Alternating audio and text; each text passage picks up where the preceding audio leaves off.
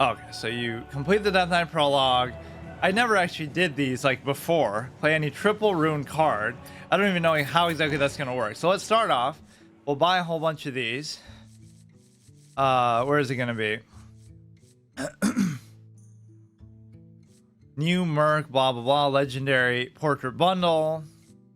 Witch Jaina, Arthur's Menadol. So you can pre-purchase bundle, but it's not a pre-purchase. Or is it not going to let me actually buy packs? Is that not? Oh, maybe you have to still do the thing and unlock the thing. Here we go. First pack opening. I guess the fire element doesn't fit too well. I'm asked for Nerubians and I get them. So Unending Swarm, resurrect all friendly minions that cost 2 or less is okay. Equip a 4/2 sword, give a minion +4/+2. Summon a 1/1 zombie. A lot of these seem like they'll be suited more for arena. Mind Eater, add a copy of your opponent's card in your opponent's deck to your hand. I think priests have already enough cards like that. And we still don't know what the concoctions do necessarily. So that'd be interesting to see. You could actually re-roll these, play any triple rune card. Infectious Ghoul, it's like the diamond, whatever, fancy design. There's a particular cosmetic on our mind, but Lich King card back almost makes you want to do that. It almost just makes you want to play Arena a ton. So we'll do that first, the prologue, which I don't really want to do because they don't always do the greatest job at story-related stuff here, but whatever. New rewards track, March of the Lich King. Earn exciting new rewards on the refresh reward track. Oh, fuck, it closed out that before. Oh, shit, he gives it to you for free. Oh, thanks for that. That was the one that I was worried, like, oh, I'm gonna have to craft that and then I won't be able to craft whatever else I want. So that thankfully was the one that they just give you anyway. Chromie, I don't know what that means. I don't know what that is.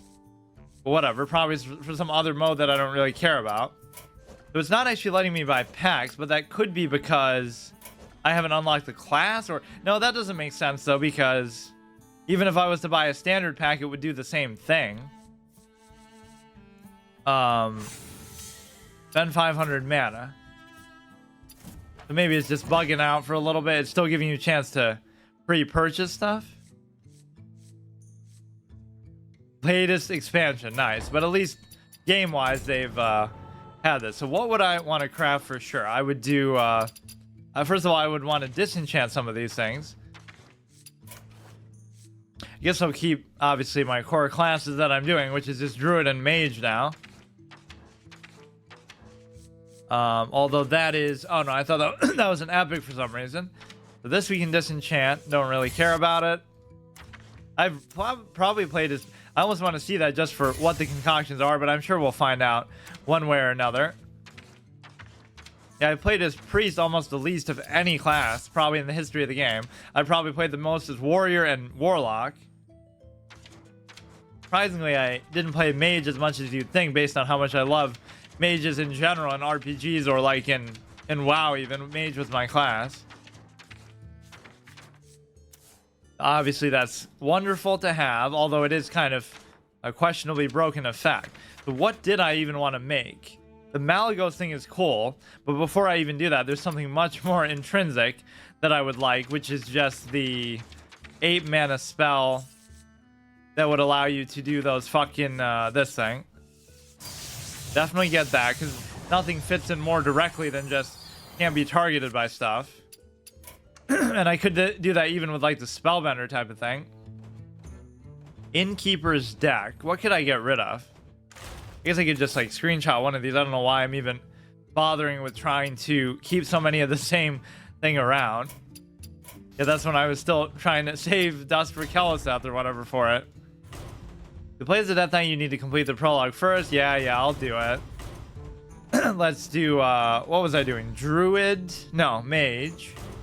Basically, I want the same one, just with that one added in, I suppose.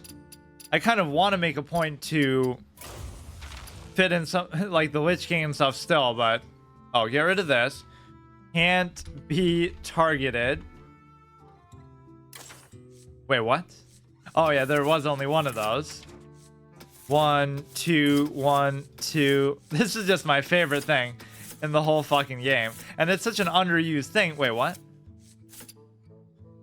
How come I thought I put 2 in there. All right.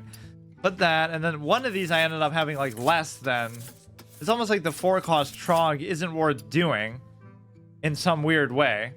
What else do I put in here? I put like a little bit of AoE, just like 1 of each. And none of this stuff really fits at all. Crossbow, no. I think at one point I had more basic removal stuff like that, but then I kind of gave up on it. So none of these really fit. I just want some secrets. 2 counter spells, definitely. Then you end up getting Loatheb. Duplicate is good too, although I don't know if I can have really 2 of each of these. It might not be worth it. Mana Bind, Mirror Entity, Potion of Polymorph. There was, oh yeah, Spellbender, Spitting Image. Yeah, I think I might have to. I actually don't even remember how many of each of these I really have. You want everything to just be very focused on the minions. Of course, this one's less about buffing, and the other one is about buffing almost exclusively. The fucking whatever it's called, the druid. What other things did I have in here? Loatheb and the Nerubian for sure. That might be almost it. How could I have filled it up? Or I forgot Fairy Dragon somehow. The fucking original. So yeah, Loatheb and the 2 Nerubians. If there's nothing else, how can I not remember this? Okay, kel'thuzad isn't gonna work because this isn't the same embiggen shenanigans. You could theoretically put like Trogs like this, but maybe I should leave out that 4-cost Trog. Oh yeah, I need Trog Zor though too. I am gonna have to get rid of certain things. I'm trying to just like almost recreate it without doing it from memory to see like what I naturally come to, but yeah, the Trog maybe isn't the best because it doesn't have the effect, so it just makes it an easy target. But then again, you will like duplicate it and stuff too. This kind of effect I don't care as much about related to the hero. So what is it that I'm looking for? Loatheb is obviously a must. I don't know if it actually lets you put more than 30 things in there just so you can kind of fuck around and decide what you really want. Reno. Okay, what do we want? Oh yeah, I do kind of want this because that was the whole fun of. That might actually make it really cool towards the end. You just have to kind of get it and play it on curve. Frogzor is going to be good, and then Twin Tyrant, there you go. Oh, you can only add 30. Just put Renethal in there, as if that would really be what I want to do. What else was there? I guess that's it. Maybe it fits perfectly. What am I missing from the other deck? Wait, why am I like missing cards?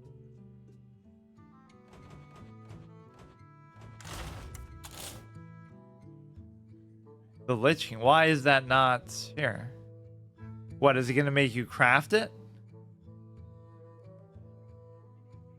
Huh? Wild cards can't be used in standard decks, but it's not a fucking standard deck. What do you mean? Yeah, what else is in here that... Well, like, is he gonna force me to fucking play standard? Spellbender. I only had 1 Spellbender, but I guess I only have 1 Spellbender total. Now, I guess I do have all of the double secrets. So there really is nothing that I'm forgetting. I don't know what the fuck that means as far as 26 out of 30. I can help you with that. Here, Not yet playable. What the fuck does that mean? What does that have to do with the expansion even? What did they do? Why would they fuck with a card that has nothing to do with the expansion at all? They're discriminating. Blizzard's discriminating against Nerubians. This is not a card related to the expansion. What, is this like associated with Death Knights now or something? Wild cards can't be used in standard decks. But it's not a standard deck. Like, are you stupid? What is going on with this? You can't use the Witch King, you can't use Jaina, you can't use Nerubian Unraveler. I don't know why you can't use them, even in Wild.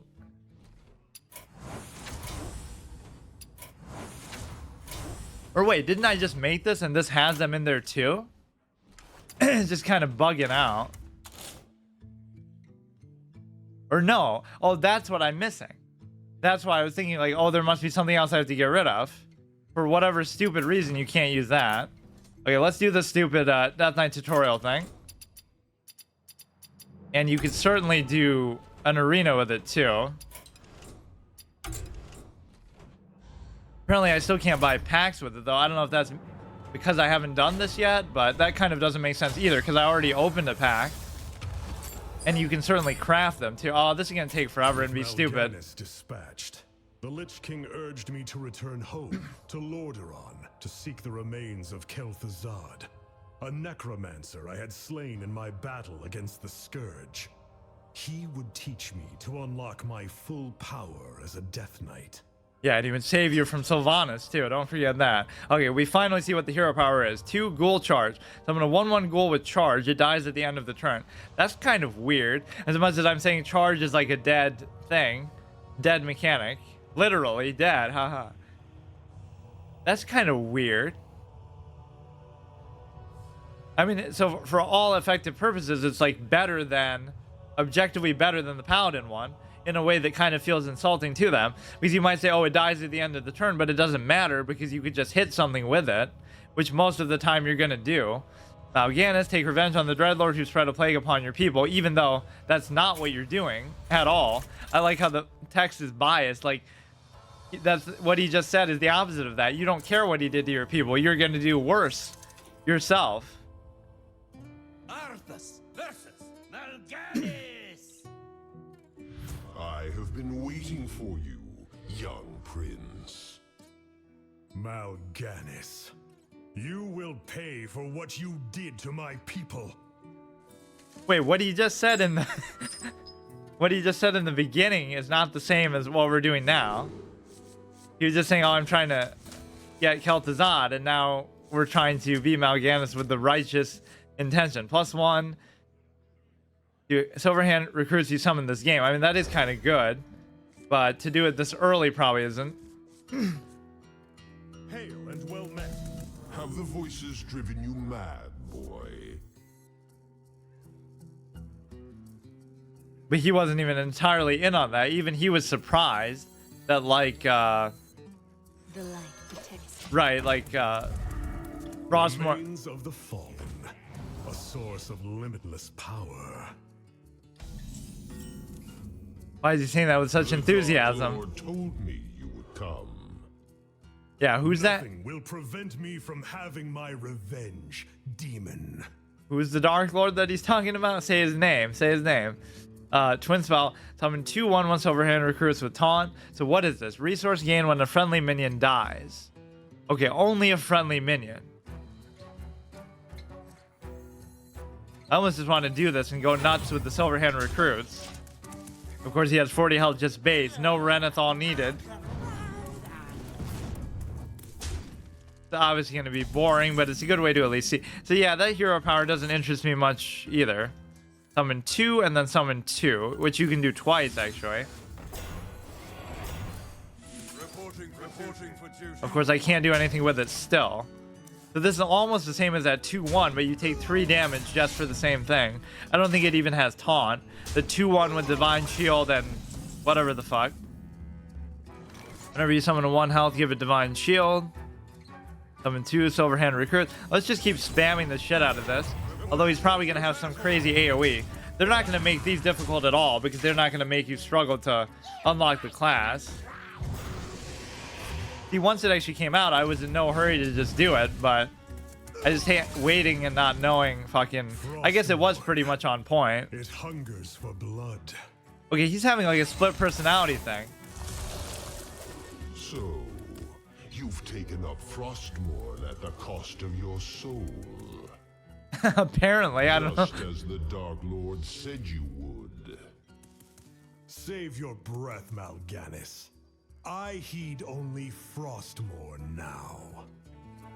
Very awkwardly how they showed that. My thanks to you. Have the voices driven you mad, boy? Oh, he drowns it out with how loud he is, Mal'Ganis. Such glory. Have the voices driven you mad, boy? But how are you doing this when you're a fucking Death Knight? It doesn't even make any sense. What's going on? He's really caught between the two. He starts off as a Death Knight, then he turns good. When we start the match, then he turns bad again. Now he turned good again with the hero power. None can falter. Have the voices driven you mad, boy? And of course, this has more durability than it ever would. It's a The 5-3. Lich King has given me true power. Have the voices driven you mad, boy? Yeah, and who's the Lich King? Not fucking you. It's ner'zhul. Show some respect. Speak to me. Have the voices driven you mad, boy? Yeah, he's talking to Frostmourne. Speak to me, Lich King, not you. I commend your skill. Have the voices driven you mad, boy? Okay. Go face. This is only the prologue, so how long is this shit gonna actually be? Nobody enjoys doing stuff like this. I even wouldn't mind a single player, you know, aspect to this sometimes, but it just never works quite well. It's either too easy or it's just kind of an eventuality. Good. With Frostmourne in hand, you will be the first of my Death Knights, Prince Arthas. Yeah, he's being all nice, trying to cozy up, but we know who's really in charge. So they at least show me the armor. If only I could get that as a hero fucking portrait. I'm kind of obsessed with that idea. I'm sure at some point they might do it, but maybe not even. Or it's surprising that they wouldn't have already done that.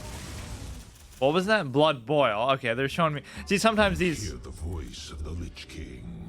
His power flows through that blade and I can feel him whisper to me now. Yeah, but then he even turns on Mal'Ganis at the end.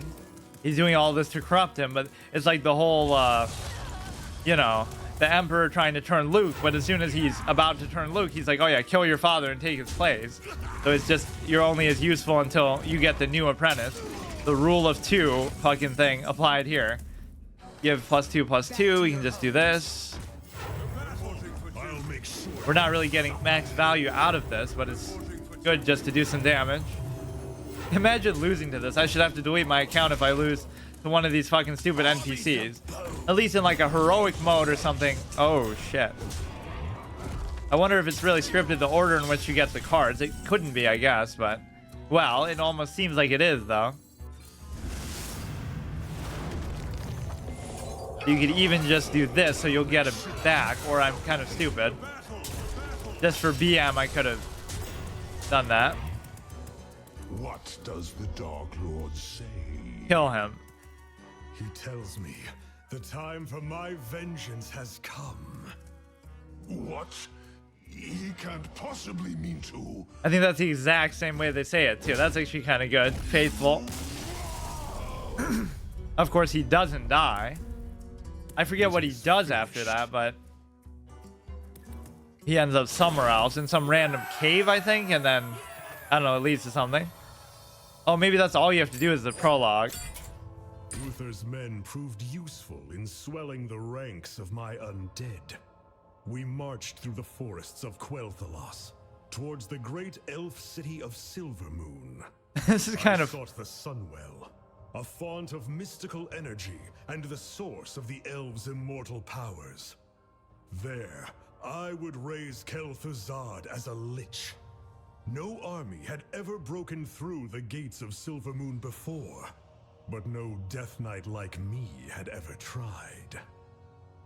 They're kind of just jumping around like crazy. Uther, equip a 3/4 Lightbringer. That's really good hero power. What the fuck? So why did he even have the Death Knight hero power? He's not a Death Knight. He's a Dreadlord.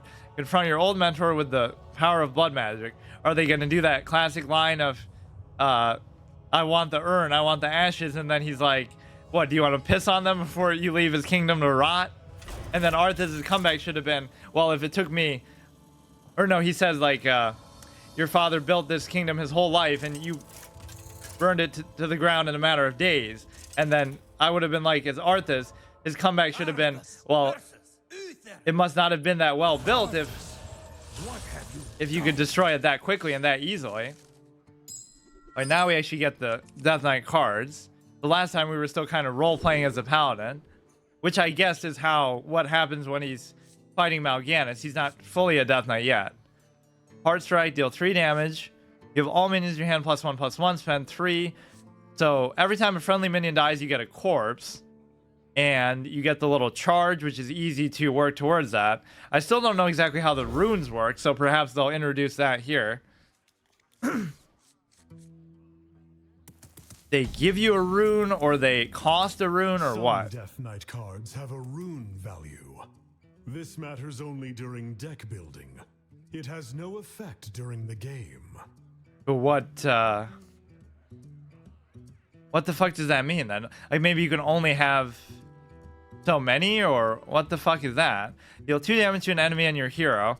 Deal 3 damage to make a corpse. I guess you can just do it like that. Oh, that's confusing as hell. Then. So why would it matter how many?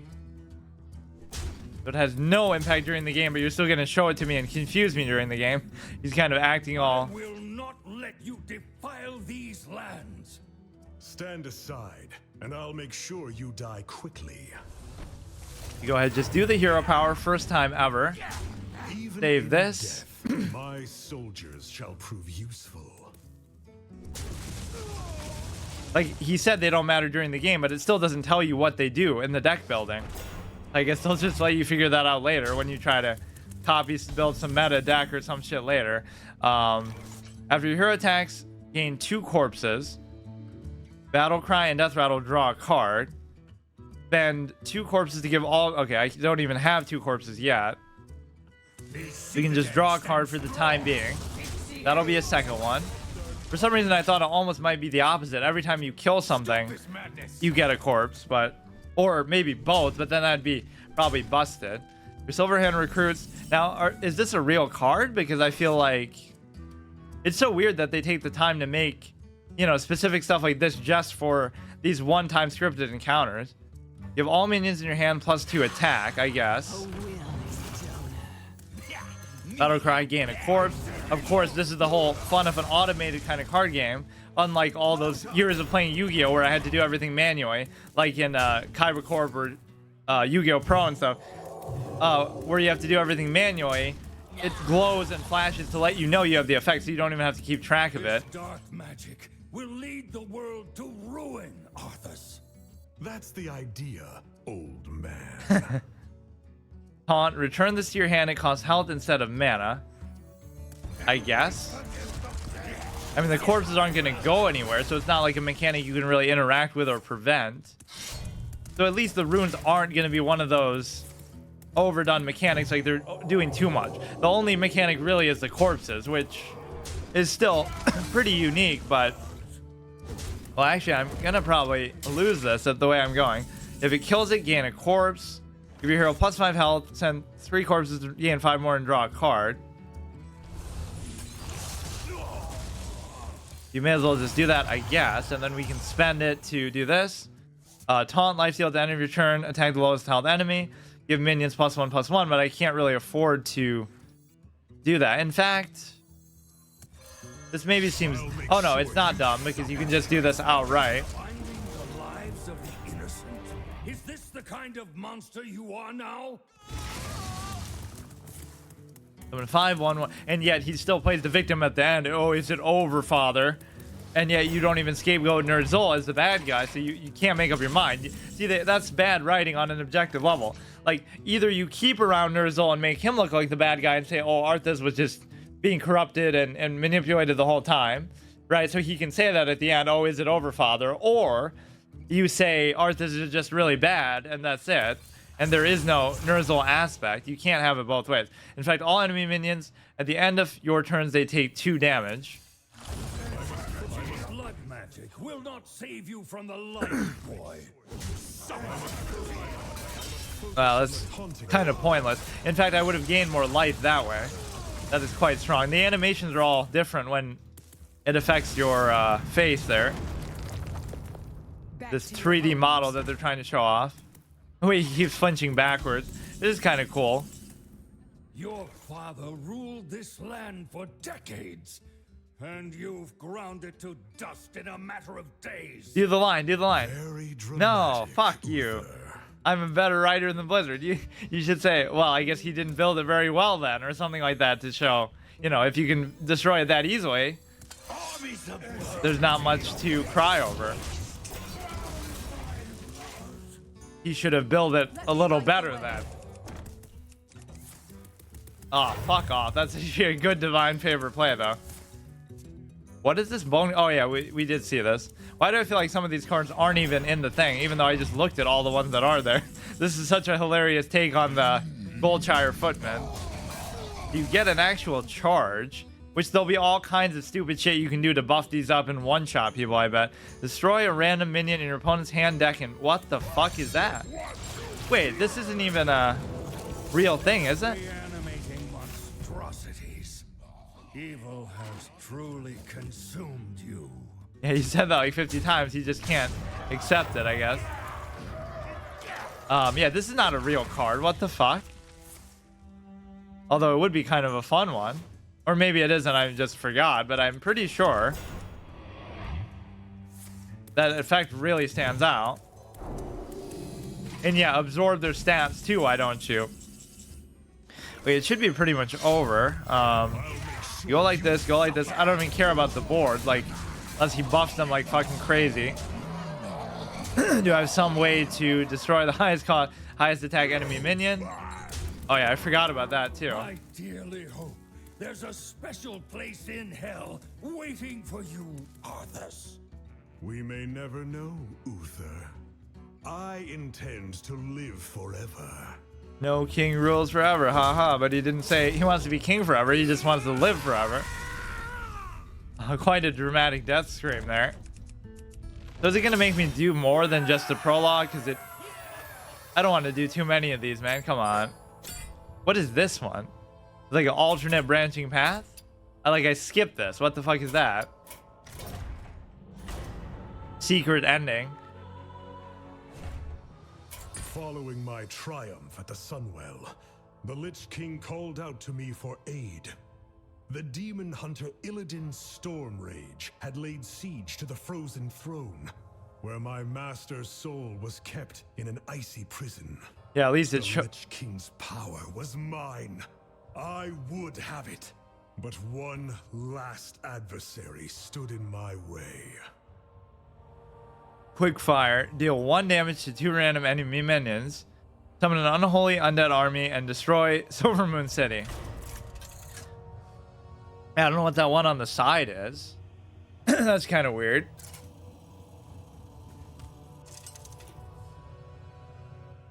Arthas versus Sylvanas. Kind of advertising the... Wondrous eternal kel'thuzad. I haven't been here since I was a boy. You are not welcome here, Prince. I advise you to turn back now. That's not how she would fucking talk to him. What the fuck is that? Being all nice, calling him Prince? Not at this point. That's very unfitting dialogue. Unless she really does say that, but just the tone of it doesn't seem to fit. 0-15, Sylvanas is immune. Death Rattle, summon the inner gate. Oh, so you have to keep destroying the gates, I guess, over and over. Deal 3 damage to a minion. Death has come to your land, Ranger. Do your worst. The Elf Gate is protected by our most powerful enchantments. You shall not pass. Yeah, just do what Dalaran did, and oh shit, my favorite card. But it might not even be worth it to do it yet.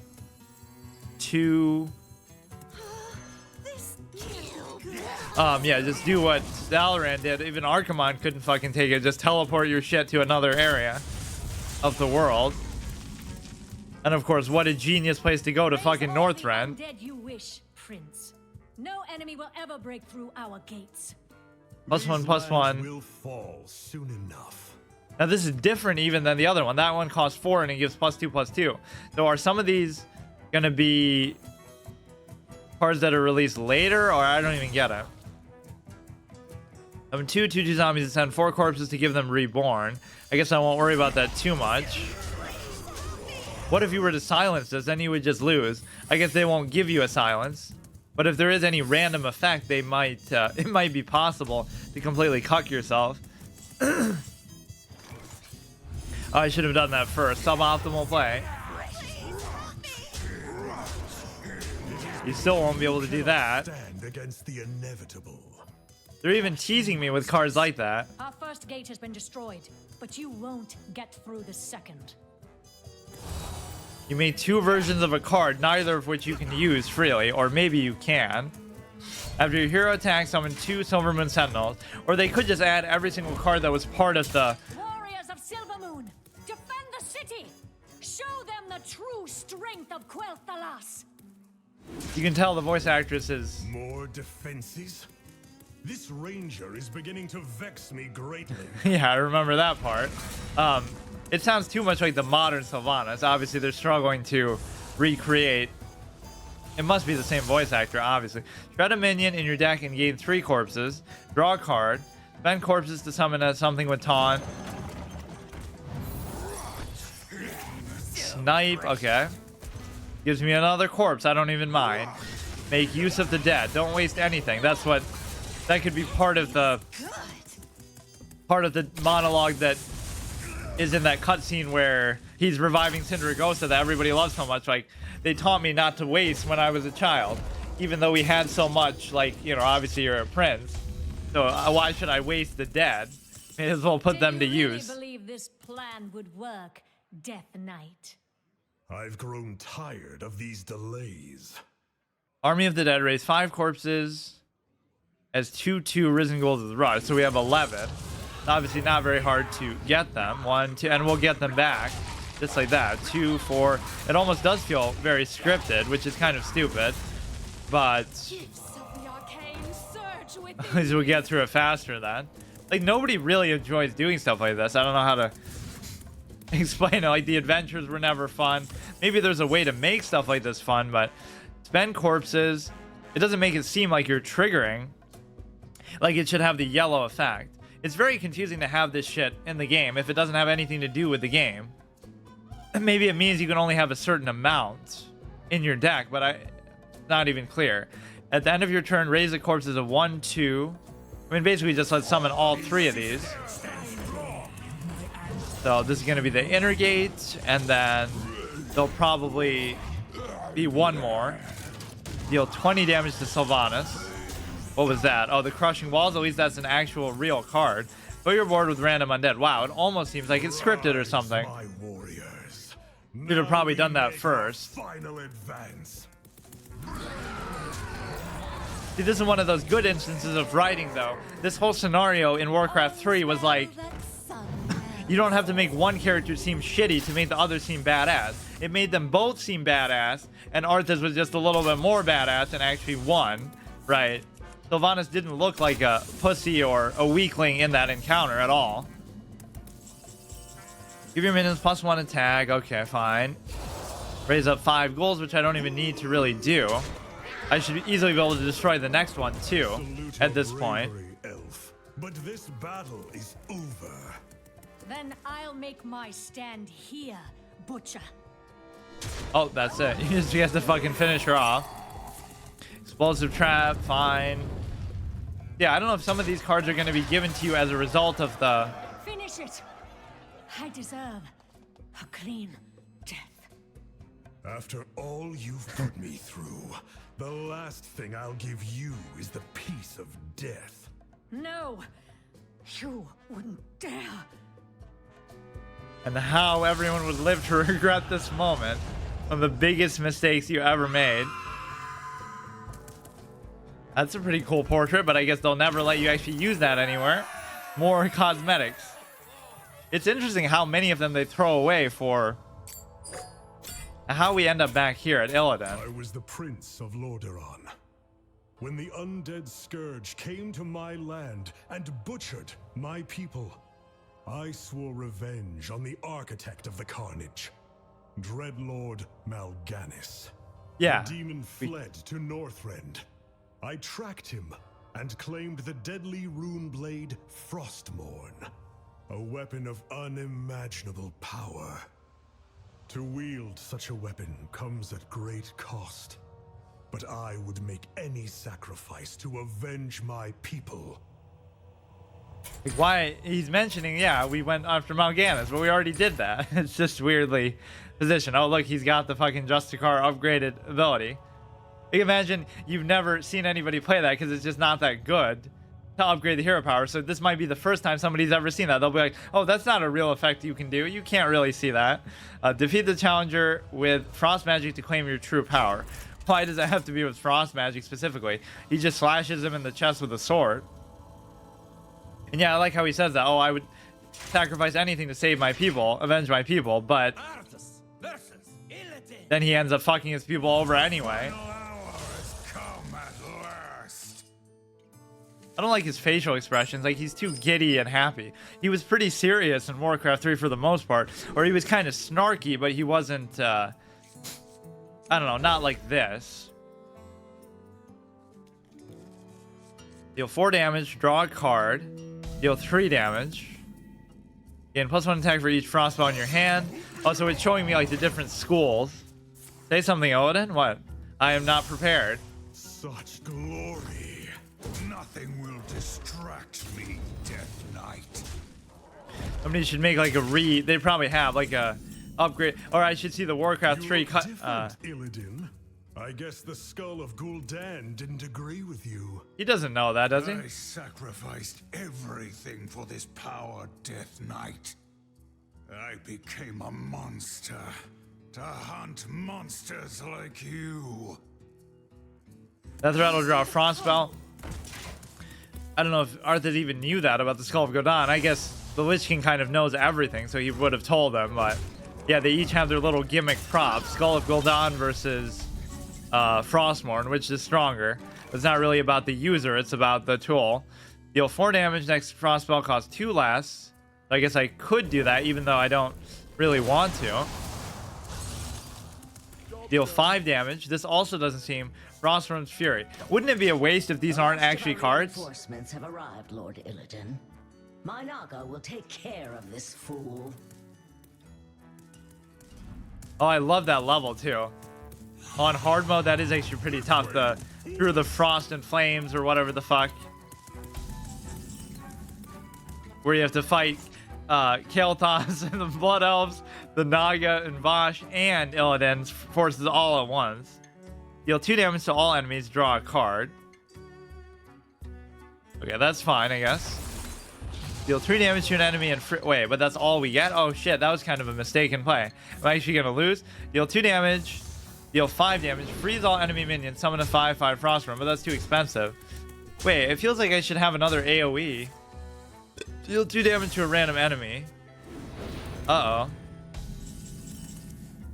Deal 3 damage. I will destroy the frozen throne. Only then will I win my heart's desire. The tragedy of a broken-hearted demon. How pathetic.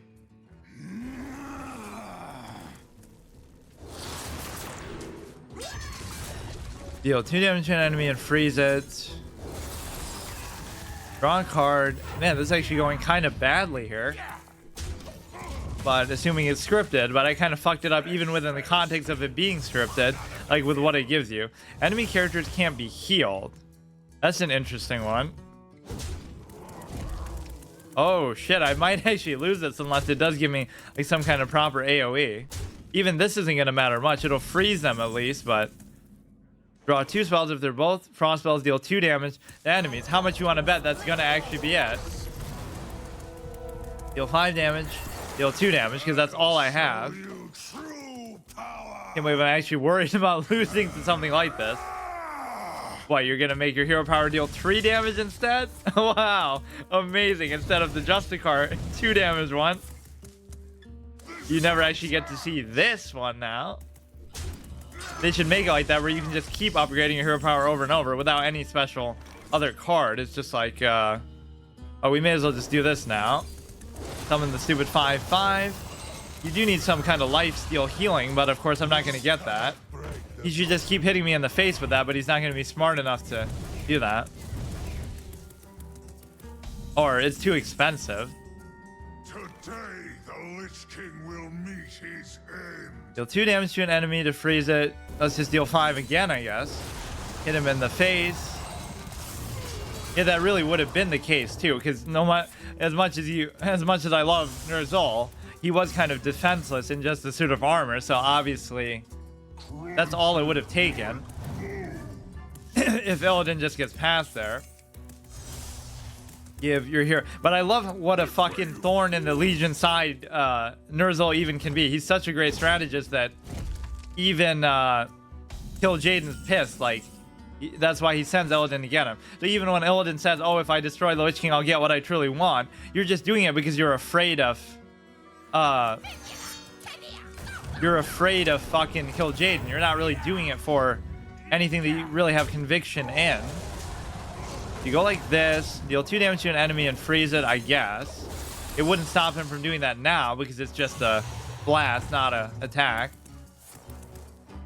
I'm gonna 4-2 with Rush. If it dies this turn, summon another. I wonder if Hearthstone is even the top thing on Twitch. It's probably not even close, which shows you what a dead game it is. That, like, even on a day that, you know, something comes out, it still won't be top. Draw a card. I don't really feel like that's necessary. Deal 2 damage to a random enemy. Would be... Wait, what? Oh, random. Of course, I can't read.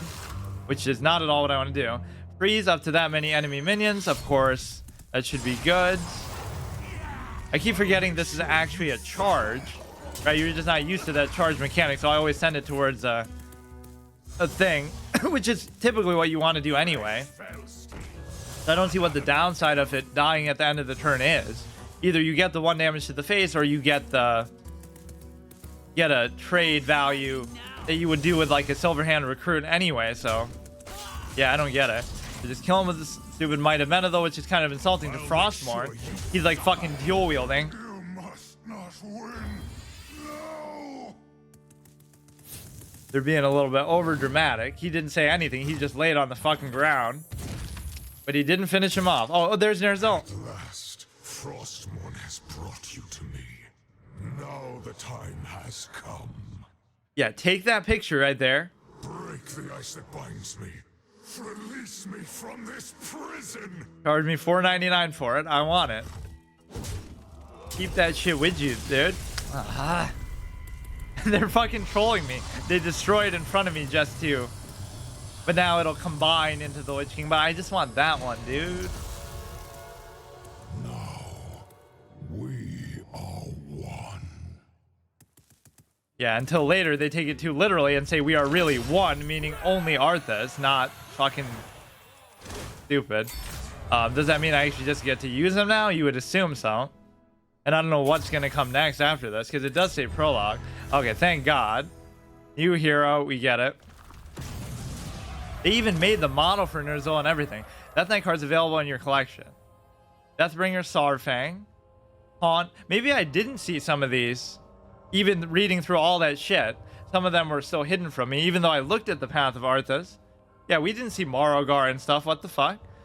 Deathbringer, Sarfang, 5 mana, 3/5. Death Rattle, return this to your hand. And... Oh no, we have seen this.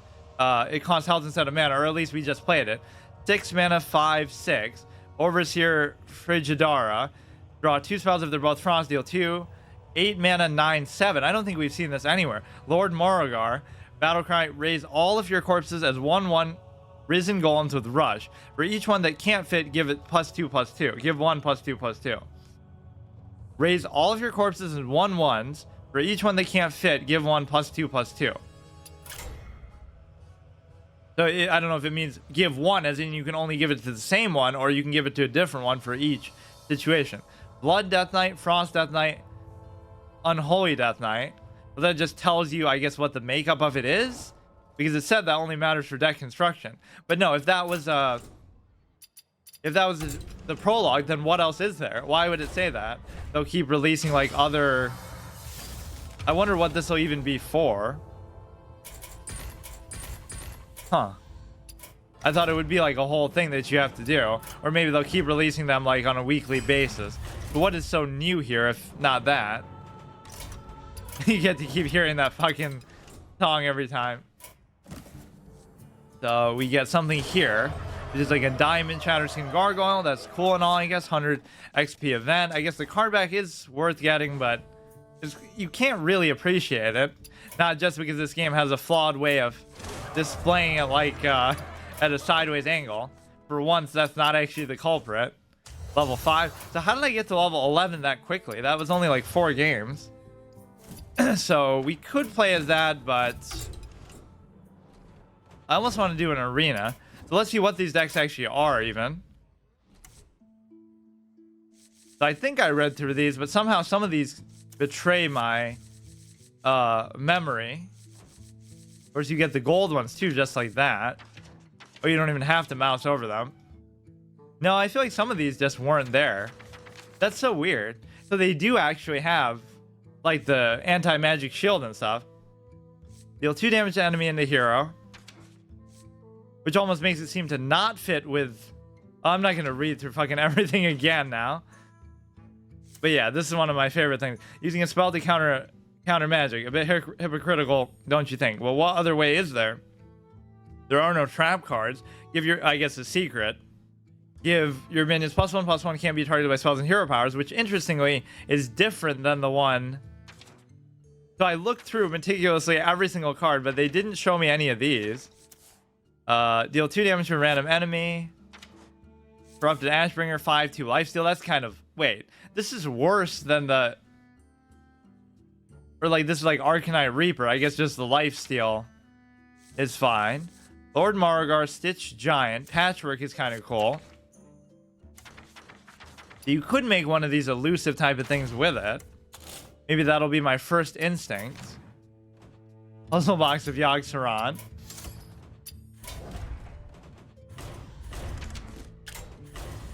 Yeah, this... All that I am. Anger, cruelty, vengeance.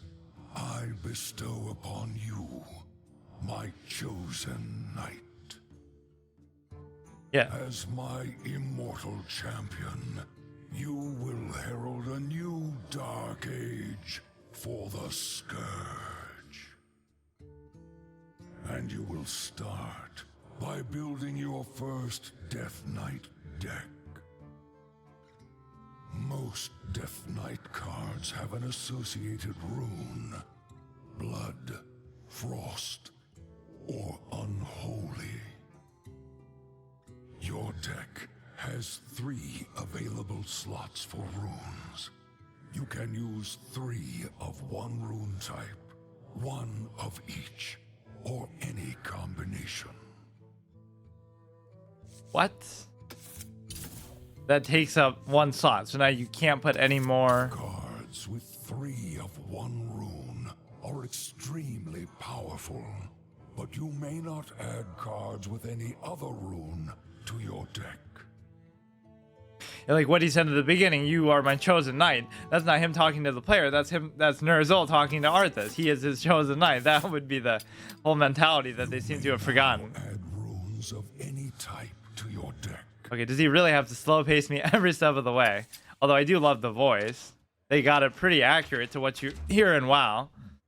Remorseless Winter, although it doesn't make a whole lot of sense that just Arthas alone would sound like that. Morrigar, so... Oh no, I don't want fucking standard. Not that it would matter for this, but yeah, immediately go into wild. Elusive. So we're gonna go ahead and just immediately jump into this, which we do get the anti-magic shell. And so you're gonna use that not so much for... So I'm not gonna even do any of the mechanics. I'm just doing like... I don't even want any of the class cards. Like none of them have to do with... It's gonna be the least Death Knight focused Death Knight deck that you're gonna see. Draw a weapon, give a friendly undead +2 attack, end of your turn. Like none of these have to do with the magic aspect. Or maybe there's more here that we... Oh, maybe that's why they didn't show up. But I even put uncraftable include. Let's just make sure there's nothing sneaky that's gonna be magic related. So it is gonna give you each of the ones that you generate from the Lich King and Arthas from before. If a friendly undead died, blah blah blah. Deal 3 damage, zombie. All these are like 2 specific effects that have nothing to do with what I really want. Destroy the highest attack enemy minion isn't bad. Deal 4 damage, hammer shot vibes. Shred, blah blah blah. After your hero attacks, Now, Rhyme Fang was the guy on the dragon in like the fucking one of the 5-man dungeons, right? Or he was the dragon. Choose an enemy minion. Your minions attack it. Resummon any that die. Your minions attack it. Resummon any that die. That could actually be good for the purposes of if they summon something really strong. Deal 6 damage, lifesteal, taunt, spend 3 corpses. It's just like that card would work with anything. You wouldn't have to do it with. I guess we're doing it just for the AoE buff aspect and just for the gimmick of being able to play as this. Deal 2 damage to all enemies, draw a card. Enemy characters can't be healed. Deal 2 damage to a random enemy, a natural born leader, and an unnatural reborn leader. And none of these even interest me that I would want to craft. Corpse Explosion, we've seen these. In hindsight, maybe I should have let the Alliance have all the fun back at the Wrath Gate. That's what he says at the beginning of that scene. Return this to your hand, it costs health instead of mana. Imagine being reduced to a 3/5 though, really? Summon 2/1/1. Starfang's the type of father too who'd be pissed about that. He wouldn't be upset that he's a Deathbringer, because that goes without saying, but he'd be like offended. How can he only be a 3/5? Summon 2/1/1 fighters with Russian Reborn. Summon 2, okay, fine. Lifesteal. This is kind of a boring card. Taunt lifesteal at the end of your blah blah blah. Attack the lowest health enemy. Draw 2 spells if they're frost. For the rest of the game, deal 3 damage to your opponent at the end of their turns. Okay. Yeah, legendary weapon, which you can get anyway from fucking. That's really kind of a stupid thing to do, to just recycle this. I was even wondering how they were going to do that. Like, work around that you've already put Frostmourne in there. I guess they'll just be lazy and copy it exactly. Deal 5 damage, freeze all, blah, blah, blah. Okay. That's fine. Kind of nice seeing Morogar in there. And now Lord Morogar with the weather. Bone Storm. Destroy all other minions, get 1 corpse for each one. I like how I at least remember enough about everything to get these things. Fill your board with random undead. You speak of justice. Okay, we've seen that. Yeah, nothing that really catches my eye. What is the card that I got here? Yeah, I don't really see much of a synergy with this. Like, in fact, we're not going to have enough class cards to even be able to put in here. So what was the neutral card that I was going to make? There is like a counterspell thing, but it's like 400. I guess I won't even bother with the Malygos thing. Why don't we actually buy a whole bunch of packs? Just because. I do have a good amount. Now available Death Knight Prologue. Yeah, oh really? I never knew.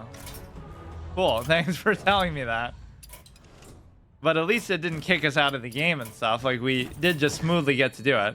So it's not going to actually let you buy packs, which is a fascinating and strange thing. But whatever, at least we could do an arena with it.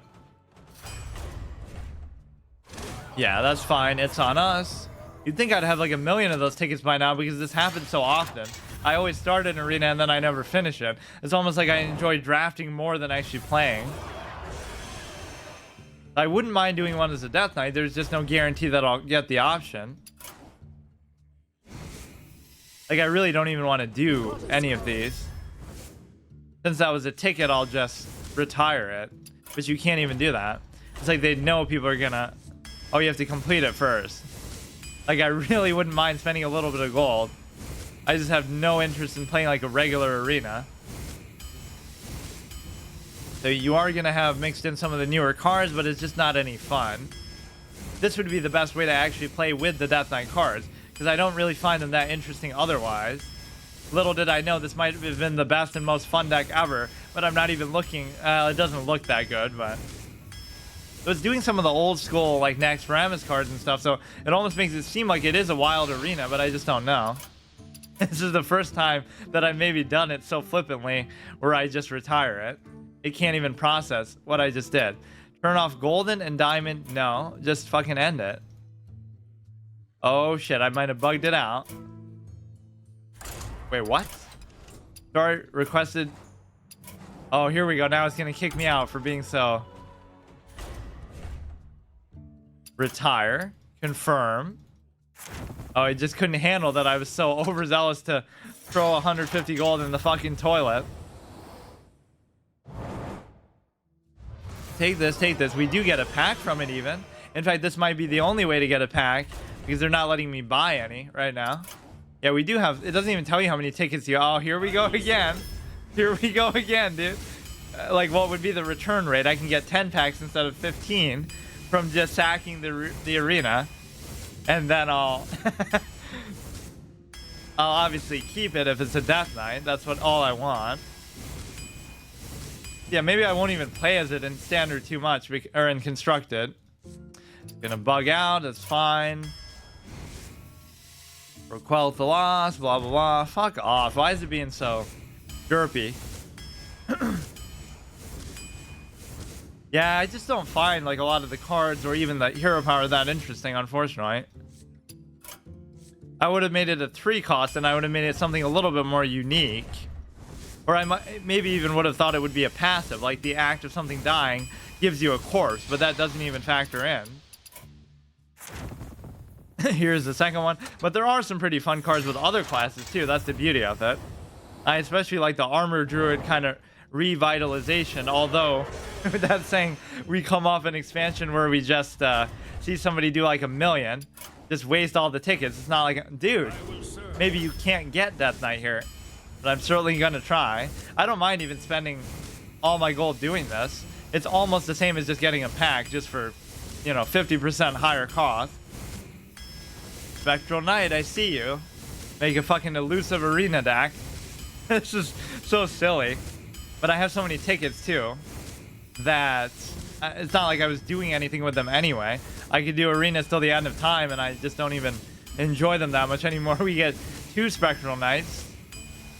It just feels like such a fitting mechanic. They're even giving me some elusive stuff here, dude. Imagine that. In an arena, it would be pretty strong because I wonder if there's anything to that or if I'm just imagining it. Just because I'm inclined to notice stuff like that. Okay, give me the Death Knight. I got 10 tries to do it. Maybe you can't. Maybe that's just the reality of it. But like I said, I don't care. I'll spend all my gold doing this anyway. This is so dumb. I just want one. This would be a more fun way to play it, I think. Even the curve is bugging out. It can't keep up. Look, how could it always be the same like that? What is this? I've never seen actually the curve bug out quite like that. You might say, oh, you know, the game's... That's why you don't even have to worry about the servers going down or having any issues, because the game is so dead anyway, literally now, that it doesn't matter if a lot of people play relatively because of the expansion, because not that many people were playing to begin with, so of course they can handle it. But sometimes they like lower the server capacity with that expectation. Like obviously, like how could Blizzard servers in 2004 handle more people in WoW than there are now, or whatever, in 2008, 9, 10? It's obviously a case of them just being lazy and cutting back. They can't make an excuse. Oh, this looks completely different too. The whole coloration of the curve. I never liked this though because there's no numerical thing to it. It's just they should show you like a number next to it, like put above 4 or 5. I guess once it gets to the top they would have to finagle something, but I'm not even looking. Some of these might be ones that would actually be fun to play as, but yeah, this is effectively because I'm too lazy to wait for them to actually let me buy packs, which I don't even know why I want really, but just I could disenchant a whole bunch of shit. I do kind of want to try that Malagos thing too. So you're gonna get a few packs from this, obviously less than what we would have gotten if we bought them, but that's also not entirely why I'm doing this. There it is. Final darkness falls over these lands. Okay. I don't even have to necessarily do that. Wait, what? What? He goes back to his roots and becomes a good guy. I clearly clicked on the Death Knight. It even said... What? It did the voice line and everything. What the fuck is going on? I can't even escape. So he reverts to a paladin just to cuck me one last time. What the fuck? I can't even escape. What is it doing?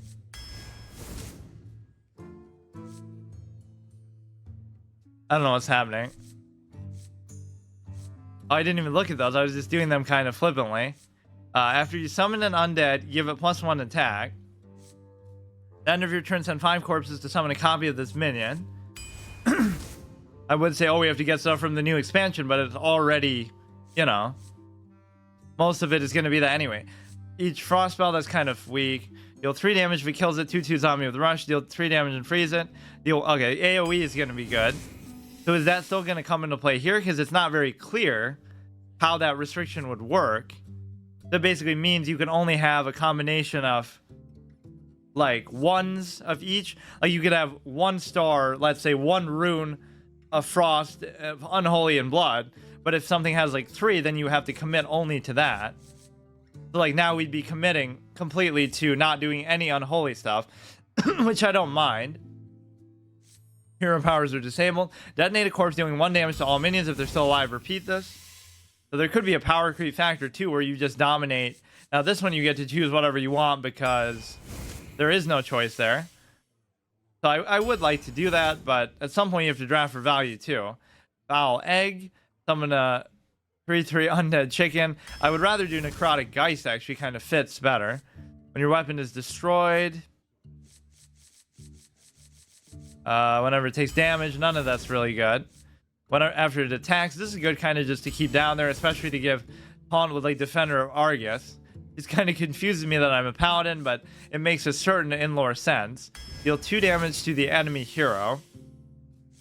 After you attack a minion, we'll do the freeze. I'm basically just doing the old school mentality of just whatever is new you have to just get. But at least you have a choice if there's multiple that are new. This almost confuses you with the icon, but you obviously know that I don't like having these eggs, but that's part of the challenge. Corpse Bride is of course going to be that. Marsh Drake is going to be a 5/4 for 3. I'm going to 2/1 poisonous. Well, we'll be able to kill it with like the ghoul and stuff. So we did commit to blood, so we can't get unholy. So I wonder if it'll even offer us an unholy card. It probably still should, but then that makes it kind of unfair. Yeah, this is the first time ever in Arena that would be the case. Like where you can't get, you could not take a card that you're offered. Because if they offer me an unholy one, I've already committed to the 3 runes. Or maybe in Arena, you can bypass the rune need and just do whatever you want. The same way that you can bypass like the card limit. You can normally only have 2 of a card, except now you don't have to worry about it. The gargoyle kind of fits with the theme, but your elementals have 2 attack, 8 mana, 7/7. I don't really have very good high cost stuff here, so I mean including even that, but obviously I'm just taking whatever's new just because it's new. This thing is very fitting, at least. That's from the other Frozen Throne expansion. The you know, the helmets are easy to confuse. In fact, even this is too. Has 1 less for each other card in your hand. I think that's unlikely to really happen, where you're just going to stockpile cards. In fact, you don't want to play like that in Arena. Bone Mare, very fitting. And Spectral Knight is very... Although I can't do Spectral Knight because we have to do one of these instead. After all the praising he does for us, every time he's summoned and every time he attacks, he extols our virtue. Gonna do 3 fucking eggs. We have the weapon. It is having a bias towards certain, you know, expansions because of it. Like, clearly, they're making a point of Knights of the Frozen Throne. I spend up to 8 corpses. Don't have a choice. Very strange how this happened. Yeah, it's not going to offer me unholy stuff, which is a weird way to kind of game the system. So you can kind of control, like at the beginning, just take, let's say unholy is considered best in this at this time, just take only unholy stuff, and then you'll not only will you choose not to take blood and frost, you won't even have to be weighed down by being offered blood and frost. So that is kind of a bit of a cheese thing. Next, Ramus cards and Frozen. It doesn't really tell you, like, you're doing Arena, but it's not standard Arena and it's not wild Arena. It's like some kind of weird hybrid Nax Ramus Grand Tournament, whatever the fuck this is. I don't get it. Your end of turn effects trigger twice. I mean, I guess it would seem unfair to take this, but technically none of these are the current expansions, so I guess it doesn't matter. You're really gonna make me take like 4 foul eggs. Are you fucking kidding me, Dan? Deal 4 damage. I guess I could destroy some of my own stuff with the... Why does that icon not look like... these are both new though too. What is that icon? This is obviously a new card. It has like a circle on the top. Restore 3 health to all friendly characters. Restore... I mean, that is good too. So apparently I'm a paladin, just to be clear. There is no Death Knight. I could be the first person ever to be doing an arena. Or maybe you turn into a Death Knight at the beginning of a game, but that really doesn't make sense. Like, a Demon Hunter is a Demon Hunter from the beginning. And I apparently cannot exit this menu. You are trapped into your fate. I bet nobody really is prioritizing doing arena. Right, but... What the fuck? I can't even do anything. It took like 3 or 4 attempts. Let me open those packs and disenchant stuff. I don't even really want to do the arena necessarily right away. I'll just like... I just wanted to have it ready. And so the first 2 picks I kind of just did random shit because I was so stunned that I'm a paladin, so I thought I would have to reset too. Well, it's not even letting me escape from this, so this is just wonderful. I don't want to exit out either because it might... not let me back in or something. But this maybe won't fare too much better. Fuck off, dude. Now, how much you want to bet? I'll be waiting all day. Not because there's so many people playing, but because their servers expect that nobody's going to be playing. Because it's just normally such a dead game. So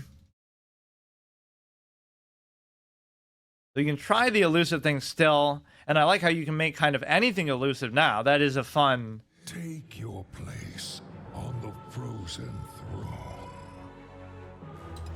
Pretty rare that they change the whole aesthetic for this too. This is fine. Play any triple runed card. Play 2 games. How was I supposed to know that was going to give me less though? I guess 50 is a good amount though. Ends in 13 days, so it shouldn't be that hard to... Well, whatever. It's not like I'm going to play every day, so I'm probably not going to get it. So they're not going to let me buy packs, are they? Diamond stuff, this and that. Golden Path of Arthas set. March of the Tavern Pass, blah, blah, blah. Oh, I should look at what the rewards even are in that. Lord Thamar Theron, blah, blah, blah. Okay, we can actually do these, and I don't see why not. Signature Golden, which of course you can't buy with gold anyway.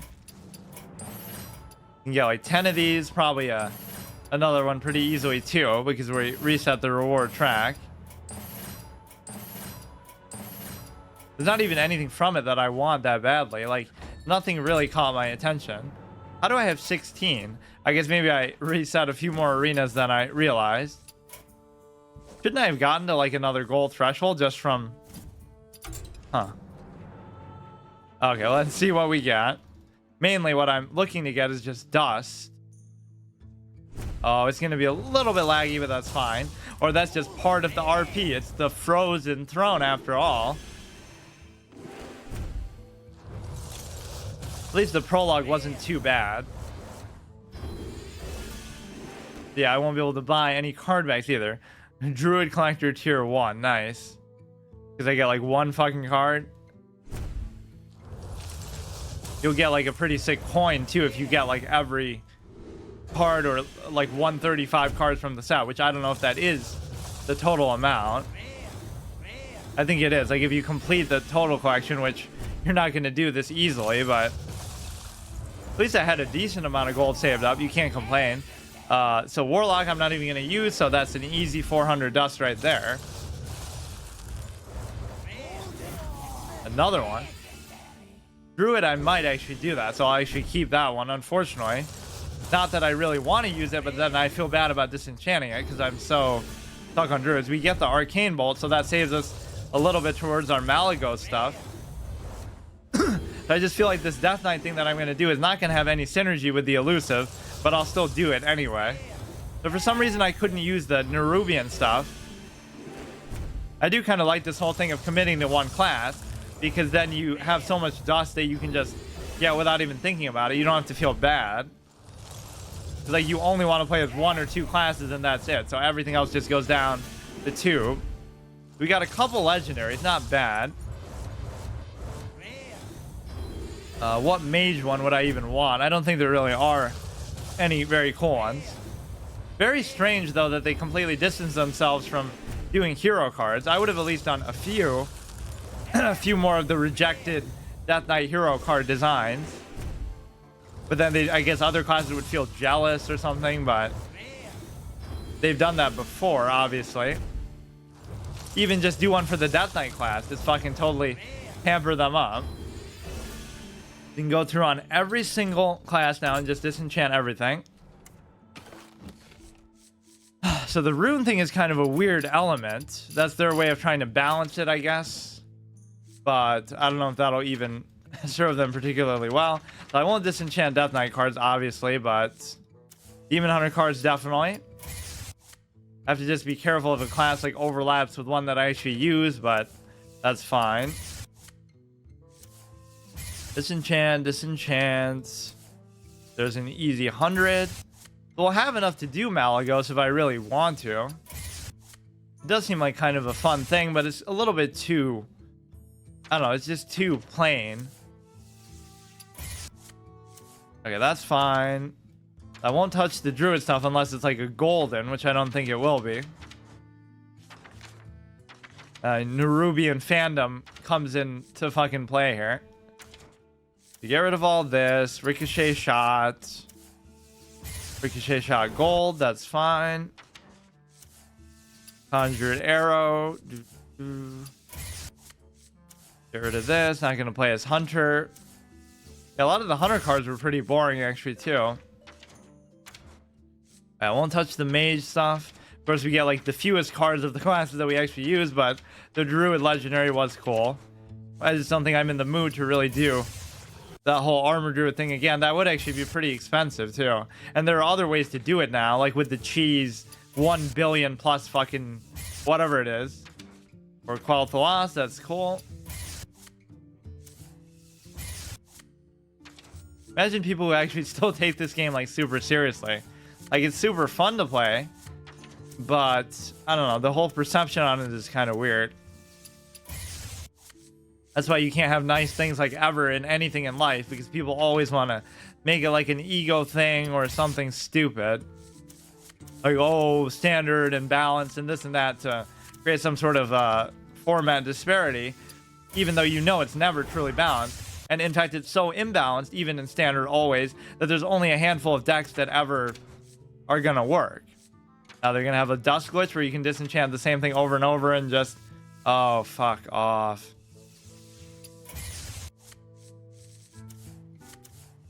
Okay, do this. There's no overlap of classes here. I am kind of curious about the concoction thing, but I guess we'll find out later by having them be used against us. Okay, get rid of that. Yeah, I'm gonna barely have enough for even fucking one legendary. Oh, one of these might be actually a mage card. Of course, they choose the colors that look most similar to each other. Like Hunter is a green and a Demon Hunter is green, and they fucking overlap, so you won't even know what you're doing until it's too late. Just like this is blue and mage is blue, so they tend to overlap with that. What does druid overlap with? It would make sense for it to be I love those reliquary and host of soul types. Just the visuals on them. Almost warlock and mage would have kind of made sense, or maybe warlock and demon hunter would also make sense. There are a lot of abilities between the two that almost seem like they could be interchangeable a little bit. Like when you look at the necromancer in Diablo, it's like the same vibe. 100 golden card. Okay, get rid of this. Probably be a little more careful in case there is something that is gonna overlap, but I just don't think it's gonna happen. Get rid of these two. If your opponent, at the end of your turn, your opponent discards a spell, Yeah, that's cute and all. There is a little bit of stuff that counter spells, but that's the best you're gonna get as a warrior. Basically all I would have to do is make a couple of the arcane, whatever the fuck they are. Arcane bolt. I guess that is a very fitting thing that they did. Transform a random minion in your opponent's hand to a plague spreader. Didn't I get like another legendary? I don't think I did though.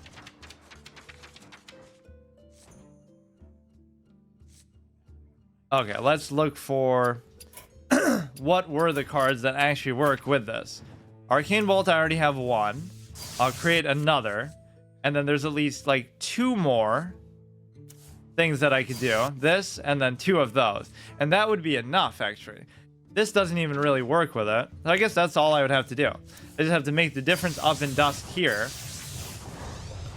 Right, 2 of those, add 2. Oh, you add 2 each, too. I didn't even consider that point. Give me like an epic that I can disenchant. Not uncraftable, not missing. So this is the only one. Whoops, don't create it. So I need like another 100 more. What is something I can get rid of? This I honestly don't even use. I don't know why I even have it. Tectonic type, yeah, who cares about that? So that'll be enough for Malagos, and that's honestly all I need for it. It's a very simple one. Missing. Yeah, this is a wild card. Are you sure? It should say the opposite. I hate how they butchered his voice there, though. Alright, so let me get rid of something else here at the bottom. We can go ahead and make this right now. It'll be very simple and to the point. And we can still do the elusive stuff for the rest of it. Convert to wild. I don't know why they did that. Like, they didn't even try to match his normal voice. So the idea is you can get like 4 of those. Oh, you know what I don't have? You know what I don't have is I don't have Thracian. Wait.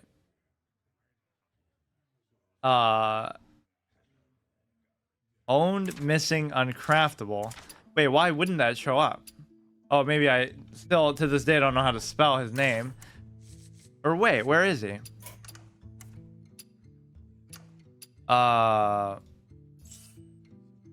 Reduce. Where the fuck is this guy? Oh yeah, Emperor. Oh, that's where I messed up. I don't even have him. So I have Malagos, but I won't be able to actually do the whole thing. That's too bad. Guess I can still try it. So you'll be able to do like maybe 2 of them for like 14, which is like tantamount to the arcane shot. Man, this is what's so shitty about add an arcane bolt, add an arcane bolt. Unless you like make a copy of Malagos, like with Sarthrovar or something that'll make it cost 1. There's nothing else I really want. I want that little mech that's gonna give me a couple more copies of it. I like the riffs on their old cards like this, where it says like, oh, if this is what I want to do, I don't want to be like you, kind of thing. 1, 2. 1, 2. I don't know if I really want this many of those kind of secrets and stuff, but objection I kind of didn't like as a card. Fitting image. I'll just put them in for now, but I can always get rid of them later. I mostly just want all the elusive stuff still. But it probably won't work too well. Okay, we'll do 1 of the Blizzard and 1 of the Flame Strike still. Obviously this, we can do 2 of them. Now maybe I'll just do like 1 of each of a lot of these. It wasn't letting me do Jaina and the Nerubian and stuff before. The 6 mana ones. We go through and we do the Fairy Dragon. We do the poisonous thing. Evasive Chimera. Evasive or elusive. Take your pick of what you want to call it. Both of them are viable, but they chose not to commit to either of them as an official name or like a keyword over time. So the best keyword is something that isn't even a keyword ever. They just never bothered to do that, which I'm fine with. It just doesn't roll off the tongue like, oh, what's your favorite effect in Hearthstone? Can't be targeted by spells or hero powers, instead of like just infuse or this or that. What else do we have? We could do 2 of these, even though I'm not the biggest fan of it. I won't even do the Trog at all. You have 6 slots, 1, 2. This doesn't even have any internal synergy with it, but we're gonna do Lotheb. I really don't know why that bugged out. That's almost like some kind of advanced bug, because it's not even related to the expansion at all with the Nerubians. Is he not going to be in here? Are they going to totally cuck my Nerubians from the game? No, they're here, and it's not stopping me from doing it now. So some of these things I'm going to have to get rid of. I have to put in Malagos. I might just do like 1 copy of each of these. It's got to be like create a one copy of it or something. Otherwise, it's not gonna work. After another minion dies, can become a copy. Even that doesn't work because he's gonna be too expensive and he's just gonna die immediately. Summon a 2/2 copy. I mean, that could work, but there's no guarantee. Or I guess you could have one of your secrets down, like duplicate or something. Or yeah, you could do Renethal, but you're not going to be able to fucking...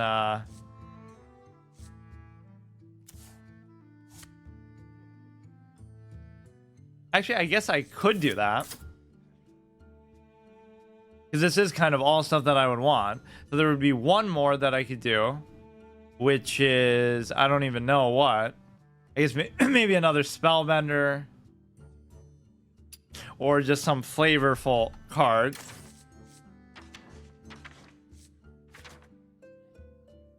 What? Or no. We would actually want this. Why is it not showing me like...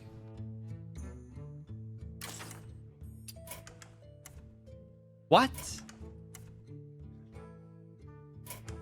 Yeah, I totally don't have him. That's why I was just using him like 5 seconds ago. What is it doing?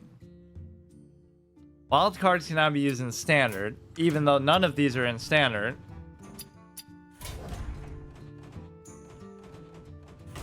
Of course, that was one that they just give you no matter what. The Lich King itself. Yeah, standard. We get it, dude. It's not fucking standard. You would have to craft it. So just to be clear, they just took that away for no reason. It makes no sense. Evasive Lich. kel'thuzad is there. It's obviously some kind of a bug. I don't see why it would affect an old card that's been in the game for years. So that one's fine. So let's try to make one for this. Show all runes. That is so weird. Okay, let's do I would definitely want those 2. Anything else I don't really care too much about. Or we could just do like all the Death Knight cards. Base. That would be kind of a fun theme in and of itself. What are all the ones that you get from the effects? Because it seems like they're all going to be in there. Although they're not exactly the same. Like that's the 4 cost that gives +2/+2. So that's actually not as good. And opposing characters can't heal. Return this to your hand. Cost health instead of mana. Lifesteal. We could do Frostmourne, but actually I don't even have it, do I? Uncraftable.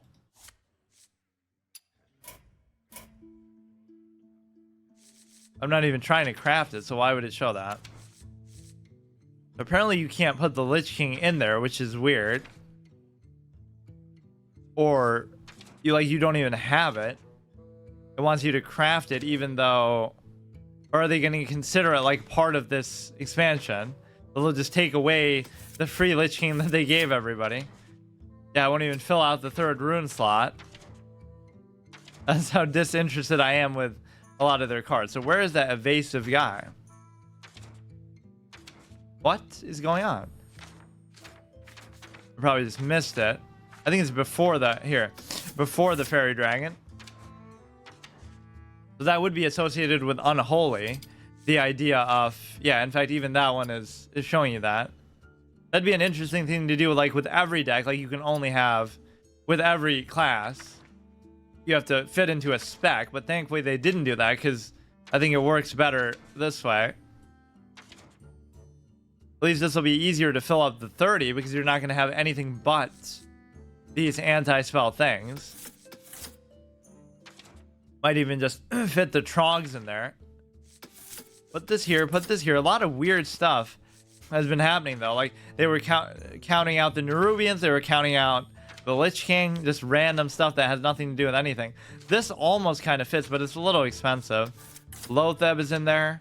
Of course, a lot of these people are related in some way to the Lich King, so it does kind of fit thematically that way too. 1, 2, only 18. 1, 2, Nerubians kind of are loyal to him, but only the ones he makes. So this is kind of fitting.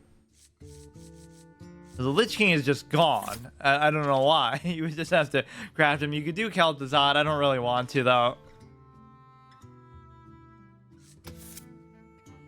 So goth. Oh shit, I'm not even close to being able to do 6 cards I still have to fill in, and there are like no other elusive ones.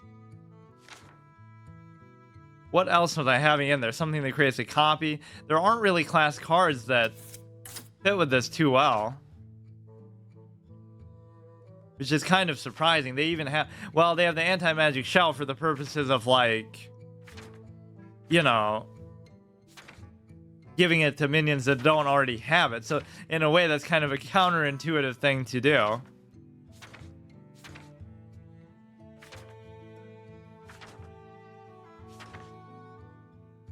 So I want to give them stuff that they can even target. Your minions can't be targeted by spells or hero powers. But what's the point when most of them have that anyway? That's kind of the whole idea behind it. I guess I could do the trogs, honestly. That's not bad.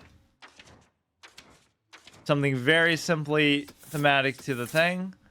And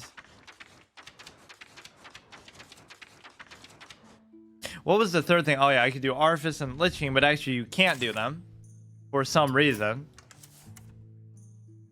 You can't even craft it. So like, what happened? They just completely derped out. You can't use them, period, ever. They're just removed from the game so that they can avoid the embarrassment of recycling cards. Like we didn't recycle from fucking from those. Just pretend they don't exist. So it is craftable, but you can't craft it. That's kind of a fun thing to realize. Why the fuck would they do that? I have to fill in 3 spots still. I don't really know what I would want to fill them with though. None of these fit in any way with anything. Anti-magic shell. And kind of ignoring the whole core mechanic of it. I guess what I would normally have would be like some kind of AoE. So this is good. Destroy hand, deck, and battlefield, I guess. Even though I don't really want it. I could just do like 2 of these. The lifesteal is pretty good. I guess I'll go with that. This would be Malagos. This is just the one from before. So what is this missing now? You can't do that and you can't do that. I don't know why you can't do it. Not yet playable. I wonder why.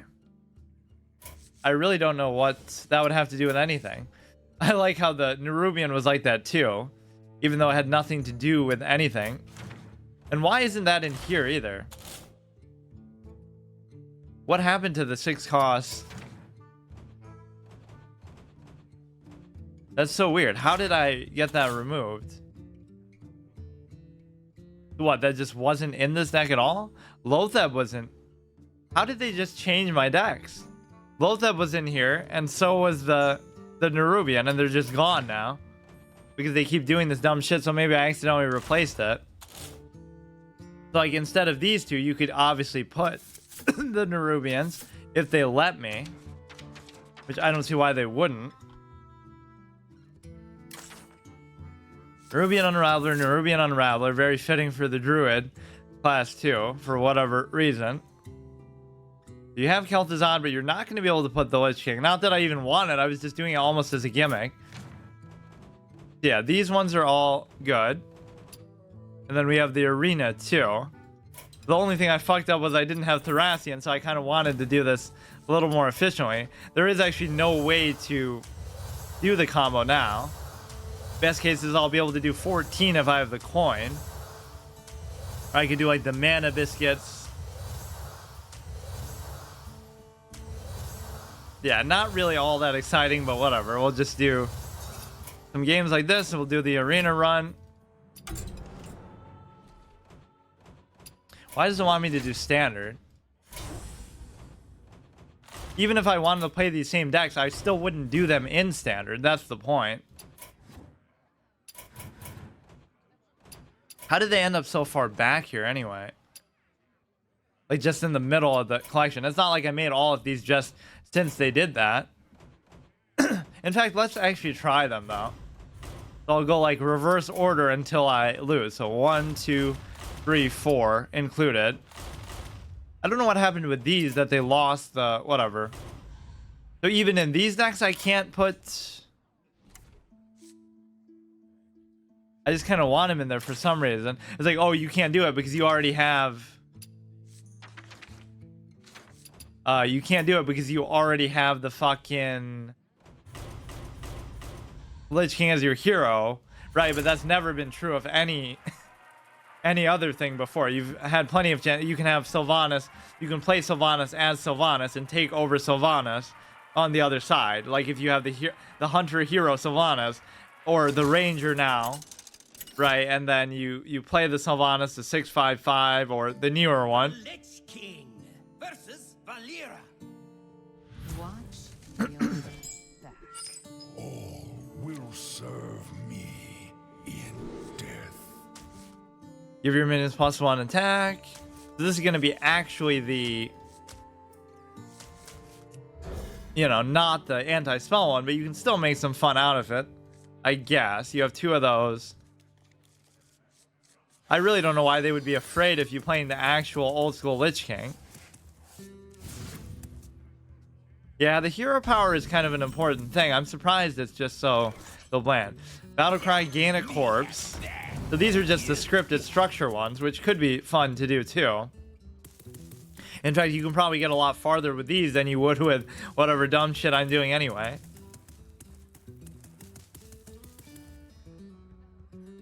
I'm sure people already have legend fucking whatever. But the fact that it happened so many days in, people... It's not like you wouldn't have already been able to get legend. It's not like this is day 1 and you just do it. Right, it's the 6th, so some people would already be there. But it would be interesting, like, if they release it on the 1st, then it's like a question of... Yeah, the charge is kind of busted in a way. I can't wait till people do, like, OTK stuff where they just buff that like crazy, because charge as a mechanic in general is kind of broken. There's very few things that have it. You have a 3 cost, spend 3 corpses, which I do have, so there's almost no reason not to do it. I don't know why this is in here. That's obviously a dog shit card. Like, what the fuck? Let's see, what do I take?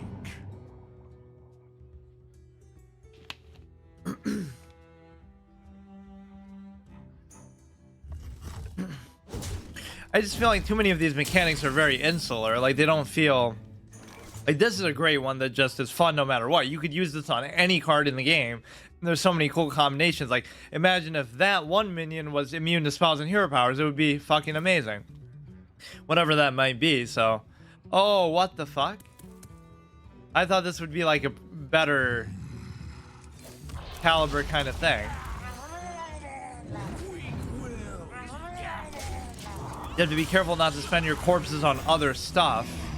This will still be better than whatever other shit, but imagine having some of these stupid cards in there. You could at least replace those with some of my whatever theme stuff.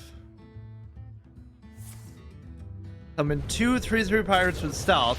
Put a sunken but this is like the hard mode. Just try to see how far you can get with the base one.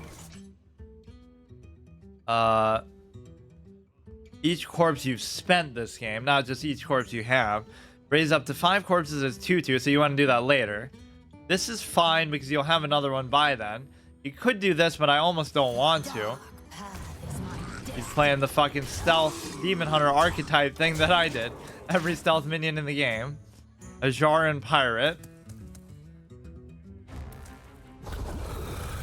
Fossil +2, the crabs. I'm surprised, in fact, we're not going up against a Death Knight. Isn't this like the first game I played all day after reading all that fucking flavor text and stuff? So they did still hide some of the minions away, or some of the cards away. I don't know how, because I even looked at the March of the Lich King stuff, and I don't think we saw patchwork and whatnot. So this one I still kind of want to wait. That's gonna wait. Battle cry, gain a corpse. You could do like this and this and this and this.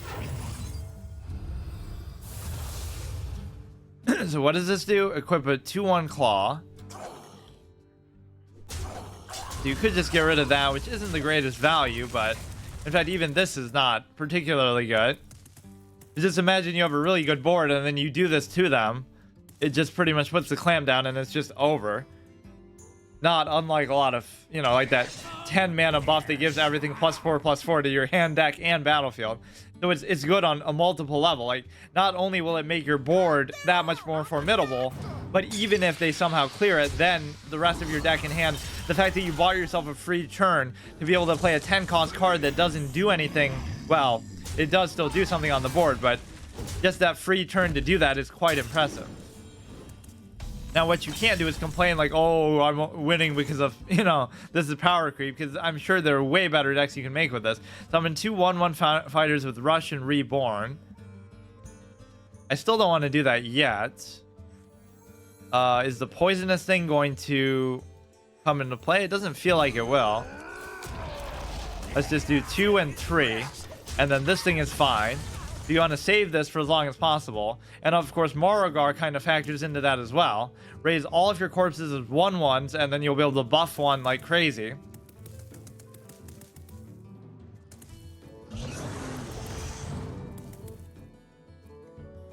Imagine Morogar as a character in fucking Heroes of the Storm, just doing whirlwinds the whole time. It's interesting what characters they actually chose to be in that game. They weren't always the most well-known or the most iconic. There were some weird ones in there too. At the end of your turn, raise the corpse as a 1/2. So it's not really a big issue that we have with respect to with Rush though too. So fresh. After your hero attacks, draw a pirate. Let's just go ahead and do this. Raise 5 corpses, and then you can do this too. So 2, 3, 2, 2, 2, 2, and then hit him in the face. Oh, I guess I can't do basic math, and then I'll be able to do more. Well, that's the beauty, is you get a lot of them back from that. You'll be able to do this, and you kind of want it to overflow though a little bit. Use a friendly minion, discover minion of the same type. You could say, oh, everyone will be playing this because it's new, but that's the same newness fallacy. Like, unless you played as every deck in existence, they're all technically new to you. So why would it matter if something just came out?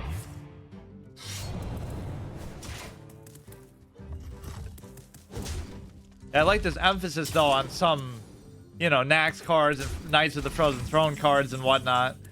Anti-magic shell is cute, but I don't know. Summon 2 1/1 fighters with Rush, and then we can give them this. +1/+1. We can get rid of this. Get rid of this. Maybe just finally kill that. Not really the greatest use of these anti-magic shields, but I guess it is working to an extent. Trying to think, like, what would I want to replace? Because some of these cards are good and some of them are dog shit, like the fucking I don't know. I guess that makes it more interesting. If you summon 8 other pirates, plunder the enemy, take control of your opponent's highest attack. Okay, not the end of the world. Still, I'm gonna be able to do 4 5, 6. Why wouldn't you attack the 2-1? Oh, because it's got reborn. Risen goals for each one. That's not going to be like a lethal. Give a friendly undead plus... Oh, it is actually. Reach for the skies. Wait. Whoops. I guess I just assumed that would be the case. Would I lie? Wait, I'm actually dead. Fallen will serve. 1, 2, put me one taunt. I'm actually dead. How did I fuck that up? Maybe I just don't want to play as this one. All I had to do was summon that first. Your pirates have charge.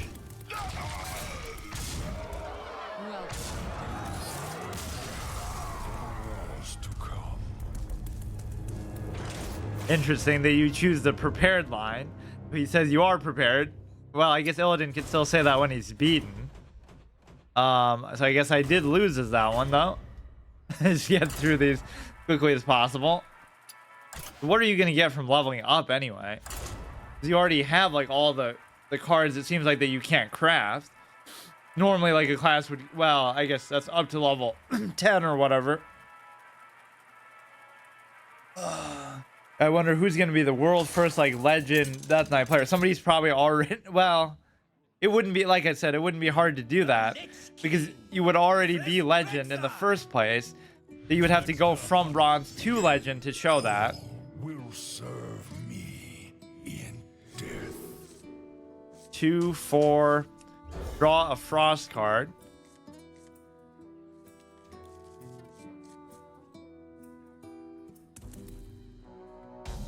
Yeah, there'll be some stupid cards mixed in here, though. It's kind of interesting, like the Murloc. Why the fuck would that 2/1 that summons the 1/1 Murloc be in this deck? Discover a secret. Charge. I mean, it should just be rush, I guess. Would be fair enough. And of course, it's good to give you fodder for the corpses too. I don't actually kind of like the corpse mechanic because it is just very straightforward, and it's like it's kind of rewarding you for nothing too. But you know, combine that with like an infused mechanic, which is similar, just giving you value for having stuff die. Battle Cry and Death Rattle. Draw a card. After your hero attacks, reduce the cost of your spell in your hand. Oh, so I should look at the setup of the runes too at the beginning. Like, this is going to be ice and blood, or maybe... I don't think it's one of each. This is obviously more ice focused.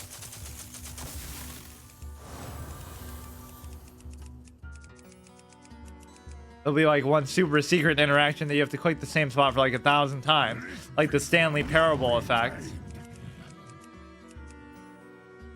Yeah, why is everybody using Frozen Throne cards too? Like Knights of the Frozen Throne. It just so happens. I guess they're rewarding you for doing that. Deal 6 damage to a minion. Deal 3 damage if he kills a gain a corpse. So this is a pretty good combination here. Not that I necessarily had to do that. I could have just done it with the weapon, which probably would have been better. Of course, it seems silly because you clearly see, like with these portraits, that they already have a weapon. So why would you need to fucking... I don't even have Frostmourne in here, actually. It's... Oh, wait, maybe you do. No, because I don't think I have it, period. You would still have to craft it. Deal 3 damage to a minion. Yeah, Acolyte of Pain is really going to be the way to go. Let's just do this. Deal 3, and then we can just kill this, I guess, with ease. After your hero attacks, deal 2 damage to enemy hero. Deal 5 damage, freeze all enemy minions. Spend up to 5 corpses, deal that much damage to a random enemy for each. 2 damage. Okay, that could be good coming up. So just go ahead and kill this. We keep it alive. Good value.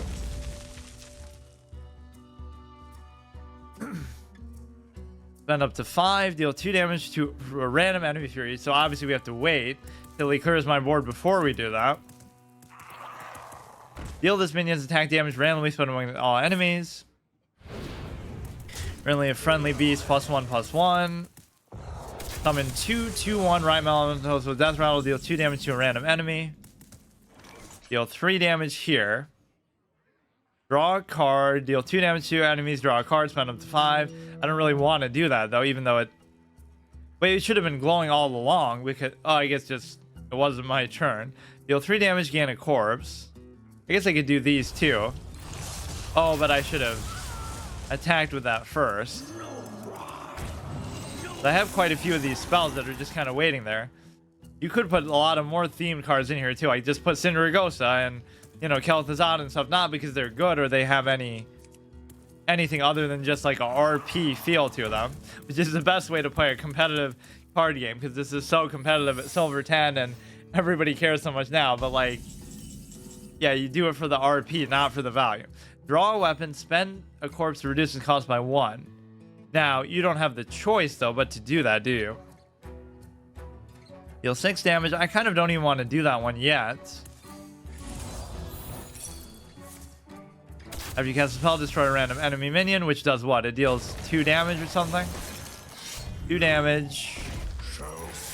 Just make sure it doesn't kill my thing. Split among all enemies, so it's unlikely to cause me too much trouble. 6 damage, draw a card, send 2 corpses to draw another.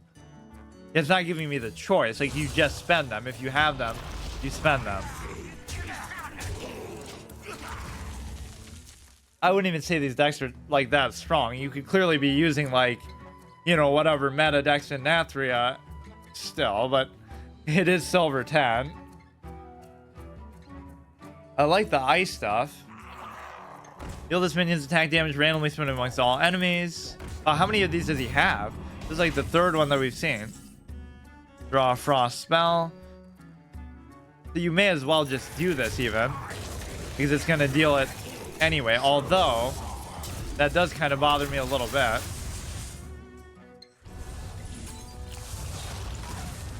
Draw a card, spend 2 corpses to draw another. You go ahead and do this just because of the mana curve aspect.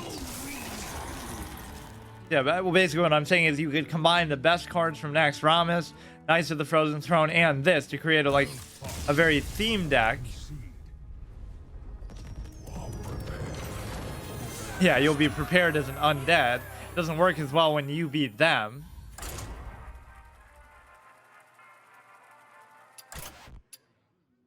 Makes you see what is in there. Be kind of fun to show off a golden portrait for it too. You get 500 wins. It'd be amazing. Like, imagine if we see somebody with that. How the fuck? I guess you could have some way to like cheese the system, but I almost want to get rid of a lot of these and just clean this shit up. I don't know how they ended up here. It doesn't even make sense. These are, of course, standard, but let's see what kind of garbage cards were in here. Like, these are, at least, if they're new and from the expansion, I can't complain. Why the fuck is this card in there? This is fine, this is fine, this is fine. Even that's fine. Game failed to start. What game? We're in fucking deck construction. Murloc Tidehunter. So those are the 2 that you can get rid of. Doesn't even matter, really, what you put in there. It's not like you don't have other cards. You could just put this in there. If a friendly undead died after your last turn, discover an unholy rune card. Here, why don't we copy it? For whatever reason, they made it so that... I don't get it. Well, this one's like fully unholy. It is an unholy abomination that you would put those 2 in there, even though they thematically kind of fit. So you want a 2 cost and you want a 4 cost. Died after my last turn, which basically just means during their turn. I mean, there's nothing else that'll work. I'm not even going to worry about crafting stuff. But what is a 4 cost? Then I could do. Apparently there isn't one. 4 set. But it's going to be like you can only get it from...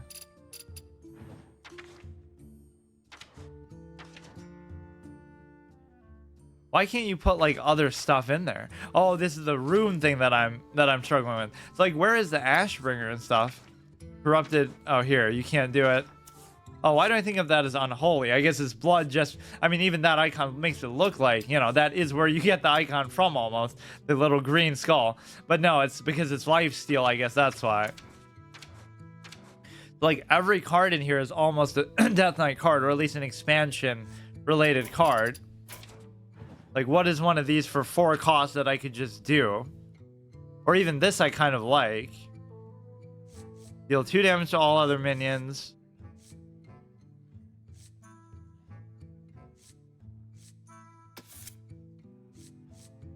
I kind of want a 4 cost thing. Like, how can I have nothing that's 4 cost? The 2 cost was fine. That at least fit with this.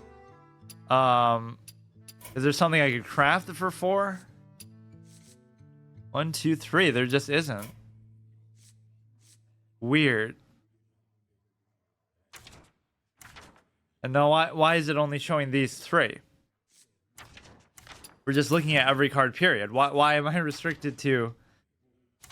What is going on, dude? These are the only 3 cards. Huh? Oh, because I guess I was looking at it in crafted context before anyway. Like, what is another 4 cost card? How can it be this hard to do this? I guess it would have to be undead specifically only anyway. This one doesn't even have runes to it. At the start of your turn, spend 5. At the end of your turn. The problem with that is it would kind of keep draining your stuff because it would force you to do it. Spend up to 3 corpses. Summon 2 copies of this minion. I kind of like that one. Remorseless Winner. You should be able to do somebody like him. Oh, but it's unholy. I keep forgetting that. Either you could do one that isn't anything, or you could do... Holy fuck, they're really making this annoying. Like, it doesn't matter whether it's standard or wild, so why do they keep doing that? What is a 4 cost card that apparently we just can't... Like, they make this so annoying to do. Alright, this would be Frost, obviously. Like, I could do this, and then I should be able to put it in there, right? But for some reason... Summon 2 copies of this, and it is common. And it is unholy. Summon 2 zombies with taunt. Send 4 courses to give them reborn. I kind of don't want that. That guy I wouldn't be able to do just because he's ice. Let's just disenchant some random thing. Give a random undead +2/+1.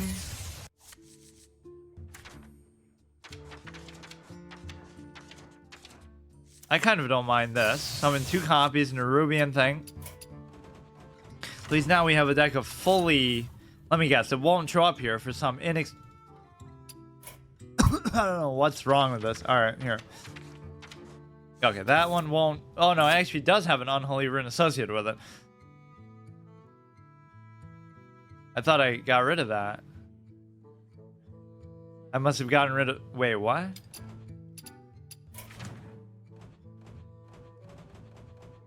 Wait. I got rid of...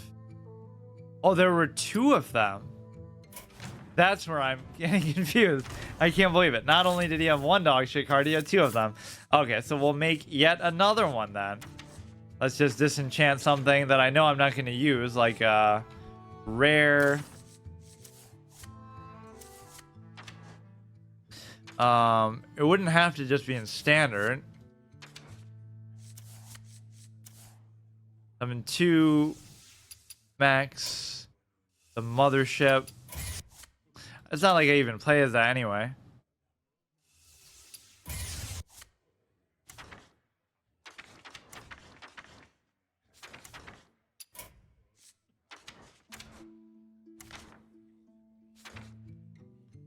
I don't understand why it's like this. Why wouldn't it show me the stuff I can craft now? Like the Nerubian.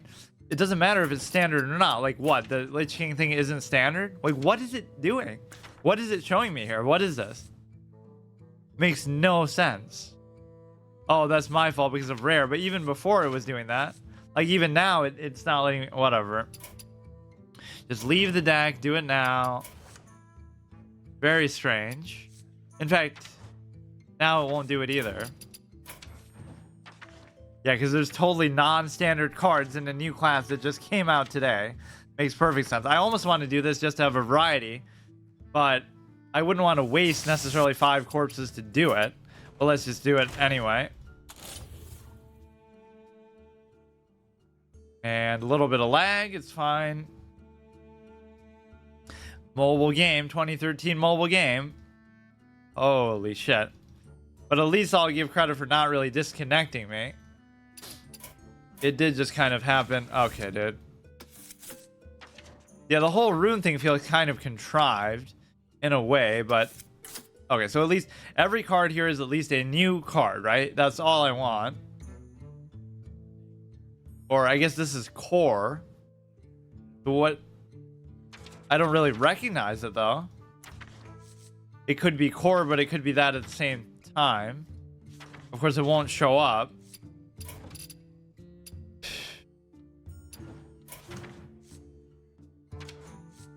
This whole standard thing is such a cancer. Like, why does it fucking always default to that? Nobody fucking likes standard. It won't even show up in that either. Does legacy mean? Like, what is body bagger? How would I even see that? Path of Arthas.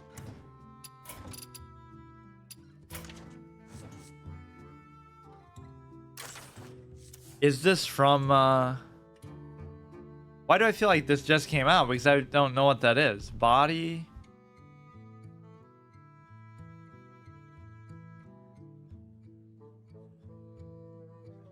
Like, when did it come out? Regardless if it's core. I mean, it would have to have just come out because the corpse mechanic was just introduced. So, what the fuck? Alright, so we'll try that one as like the last one. So let's keep going with, I won as Frost, didn't I? I was here. I'll keep playing as this one, and then 1, 2, 3, 4. And then we'll do the arena. I did lose as that first unholy one, which is unfortunate. But then I even replaced the cards to, you know, they have some dog shit ones in here. But just for the RP of it, I'll go with whatever base one they gave me. It doesn't even really matter. We're at silver 10, so like we should be able to win these with ease, but these aren't exactly meta decks. I thought they might be semi good because it's not like the same as a deck recipe at least. My blade burns with holy fire. All will serve me in It's interesting how we're not actually going up against too many. At least this day off. Like, starting tomorrow, people will get sick of it and move on. There's just something about the flavor of Blizzard that is sometimes better than even the content itself. Like, it's not really even that exciting, any of this stuff, but it's just cool how, you know, this will be the last time with this game that I ever do this, something like this, so I better just enjoy it. Okay. Draw a card, send 2 corpses, or what I should do is try to get to legend just with, well, what would it matter? Draw a card, spend 2 corpses to draw another. I almost, yeah, don't want to do that until I have corpses. Throw that guy out as cannon fodder. It does become a corpse at least, but that's one instance where the hero power isn't that good. Deal 3 damage to a minion, so he's going to kind of slow pace me a little bit. Go like that. Acolyte of Pain is not very good, and there's no reason for it to be in here, but I'm not going to change those default. This is like a hard mode challenge, yeah. Rather than try to do some meta min-max shit, we're going to use the subpar base deck that he gave us and see how far we can go with them. 2 damage to all enemies, 3 damage to a minion. Deal 3 damage. These are all kind of too much. I don't even mind doing this. That is such good value. That kind of shits all over the... It shits all over the stupid paladin hero power. It's just objectively better in every way. There's no... The fact that it doesn't die at the end of the turn, I guess, but man, that's not really a fair consideration, compensation. Because again, the intention is oftentimes these are just going to whack into here anyway, so especially in something like Arena, it's going to be way too good. Okay, deal 3 damage. If it kills it, discover a Frost Rune card. I guess I could guarantee that it will kill it. I could summon something. What is this death rattle? Shuffle this into your deck. It keeps any enchantments. Deal 3 damage. If it kills it, gain a corpse. Well, I guess I should do that. Like, ah, shit. Noble Sack.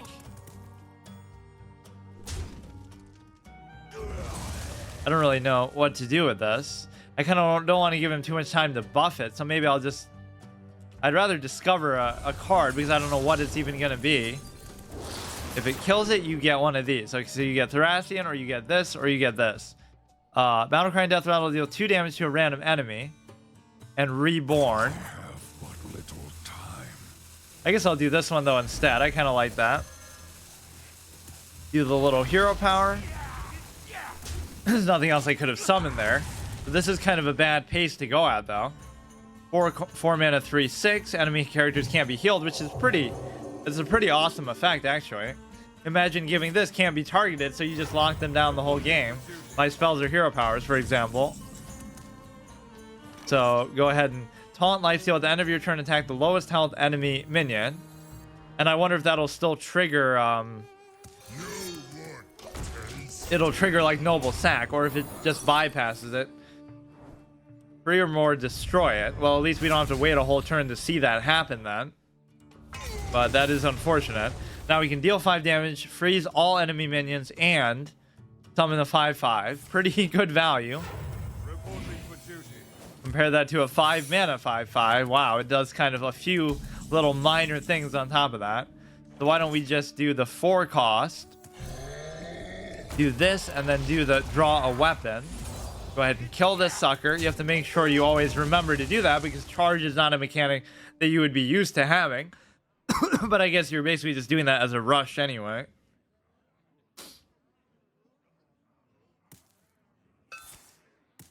Draw a card, deal damage equal to its cost. So if he summons something at reasonable size, I would do this, but he's just kind of slow pacing me here. You can do the weapon, you can do... There's not much else I would really want to do. And there's no reason to...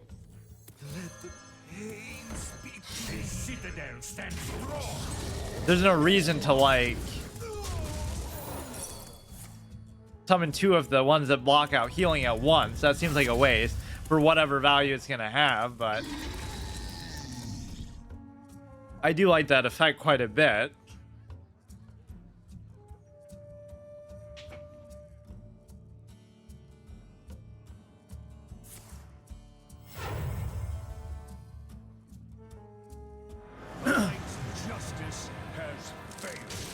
How fitting. I think a lot of people are playing as these not just to get in the RP spirit and stuff, because people are much more cynical than that. They wouldn't do it for that reason, just to have fun or whatever, get in the mood. They're doing it because they're getting rewarded by like the daily quest or whatever. Attack the lowest health enemy, which would be his face, actually. You just go all in, go all face. Don't really need to overcommit to the board that much, but that is effectively a charge too. But you don't have as much control over it. In fact, that could be a good way to bypass taunts if, you know, the hero has only less health than a big taunt. Okay, he's gonna clear the stupid board. That's fine. What does this weapon even do? It does 2 damage. Oh no, it reduces the cost. That's the other one, the 1 cost weapon that does oh shit, he's actually gonna do the fucking Exodia though? The 4 horsemen ganging up to take down the Lich King. This is actually an epic RP scenario. We could just attack that. Do they have actually dialogue between each other? Deal 3 damage. If he kills it, get a corpse. Enemy characters can't be healed. Deal 5 damage. Not really worth it. Deal 3. Draw a frost spell. So let's just do... My rule is eternal.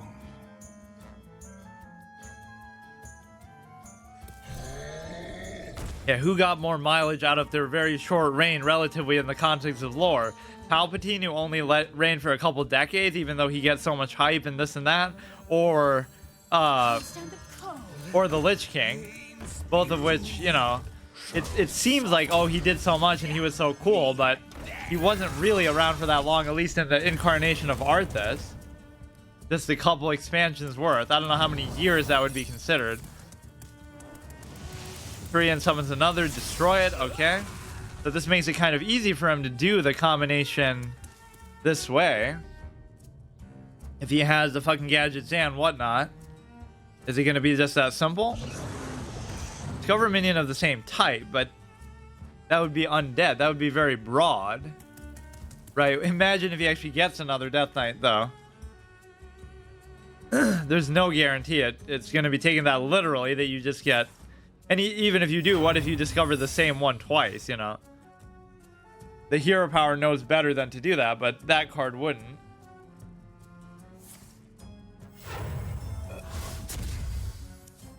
It is nice seeing some of these Death Knight hero cards. Although, since it is wild, it's not like you're less likely to see that. He's going to keep reviving them, though, unfortunately. It's interesting that he just ran that into me. Destroy a random minion hand deck in battlefield. Draw a card, deal 6 damage, deal 3 damage. If it kills it, gain a corpse. If it kills it... What's the other one?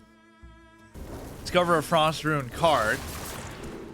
It would be copy all frost spells in your hand, of which I have very many, so that's very good. I almost don't even have room for them if you look.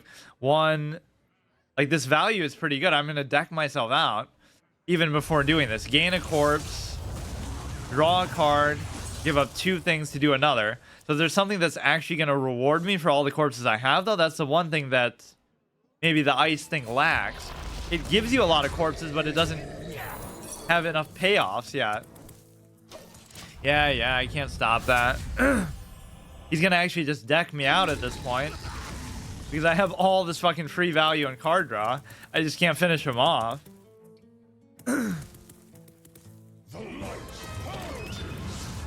Very unfitting. I love that line though. Live insect. We can do 5 and then what? Finish him off with the do 2 damage, deal 6 damage. I guess I didn't have as much capability there as I thought. Deal 2 damage to each enemy, draw a card. I can't really keep drawing cards though.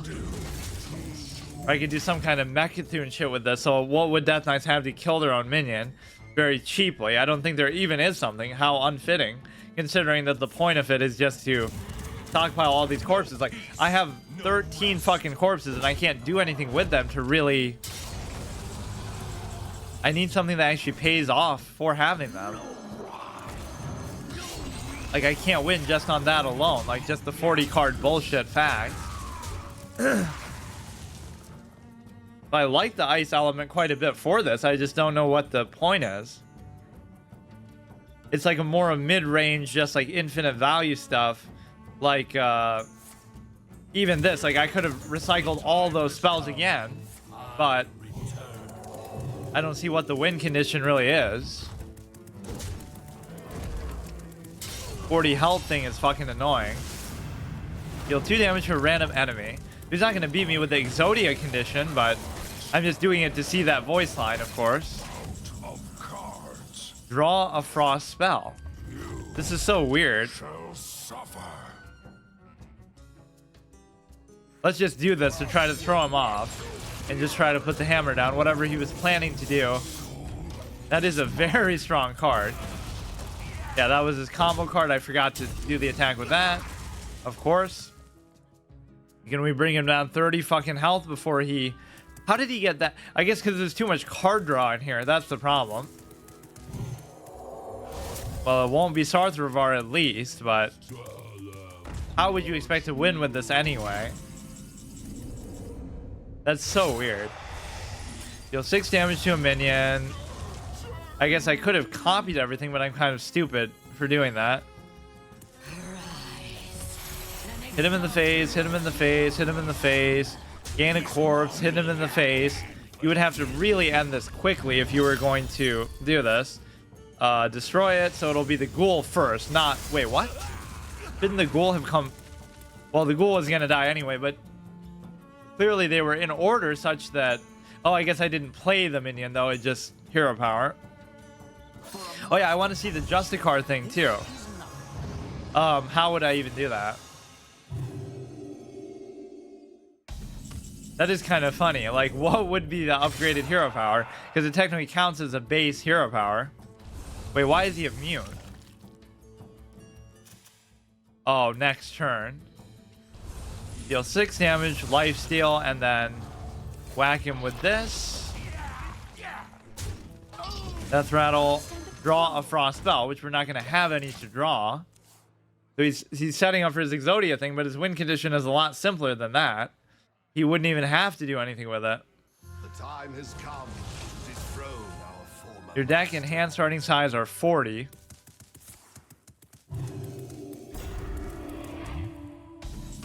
Give a +4/+4. Deal 2 damage, draw a card. That's going to be lovely. Yeah, I just can't do anything about this. Deal 2 damage, summon 2 things. 4, 8, 10. I won't even have enough to fucking do this.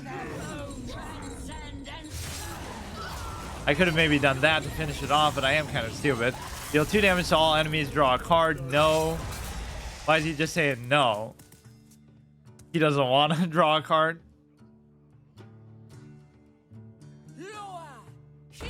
Shuffle this into your deck. It keeps any enchantments. I mean, this one wasn't even really my fault. I guess I could have... It's like decking myself out in Pokemon. You're getting good value. It's just you're not able to win. Deal 2 damage to an enemy. I can't really afford to do that card drop.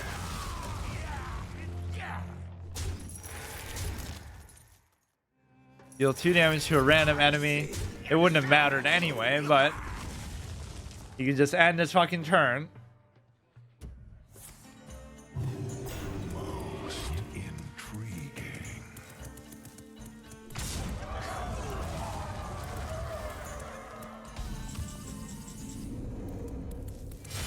Damn, I thought this one would actually go at least a little farther. I do like the frost spells. I just don't know what you're trying to do with that deck.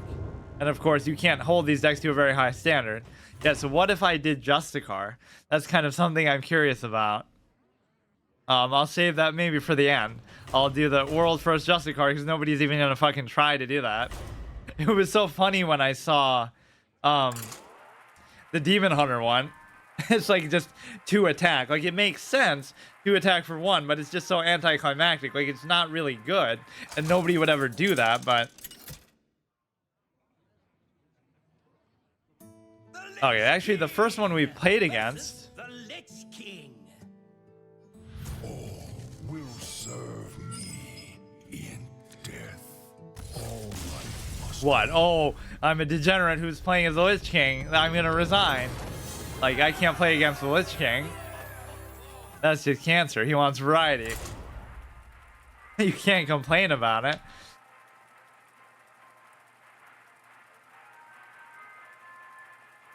What do you expect, too? Like, don't play on the day it comes out, too. If you don't want to have to deal with it.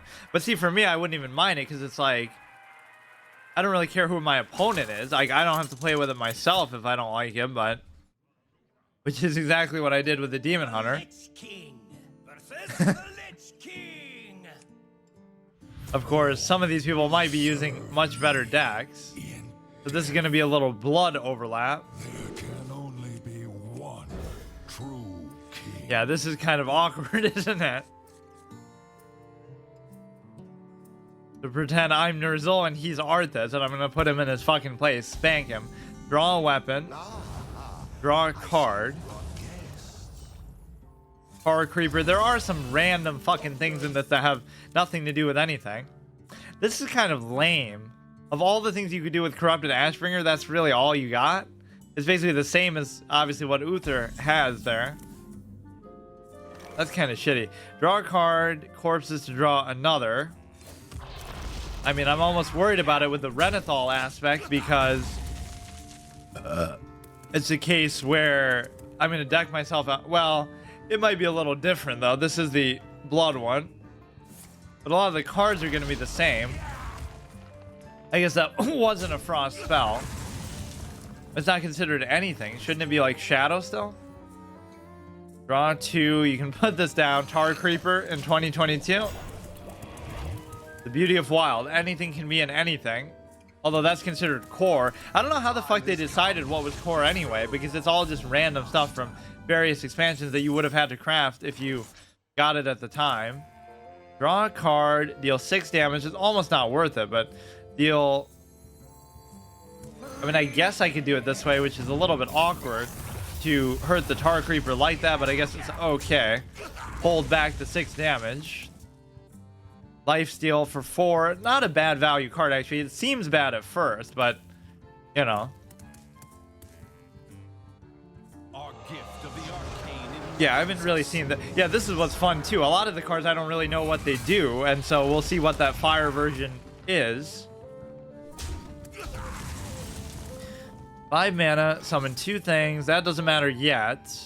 Right, we're going to keep stockpiling corpses. Not the first time I've said that phrase. We can just keep this guy alive and just let it be, I suppose. So when these dies, you deal 2 damage to a random enemy, which is fine. Very cool picture here.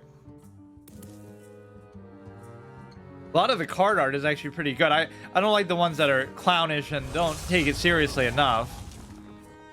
You know, at least to have the superficial appearance being serious, and then you can obviously clown around with your gameplay and whatnot, but I don't like when they take the comic relief aspect too far. You could just do this, but I kind of don't even want to. There's too many spells and not enough actual minions, though. 5, so I won't be able to do much else anyway, so we may as well just kill this. There's like no payoff. That's what I'm missing. There's a lot of corpse building and in between like spells and stuff to get you through the game, but what am I playing for? Unless I just kill him on raw board control, there is nothing really that good in this. Or at least as far as I've seen with the other two. So I'm going to 1/1 goal with charge. You can't tell what kind of runes the person has either going into the game. Otherwise that would be kind of unfair. You can barely even see that. Isn't this like a flaw of design? Like, look at that. You can almost not see the text. They didn't think that far ahead. Destroy something on their field, it would obviously behoove me to wait. And there's also no reason to... This picture is kind of sexy, actually. Like, so many times you're like, oh, you want a certain portrait, but the base portrait of this is pretty fucking badass. I thought it was kind of zoomed out a little bit too much at first, but it still kind of works. Like, all the other ones are not really even better than this. 7/7 for the rest of the game. Oh yeah, that's just gonna happen no matter what. This is as good a time as any to do that. Although I don't have to do it. I could deal 6. No, I think I like to do it. Because whatever else he was holding back is gonna go away too. That is quite a crazy card. And you even get to see, obviously, what they are. What did I destroy from his hand, then? At the end of your turn... No muncher. At the end of your turn, attack the lowest health enemy. Yeah, that's not a very worthy use of it. I just don't have... I just have to fucking... beat him to the face, which is hard to do with this Renethal thing. And add a 1/1 Noggling to your hand. Discover a spell that costs 3 or less to teach it. So I can do the Corrupted Ashbringer now, I guess, unless I have something really good that I want to do. Even if I did this, I guess I would have to wait. Let's just do this and this. Kill it. And so we're going to take 3 for the rest of the game, which is kind of a bullshit effect in a way. That's a lot just for nothing. For playing a 7-mana 7/7. You really went out of your way for that. Nice combo. Nice fucking setup play. For such a strong effect. Like, what the fuck? I think that would be the kind of play you would do anyway, even if it didn't have... Oh, what the fuck? Destroy all other minions. Gain 1 corpse for each enemy destroyed. Well, that's unfortunate. Why is it... Takes a long time for that animation. Okay, so we can deal 3 damage and get something for it. Get a corpse for it. Yeah, I feel like there's something missing with this. There's something missing in the sense that I have 15 corpses and nothing to do with them. Give me like something that deals 2 damage to his face for each corpse I have and I just win. Or that might be too strong, but I do need one of those cards that actually rewards me for it. Deal 6 damage to a minion. Okay, fine. Cool animation. Add the Flame Ringer to your hand. I don't know what that actually is. Right, it doesn't even show you in the menu. Give all your minions in your hand +1/+1. We can go ahead and whack this guy, but I am going to start to get a little bit low. I can't really afford to do that. Or I can still save it. Deal 2 damage to a random enemy. I got to start just doing damage to his face at some point.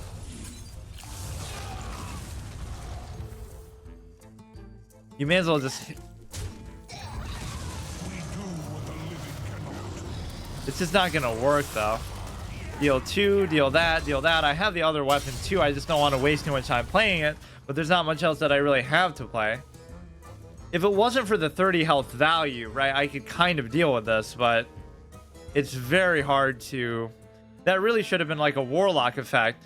Deal 3 damage to your opponent for the rest of the game for like completing a quest or doing some crazy combo minion. Doesn't that seem like a Warlock damage over time thing? Deal 8 damage randomly split. Deal 8 more, of course. We'll still get this guy back, though. We do what the living cannot. Yeah, I just don't see how I'm gonna win this even. Kills it does 2. Deal 2 damage to an enemy and your hero. That'd be 2 and 8 damage equal to his health. I guess is worth it, even though I don't want to do it. Deal 2 damage to an enemy. Do this. Okay, he's getting a little bit low, but again, we have no win condition whatsoever. These decks are kind of garbage, the base ones, I must say.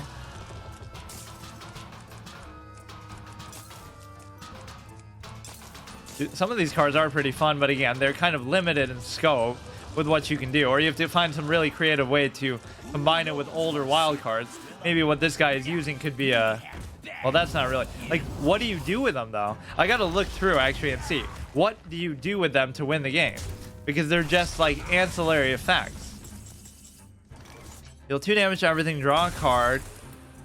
We're pretty close to actually killing him, but... We're gonna have to still kill his stupid stuff. Fuck.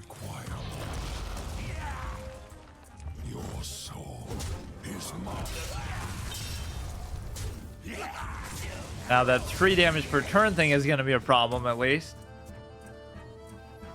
22. Look at this. What the fuck? Resource gain when a friendly minion dies, but I have no payoff for it. Turn it to your hand, cost health instead of mana, which you can't entirely afford even. So where's that 3 damage? I haven't even been noticing it. I guess right there. Draw a weapon.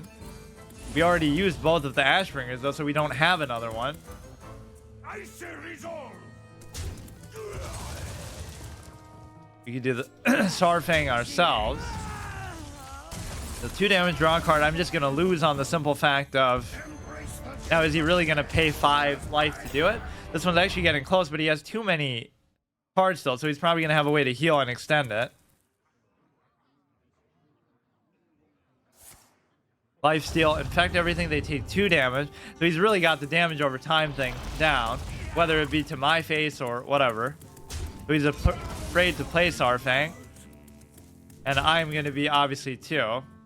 This is going to have lifesteal. He's going to get me down to 1 actually. I'm going to have to do this just to...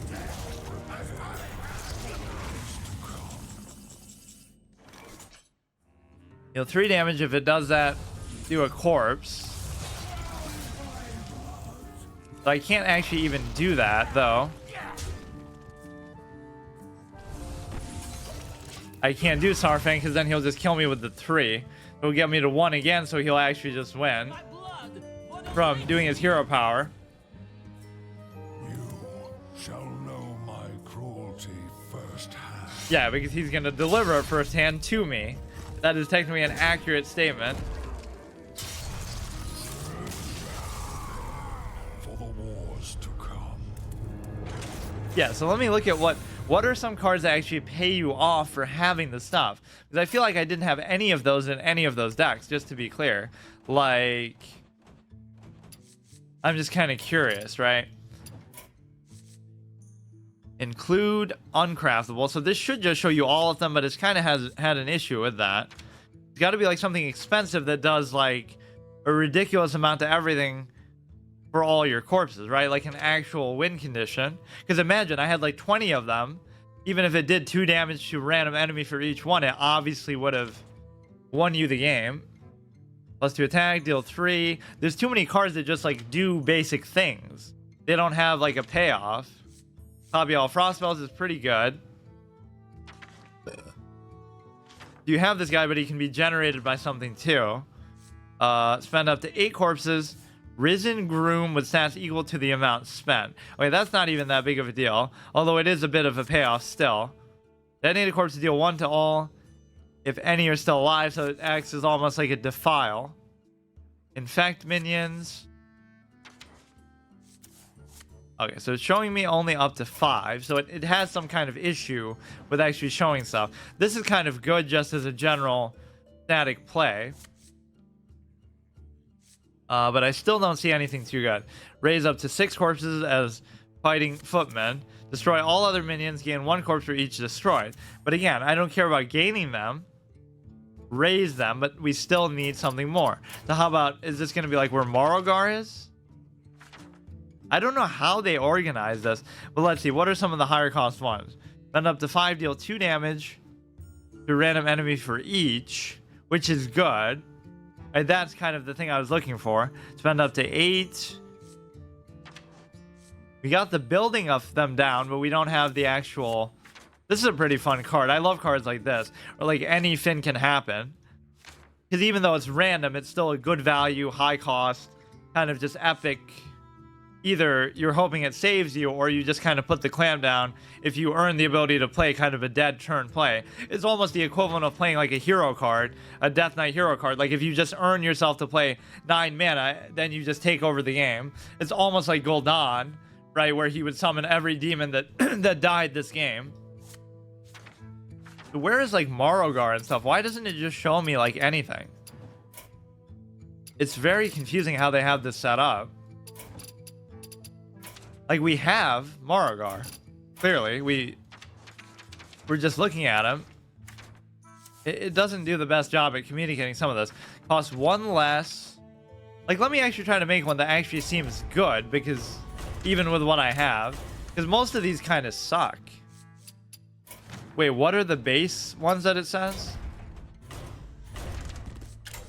4 Death Knight, Crimson Scourge, Might of the Frozen Waste. So, of course, I'm not going to have enough cards for cards for most of these, which is fine. So like, you want some kind of payoff. You would think standard wouldn't matter, but it somehow still restricts what you can see. Like, which of these are actually going to be good? Okay, gain a corpse is fine. It almost seems like I don't need to do that, but deal 3 damage. So you can't use the full unholy. Gain 4. Shuffle carcass that summons a 2/2 when drawn.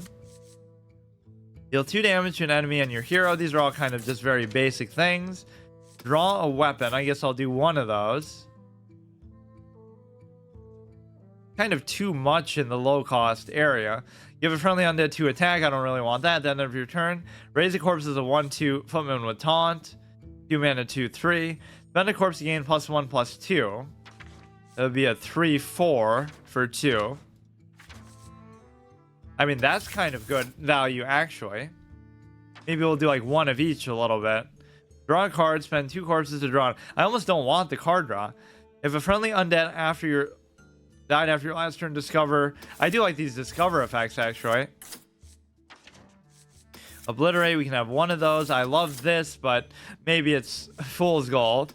Do maybe 1 of those. Summon 2 1/1 zombies with reborn. Not really something I want. If your hero attacks, gain 2 corpses. I'm almost not even concerned with gaining them. I want to spend them because it doesn't seem like a problem to gain them. 1, 2. This is kind of good for the healing effect. What is this? Grave strength. Give your minions +1 attack. Spend 5 corpses to give them +3 instead. That could be good. Reborn at the end. Spend 5. Summon 2 copies. That's just a base attack. Deal 2 damage to all enemies, so I can't do some of these now. In fact, I can't do hardly any of them now. Raise up to 5. Okay, I'm a big fan of these kind of cards.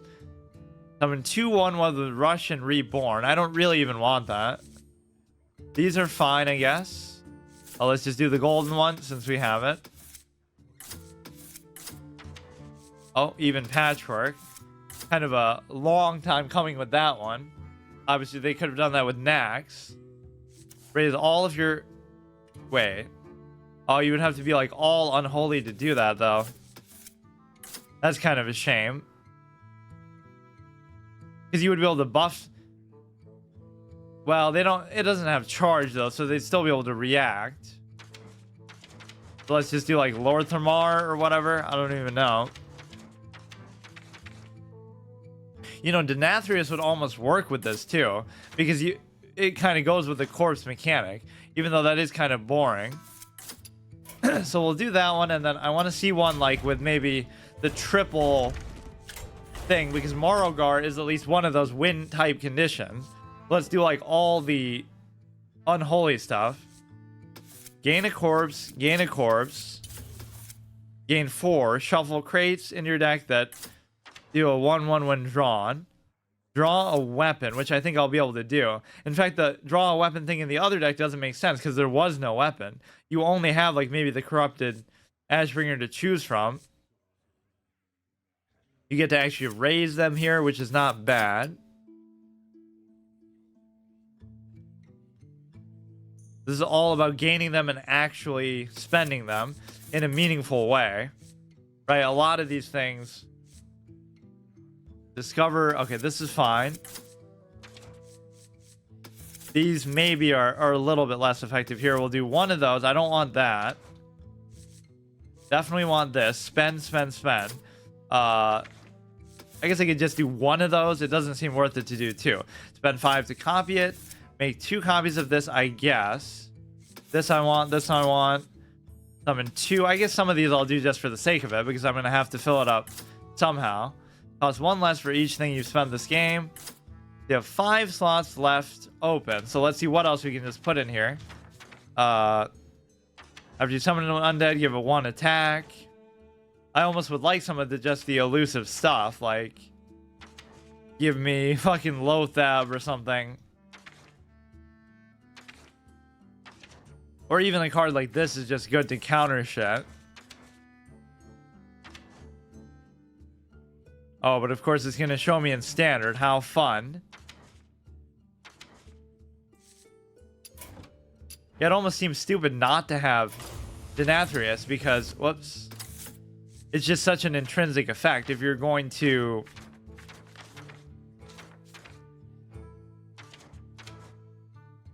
Lothab, let's just get whatever. Lord Thermar is good. Although you don't have that many things in here to begin with that would even be that good. It almost doesn't even seem worth it. Let's just do like Denathrius and... Can't think of a good use for Malagos for it. Denathrius. Maybe Sogoth for whatever reason. And then we'll do like... Could do Bone Mare or kel'thuzad. Let's just do it a little bit of RP way. Okay, so did I lose as the last one even? I think I did.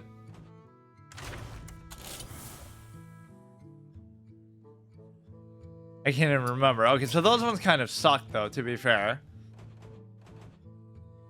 So let's do the Druid one. So are they going to let you actually use the Lich King again still or not? Like, which one was it that got kind of cucked by that?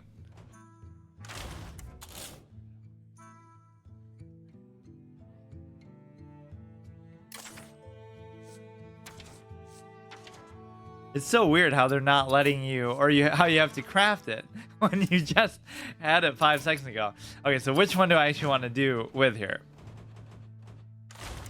And what would even be the difference? This is kind of the same shit we were doing before. Let's just do these till we lose. And then I'll do basically just all the rest till I lose. One. Good little round robin. 1, 2. Right, because we already lost as those three. 1, 2, 3, 4, 5, 6, 7, 8, 9. That's going to be a lot. Just to kind of find a Death Knight one that actually makes use of the corpses. And then I'll do the arena too.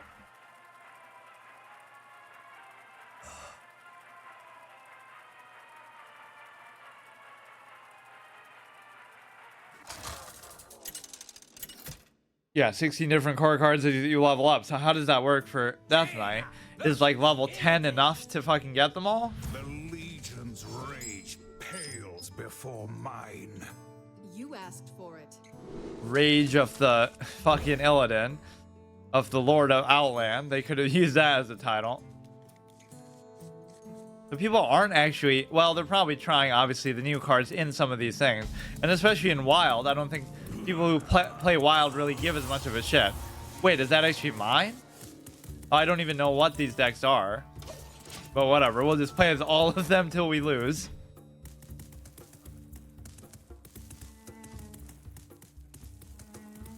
Yeah, that's the one thing that they'll probably add in the future is a lot more payoffs for the corpses. It just feels like a dead-end mechanic at times. Like if you have 50 corpses, you just win the game, that kind of thing. Not that, maybe that wouldn't be entirely fair, but I mean, I've been getting to like 20 plus, and then they just sit there. So this is some kind of weird mishmash.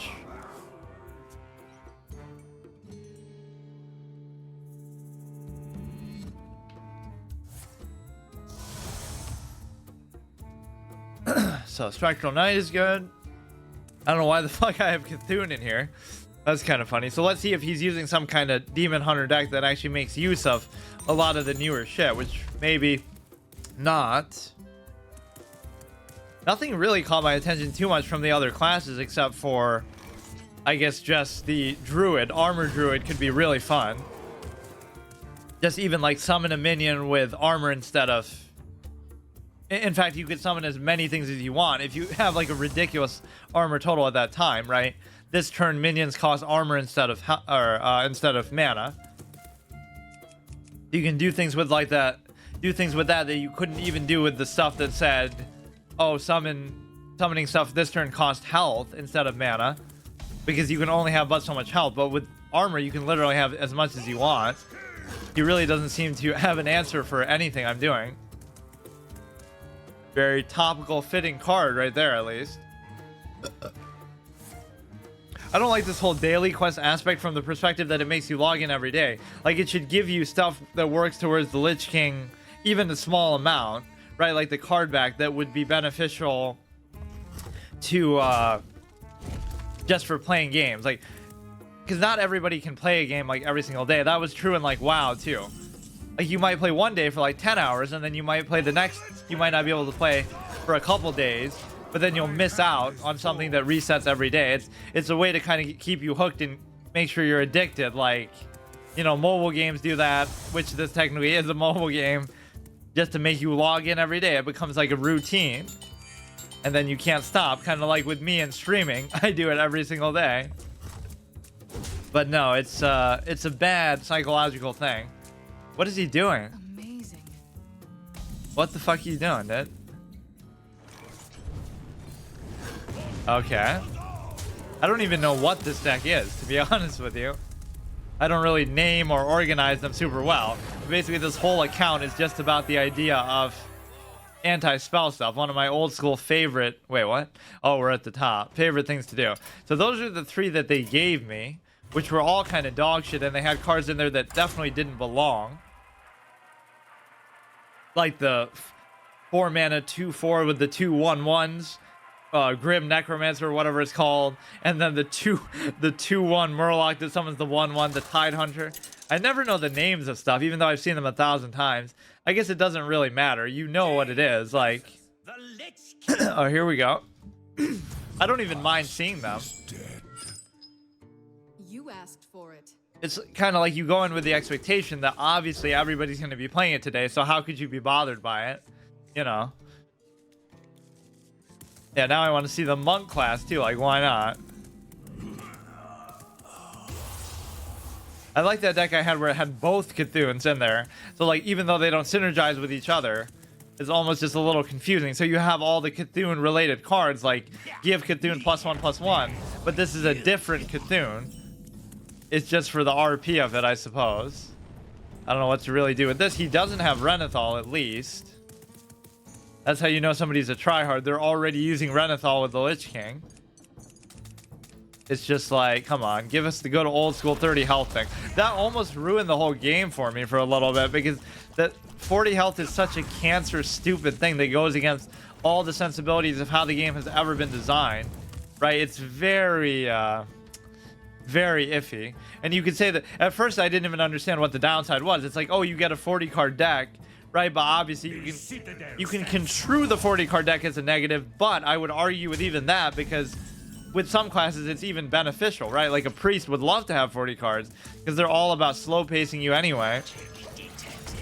You have the stupid Trog, which is one of the worst cards to do in this anti-spell thing, even because I could just do this, but then he'll come back. So is it even worth it? I guess I can't really do much else besides that. Oh, he's going to be guaranteed to kill that? Or I guess not necessarily guaranteed, but this doesn't even seem like that great of a card, but the damage is... It's like the way those curses worked for Warlocks. Like, they're good, but they almost didn't even seem that good. But they're kind of just boring. Like, oh, they'll do 2 damage every turn and this and that. It's just like free extra value. So those are sometimes the most boring things ever. Sure, it might have been a Legend Caliber deck, but it's just not even that interesting in the process. I can do a 4 and a 2, or I can do the Nerubian, which might not affect the Death Knight too much because most of their spells aren't really that expensive, but that's a very cool animation. I don't know if I've seen that. I probably wasn't paying attention. Okay, hurry up, dude. Too slow. I could do this and then just hit this. I don't know why we're seeing so many of these shitty Nagas, like, or I mean, I was gonna say Murlocs. Just do the fucking Tide Hunter. Kind of an unfitting card back too.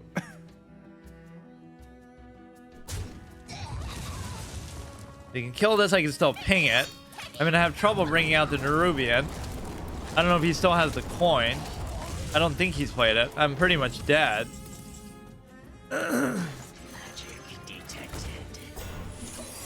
He might think it's Ice Mock, but he could easily just kill me with the Ghoul. Or maybe not easily, but who knows what else he has. Fuck off. Okay, so this one's down already. Oh, just in case I have Ice Block. Yeah. You ever heard of an Ice Block, Lich King? Does that send you back to a dark time where you were stuck in a fucking cube of ice? But that was my favorite version, the Master Strategist. Like the I mean, there are so many Star Wars analogies and parallels with the whole thing, but that's what I look at. Ner'zhul was the Emperor, and Arthas was Darth Vader, right? He was always the secondary guy, but the one doing the planning and strategizing. And if you really appreciate Warcraft 3's story, you would respect Ner'zhul so much more. And it's sad that they did that to him. Just completely wrote him out for no fucking reason. I must protect the wild. It's like Arthas has so many, even in the context, like, okay, he's turned evil, but he has so many uncertain moments, right? Like where kel'thuzad has to reassure him, you may yet have a part to play in his grand design. And he's referring to Ner'zhul there. Like, everybody deferred to Ner'zhul. Like, you don't fucking... Even the Legion was kind of scared of him. Like, how the fuck can this guy, like, practically see the future and just completely outmaneuver even us with far more resources? So he plays into the Legion's plans for a period of time, but... It was just a beautiful, beautiful thing to witness. Like, he ends up winning in his own way. right? Just by making that union. It's like the same way that you would people feel about the Disney whatever Star Wars sequels is how I would feel about what they did to maybe Arthas at the end, and also about what happened afterwards, at least lore-wise. I'm not even saying like, oh, maybe the raids and expansions were still good, which I hear from some people who actually still kept playing. That's not really the point, right? It's just more so why do they have to go lore-wise into fucking pandas and stupid shit? I guess I will do this just to preserve it, but then we might have... No, it can't be Noble Sack because the poisonous can be really annoying to deal with, if not with a weapon or if not with the thing. So bait him in, lure him in to do it again. Like, oh no, I'll have to just keep attacking with my hero power. One of my favorite cards. Just kind of represents what I'm all about. Like something big and just you can't do anything about it, except there are plenty of things you can do about it. Technically, silence, twisting nether. But it's still not as clear as just like polymorphing it. I guess silence is the big weakness of this deck. So if you have that stupid starfish, right, then it removes the whole negate spells and hero powers.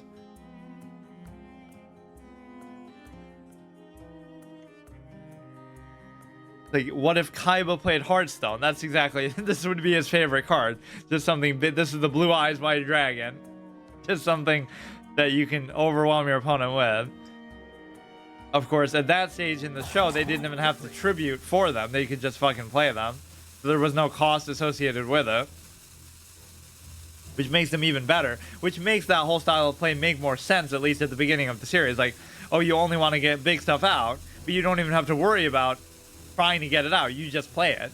It doesn't matter. On turn 1, you just play the Blue Eyes White Dragon. Fuck it.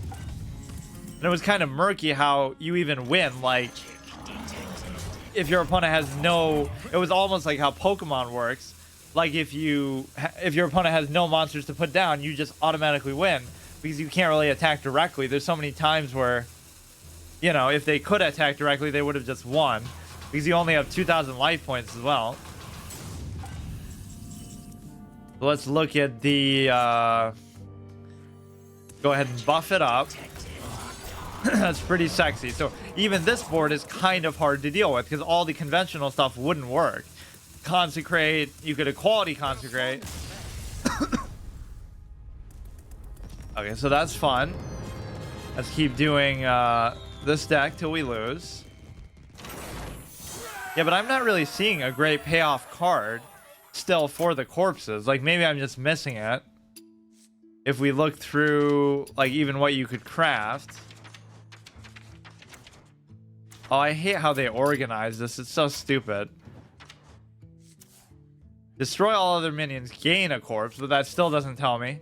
Raise up to 6 corpses as 1/2 footmen. That's okay. I mean, even this is arguably a semi-win condition card because 3 damage a turn for doing nothing. For literally sitting there and scratching your balls and playing a 7-mana 7/7 is a pretty strong effect that eventually will wear on most classes, but obviously priests and stuff will laugh at it. We don't see warriors very much just in general. We didn't see them at a high level when I was, you know, doing the Road to Wild Legend. We don't see them at the low level. Like warriors are just fucking dead as a class, I guess. Which is sad. This is one of my favorite classes, not only in WoW, but even in this, it's probably my favorite class, period. I love the whole Justicar thing. Oh yeah, that's one bonus thing we have to do at the end. We want to see what does Justicar Trueheart do with the demon Death Knight power. I like how all the hero classes were like multiple words too. Spectacular. Like, you know, every original class is one word, and now they start to do Demon Hunter. They start to do... I can't actually play anything here. They start to do Death Knight. It almost seemed like a deliberate decision to distinguish them, but then Monk fucking ruins everything as usual. So I need something I can actually play. And for some reason, that is quite the struggle. Okay, I guess now I feel comfortable in beginning because I can coin out a 3, then do the 4, and then do the 5.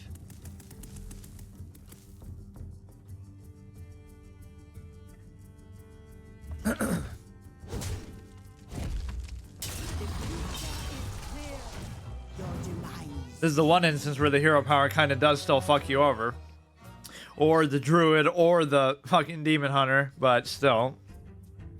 In fact, the demon hunter is kind of dirty because that's just impossible to stop. 3-2, I guess this kind of works, even though, yes, the statting on those is nonsensically. This has a total of 9, this has a total of 7, and they both have elusive, so the only difference is this is a taunt. So you lose 3 attack, or let's just say 2, because of the health difference, just to be able to have taunt, which isn't worth it at all.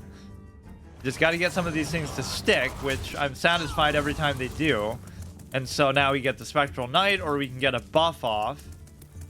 Even that 4-mana buff, which seems like garbage, actually has a pretty good utility here. Because imagine giving these +3 health, it's pretty hard to deal with it. Oh, here we go. They're getting in the Nerubian mood. Nerubians and ner'zhul. 2 of the favorite things here. But I don't really want to do that, but I guess it comes to the same thing. We'd have to get this guy within the threshold otherwise. But this is where Embiggen kind of fucks you over, is that I would be able to play those otherwise.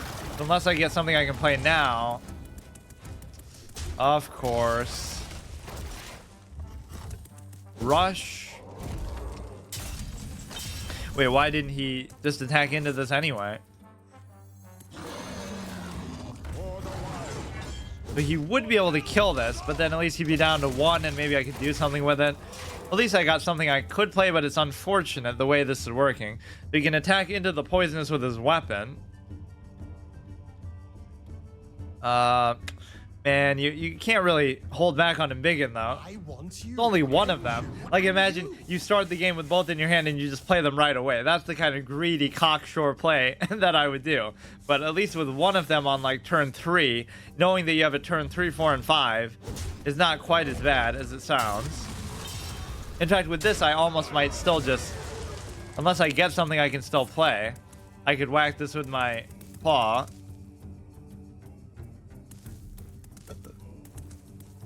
This is one of the most logical hero power like things that wasn't that easy to come to when the game first came out. Like if you had to guess what would it be, right? It just makes such perfect sense, but they could have easily fucked it up. Why does this fire look so low res? Look at that. It doesn't always look, oh shit. It doesn't always look like that. Actually, in a weird way, that's kind of more important because it's going to be harder to get rid of. But that's kind of a bad move because no, he could have still like whacked it with this weapon, but you get at least a 2 for 1, and then we can do the same thing again next turn. 7-5 rush for 7, not bad with Divine Shield. Compare that to like the Argent Commander guy. Oh, I love a move like, well, I would have loved a move like that. Wait, why did these look different though? He just got one. Oh, one of them is what he puts in his deck, and one of them is what he puts in mine, I guess. I kind of forgot how they work. At least that's good. He gave me a free turn, free pass. Which if you knew kind of how this deck worked, which nobody does because nobody's ever played it in the history of humanity, then you wouldn't have allowed that. You get a nice little 7-11, and you get a 12-12 coming up. Hopefully you can't deal with these too easily, but we need something we can play on turn 9, which almost everything in my deck would be suited for that. Oh man, why you gotta keep playing the same thing again? How do you even get the, oh, gang up. Of course, I love seeing them be denied that. You get the claw, you'll trade that in. He's afraid to take too much damage to the face, I guess. So I have a bunch of taunts that would be in the high cost value, like an 8 or a 9. Now, like the 6-8 reborn or whatever. So it's the act of not getting one is almost impossible, but it happened.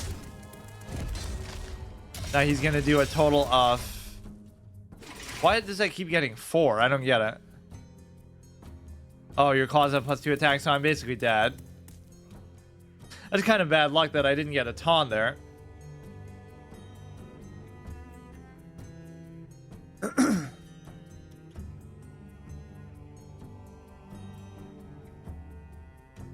Look at that low res fucking fire. What is this shit? What the fuck? Spectacular. I mean, at least I can die with honor with that one. Oh, you can't even kill my thing though either. How are you gonna get through Sogot though? You actually easily can, but Thank you. at least it'll bring him within the threshold of doing that. But he can still just kill me actually. Just use your weapon. I love that sound that it makes too. That little musical chime. I forget what that actually even is, but definitely fits with the old gods. This is a good way to make use of a lot of the stock dialogue from, or I mean a lot of stock audio from WoW. Denathrius is just too good of a card where it fits with like almost every deck ever, because if your minions die, every deck that doesn't end the game in like 5 to 10 moves at least. 1, 2, 3, 4, 5, 6, 7. Okay, so we'll go through all these until I lose with each one. And then I'll do the arena, and then I'll do the... I'll see what Justicar actually has in store. What could it be even? It would be like summon a 2/2 with charge. That would be the only thing I can think of that would be consistent. So those will be the two mysteries that bridge together our thing. We came into it being uncertain and not looking at what the hero power was. So we were excited to play our first game just to see that. I refused to look at it. And we'll end off with the answer to the other burning question. What will Justicar Trueheart upgrade the hero power into? Right? What is the base upgraded hero power of the Death Knight going to be? It could be it summons a 2/2, or it could be that it just doesn't die. Summon a 1/1 and it just stays, which would be kind of boring. Or it could be both, but that might be too much then. Like, which ones of the upgraded hero powers were ever really good? Obviously, the warrior one was amazing because it just keeps stacking infinitely. The armor. The priest one was very good because healing for 4 to a minion or to the face is good. The paladin one could be good because of the double, 2 1/1s every turn could be annoying, especially with all the buffs and stuff. The hunter one was garbage because 3 damage. There may be a few instances where it was good, but generally not good. The mage one was okay, deal 2 damage. I think over time was revealed as just not being that good. Maybe initially, I just don't remember it being that good.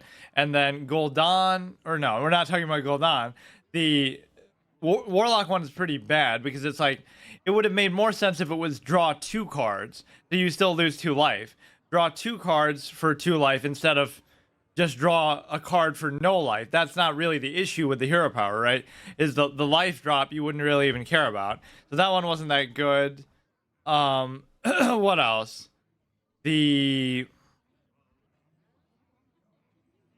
Warlock, Priest, Mage, Druid. What am I missing? Shaman, where you get to choose, and that's okay. Some of them are like, they're just good value, but they're not going to be game changing, right? The Warrior, the Priest, and the Paladin, at least arguably, could be game changing. Now, I forgot if I lost as this one. No, I think I was just about to start with this one. So we'll go through 1, 2, 3, 4, 5, 6, 7. Each one until I lose, and then I'll do the arena, and then I'll answer the final question of the day, which is Justicar Trueheart. So this was pretty fun. I mean, a lot of the cards were pretty okay. Like, it's not even so much I'm grading them on their value or their quality or their power creep. Just like nothing really excites me too much. There are some effects which are super fun, like a Renounced Darkness effect. That's one of my favorite cards ever in any card game. From all my experience through all the card games I've played over the years, it's just one of the most fun things, even if it's not good, even if it's dog shit. Versus Tyrande. Dear Malfurion. My beloved Tyrande. This is how they foreplay, by playing a card game.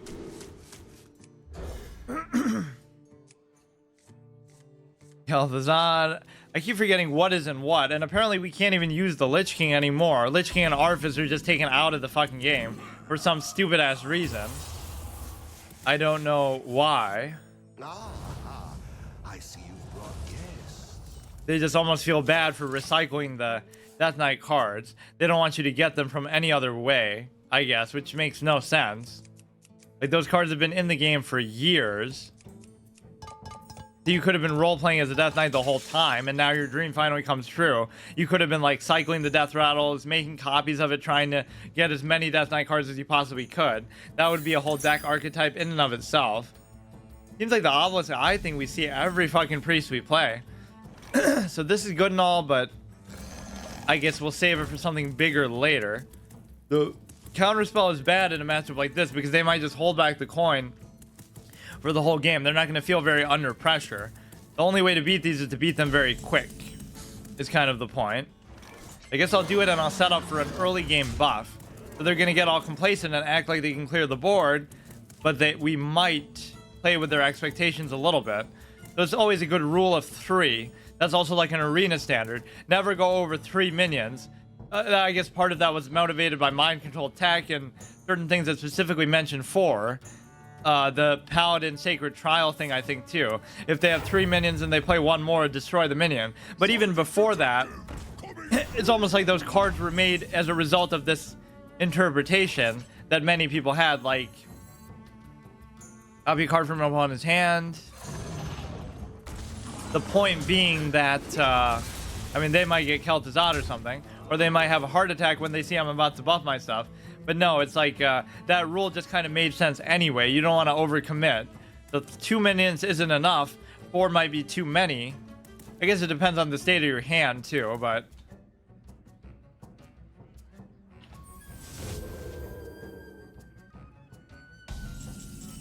I forget what that actually does.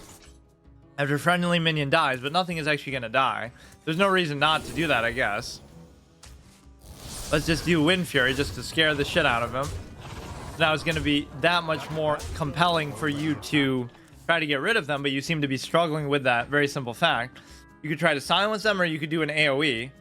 What's interesting is Dragonfire Potion wouldn't actually work here, right? So that's like an ingrained synergy that is kind of weird, but you could actually do this and then leave him up as fodder to die. So let's see if he actually ends up dying. I think he did, because that's what that would show. Ah, I forgot my own Wind Fury fucking effect. That's the kind of thing that could cost you the game. I'm a fucking moron. How are you gonna miss that shit? I guess because I very rarely have Wind Fury.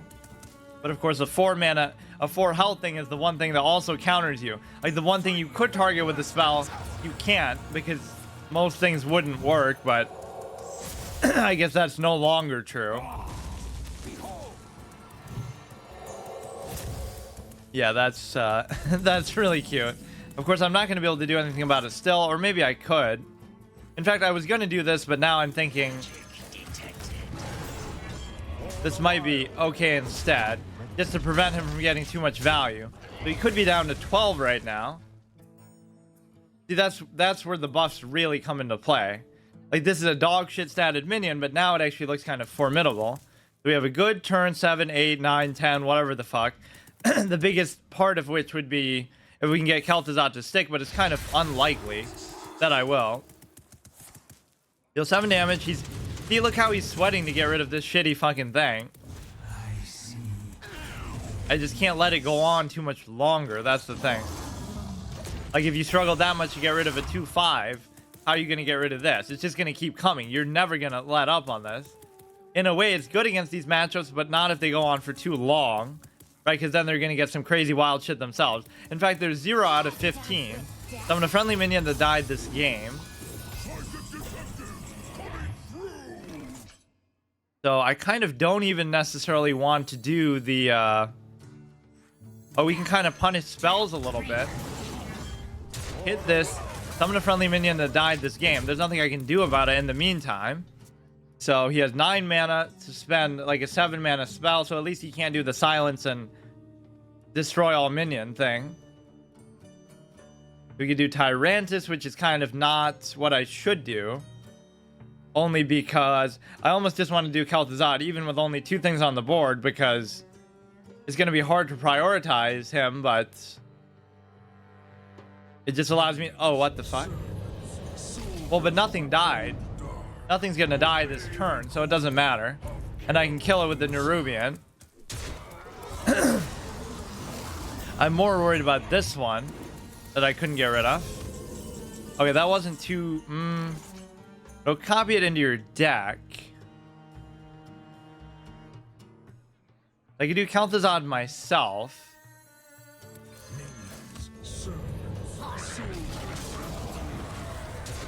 You can get all those copies you want, but you're pretty close to dying.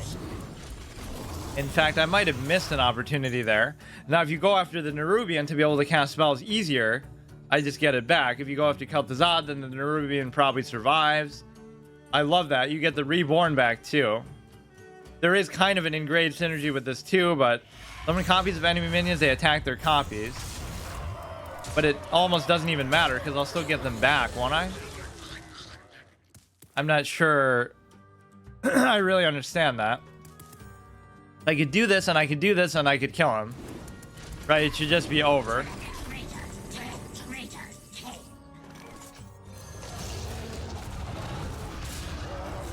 Pretty simple. Lethal A. I like that. So you can kind of bully people a little bit like that in the early going, but it's still not early enough. Like, and they didn't even heal like 1 damage towards their total. So they were just so flabbergasted and worried about my stupid ass board the whole game, which is exactly what you want to do to them. They seem like stunned. If you can see your opponent's face cam. Of course, you can't get past like silver fucking 10 literally with this, but Malfurion versus Rexxar. I hear the call of the wild. I must protect the wild. so none of this stuff is worth keeping. Even in Biggin, I kind of question, but at least if I get a decent starting hand, I can do it, which I do not. So I'm definitely not going to do it. Even if I was to get kel'thuzad first, I still would hesitate. This is going to be way too slow to play anything. The coin kind of helps to equalize that a little bit, but in the big picture it can be a problem. Not really the kind of picture that you would imagine for it. Like, it's already a Moonkin is pretty big. Okay, so we have a 4 cost. Just want to get some stuff that isn't going to be increasing cost first. I've rarely gotten the chance to play both of them too. You almost don't even want to most of the time. But it's good, like, you play one early and then you play one late. Of course, there is no reason to rush it because you can play at any time. It's just not a problem. This is almost like a Renounced Darkness type of thing where, like, it gives you something interesting, but then it costs a little bit... Well, in that case, it costs a little bit less because they know it's going to be unpredictable, random shit. Summon 3 leopard gnomes. I just don't know. I'll do it, but then I don't know what to do with the Embiggen. I still don't want to play it. I'm not going to have anything to play. This will help to shut down the leopard gnomes at least. You just want more things out here to stick, whether it be a fairy dragon or something. Then the buffs will be meaningful. It's actually super annoying. You're going to get 6 damage in no matter what. That would be cute, but... You know what? I don't even mind doing that. Just, like, make sure it survives for the time being. So all 3 of them combined would have been able to kill it. Now we'll be left with 2. And we can do the Spectral Knight, we can do the Wyvern, and we can do... So we do have a 5, 6, and a 7. That's why Embiggen is justified at least a little bit. I feel like that Mechanome guy, the 9 cost, who brings all those back or who summons a whole bunch, never really quite got its shine. There could be some fun things that you do with it, but... Okay, that's unfortunate because... Oh, no, maybe not. Maybe we'll just whack it with my fucking face. Because clearly we're not going to die. I just have no healing or anything either. I have that single 7 cost card, I think, that lets you draw 5 and whatnot. That's about it. I think the most fun thing to do would honestly be to do Arena, just to flesh out a new class, which I didn't do too many arenas with Demon Hunters. It's certainly not like a mind-blowing thing that, like, oh my goodness, you would start playing this game again just because of this or something. Sort of insular mechanics that don't make too many other things in the game fun. If you, after your hero attacks, dredge. Okay, I'm just gonna die. There's nothing I can do. Or you could do some kind of adapt to give them taunt, but it's gonna be kind of too late. 7-6 or a 4-6, obviously just do this. Yeah, I just don't have a way to actually stop this. I could do like a rush, but he's gonna hit me for a minimum of 7 in the next 2 turns. If I do that. Rush or next Death Rattle Beast cost 2 less. Those Leper Gnomes really fucked me over. Is that actually gonna be a meaningful combo? At least if you don't do your hero power. Discover friendly beast to die this game. He's gonna make it cost 4. Oh, that'd be kind of a sick combo if you actually get something from it. Oh, I actually like that. Now we can do the taunt and stuff. I was gonna worry about adapting into a taunt. Although there's almost no point. Well, there almost is no point because he doesn't have anything on the board and he's not gonna summon a charge. So he'll do fucking King Crush, watch. And then I'll have to do the Wyvern into it still. So I guess I owe Galakron a bit of a debt of favor because that really unleashed a lot of stuff here. Now, as far as the elusive stuff, you go ahead and get the high value thing here and just try to beat him down a little bit. I could have done the buff. I would love to do the adapt combo next turn. That'd be beautiful. But I might have to do the rush regardless. I could do the rush and the buff or the adapt and the Spectral Knight. The name dropper, as I call him. Rush and taunt. Okay, not really going to do much for you. Wait, why did that cost 0? Is that because of what he did with the other thing? I feel like that only had to do with like Death Rattle or something. Whatever, it's not like I care. See, my health is low, but he doesn't seem to know what to do about my board.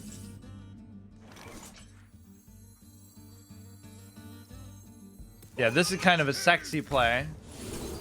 Sell, taunt, plus 3 attack. I guess. There's not really much else to concern yourself with, so how the fuck are you going to deal with this board is the question, and oftentimes if you get to this point, there really isn't an answer, even from some of the newer meta bullshit kind of cards. It still doesn't... And I don't mean like from this expansion, I just mean generally. Is that the... It's one of the Lich King card backs. I don't know if it's actually the one from the quest. But how would you even get that then? This soon? Because you would have to do it through, I don't know. I mean, you're not going to be able to deal with all of this shit, dude. I should have let the Spectral Knight do the honors. But actually, you mathematically couldn't. I guess you get a certain amount just from this, but you would have to do daily quests over... Is that the same one? How would he already have it? Well, first of all, you'll get a whole bunch of packs and stuff. No, that's a different one that you can just buy like with gold. So people are trying to get in the theme of it at least. We have 195 out of 1,000, and you only have 13 days to do it, so it might be actually pretty hard for me to do. I guess I just kind of want it for the fuck of it. You got the golden version, re-roll into normal version of another one. I guess I could just disenchant it instead. That's basically what that would do anyway. I mean, they're all going to be golden. That's what they're guaranteed to be. Why didn't it say it with that one? Random epic time warden. You have to make sure you disenchant all this dumb stuff. Maybe I'll save this actually to be able to do arena since I wasted so much. That looks so much like Sylvanas. Doesn't it? I guess it could be. That's what she moonlights as a translocation instructor. Oh, this is kind of cool. Although you already have fucking Khadgar. Yeah, let's see what actually all the rewards are if you were a degenerate fucking spender. Oh, that's just a card. This whole diamond thing doesn't even really make a whole lot of sense because they do it with so few of them. Chromie, but for what? Golden Anniversary Portrait. For one of the single player stupid modes, I guess. Golden Sunwell. Who really cares about that? That one's actually pretty sick. Oh, you would... Oh, yeah, you can't buy that one. That one's just... I kept looking at it in the menu. That's kind of a good card. Kind of boring. So what, are you a Death Knight Demon Hunter hybrid? What is this? Runeblade. Okay, that one's fine. I don't know, a lot of them just don't really stand out to me. If they have ner'zhul or something, it'll drive me crazy, though. I don't really want it here at such a high reward. Lord Morrogar, some kind of... That doesn't even really look like the diamond one. Yeah, let's see what these ones are going to be. This is Anheld, Dreadsteed Tamsin, and Redeemer Tirana. None of those are even that good. And of course, these are always the fucking same. They should rotate these too. Like for a while, it could have been this set, but then add like a new one every month from some that you couldn't get any other way to kind of just keep it fresh and whatever. Heal 100 holy damage. I'm surprised I've even gotten any of that. Yeah, this is just the reward track shenanigans. And I'm not a big fan of the reward track in any of these games. It's a weird way of doing it, and I don't really like it. It should just be the act of playing games give you rewards anyway, like, you know, like they would in the first place, but it feels kind of too structured and contrived as a way to, like, keep you playing for maybe a period of time, or I don't even know what the exact rationale behind it would be, but the Druid card, I don't want to disenchant. Everything else I kind of do, actually. That was, what, another Crypt Keeper? Disenchant this. Disenchant this. Sylvanas could have really used the keen-eye spotter to see the Lich King coming, huh? Of course, they portray it a little bit differently in the cinematic. I like how that's what happens with some of these series that go on for so long. They'll have like 100 versions of the same event, like Order 66. And Star Wars will be like that. There will be one version from the Clone Wars and one version from the Revenge of the Sith and another version from this other show. It's like they just milk it so hard that they even can't keep their own story consistent with the same exact fucking event. But I still don't know what the concoctions are or what they do. Resurrect friendly undead, give it reborn. Go ahead and get rid of that. Wait, what did I just miss? This one. Oh, you can't even disenchant it. Maybe that's why it makes such a point of trying to tell you to re-roll it. Because, yeah, why would you care about golden cards if you are actually trying to build your collection? If it's what? If it's your opponent's turn, deal 3 damage to them. Okay, just to punish them for killing it. Okay, that's fine. So from arguments, your spells can't target heroes this turn. Spell damage +2. I'm not even really saving for anything particular. That one's actually kind of good.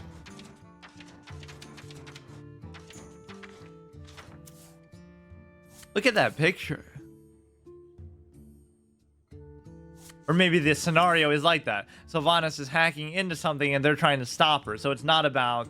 This isn't the translocation instructor. It's the person who's trying to stop Sylvanas from doing that. That'd be a very elaborate way to explain why it looks so much like her.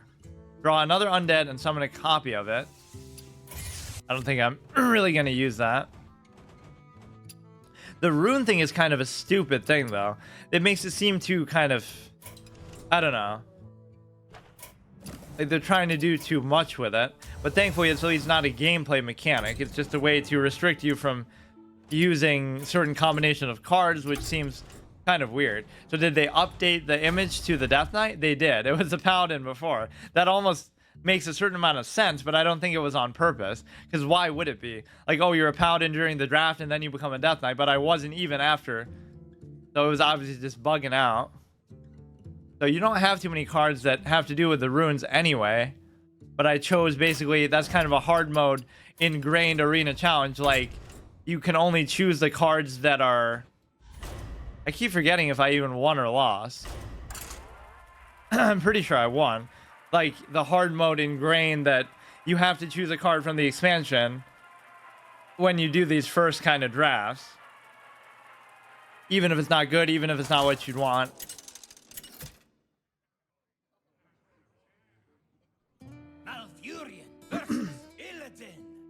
This is kind of nostalgic. I haven't played this so much in one day, like, in a long time.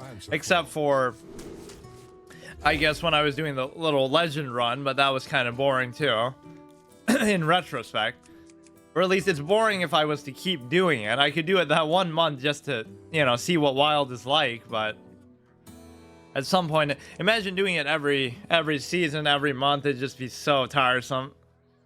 Even if you were making like a living off of doing it, like, oh, Trump or Crip or Amaz or whoever, Ali Straza, Hafu. I don't know what Hafu does these days. He used to play it a lot. She was just good at like everything she did though. She was great at WoW. Some people get pigeonholed into one game and then they can't, you know, get out of it.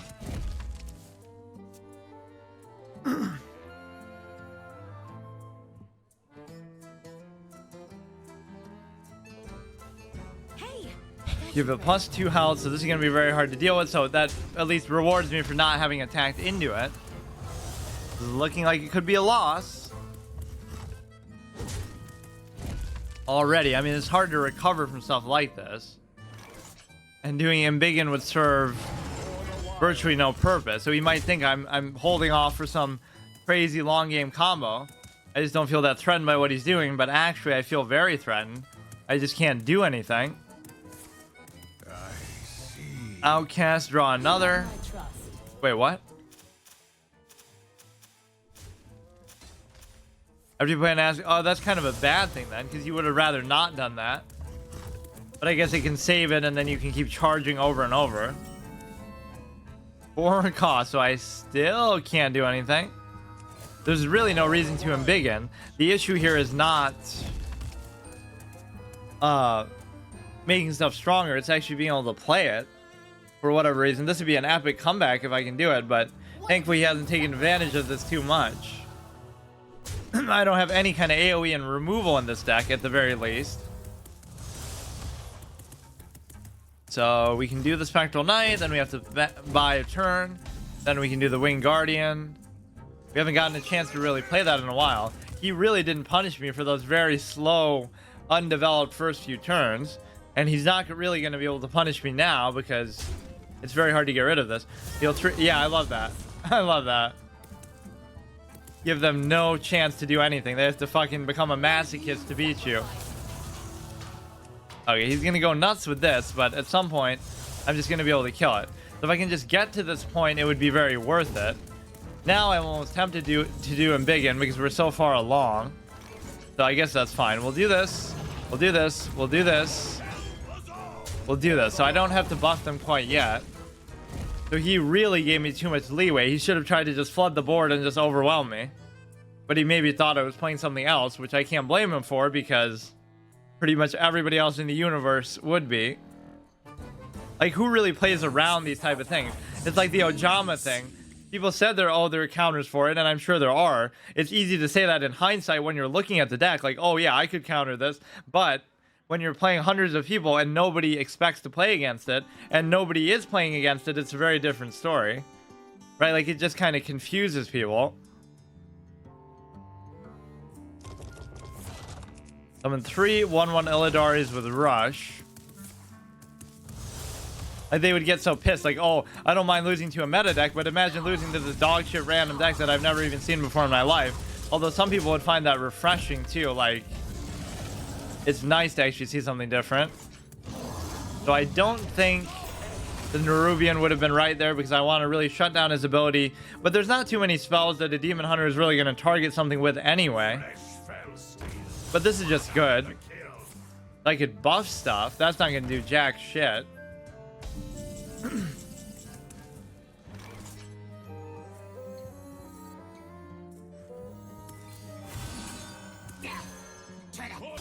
mean, I could almost just ignore it and let's see what he comes up with. Even whatever spells he does are going to cost way more, so just completely shut him down, clamp him down. This was looking like a loss, but now it looks impossible to lose. After your hero attacks, this attacks it too, which really doesn't make much of a difference at all. Oh, that was a pretty good recovery, at least. Yeah, maybe a kel'thuzad. Of course, I can't really... This is kind of a tough spot because I want to attack. Oh, it's easy. The answer is easy because you can just do this and then trade in and then you get it back. And then you can even play this too. And it's not going to have any negative effect now, except you won't be able to play two things at once, kind of. That was beautiful. Working together, like... But this seems more like an actual Nerubian, like not... Oh no, I guess it's still an undead. Show us some Nerubians that weren't undead, like the Anubarak or Anubarakhan, who were, you know, heroes of their kind before they got taken over by the Scourge. Because they weren't always like that.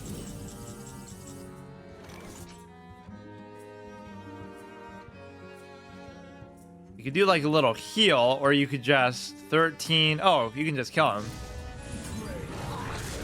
I wasn't even looking for the lethal. So we are actually incorporating some of these RP kind of fitting cards. You do get a little bit towards the... Look at that. Not even hard stuck at silver 10.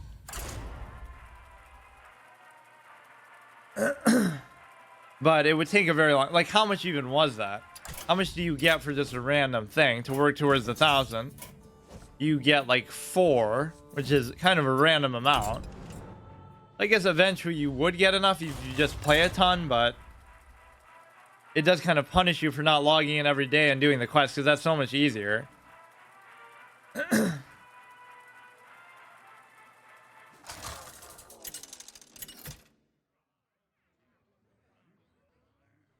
Malfurion versus Gul'dan. Your soul shall be mine. I must protect the wild. So even keeping him big in is a questionable thing, especially if you end up with like a second one. You don't really want these buff cards at the beginning. It just assumes that you'll get a good hand, actually have stuff to play, which you might not. Yeah, like I'm gonna have a turn 4 and a turn 7. So what do I do until then and in between then? It's not like I don't have low cost cards. I have at least 4 or 5 cards that would actually fit, and people are kind of giving me a pass. This is the one time where you lose if they summon a bunch of stuff early. Aggro decks, any kind of just... I like how I always call them rush decks in every other game because they're trying to rush you down, but because the mechanic here is called rush, doesn't actually let you hit their face. That's exactly the opposite of what you would want to do. So I still don't see the need to do him big, and you have to have a certain amount of discipline. The +2/+2 is far less important than being able to actually play something. So if I get like the Spectral Knight here, you don't want to cuck yourself.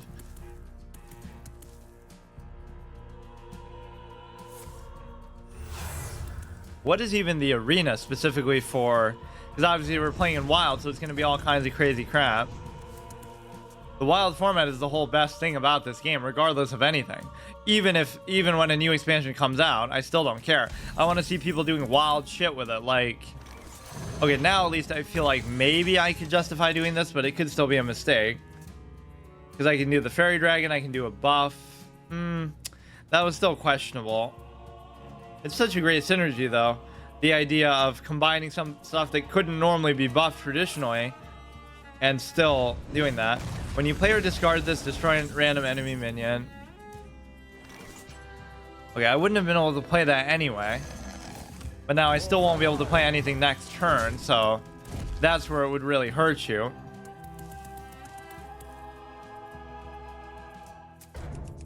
We'll just go on an unstoppable win streak and get to legend here.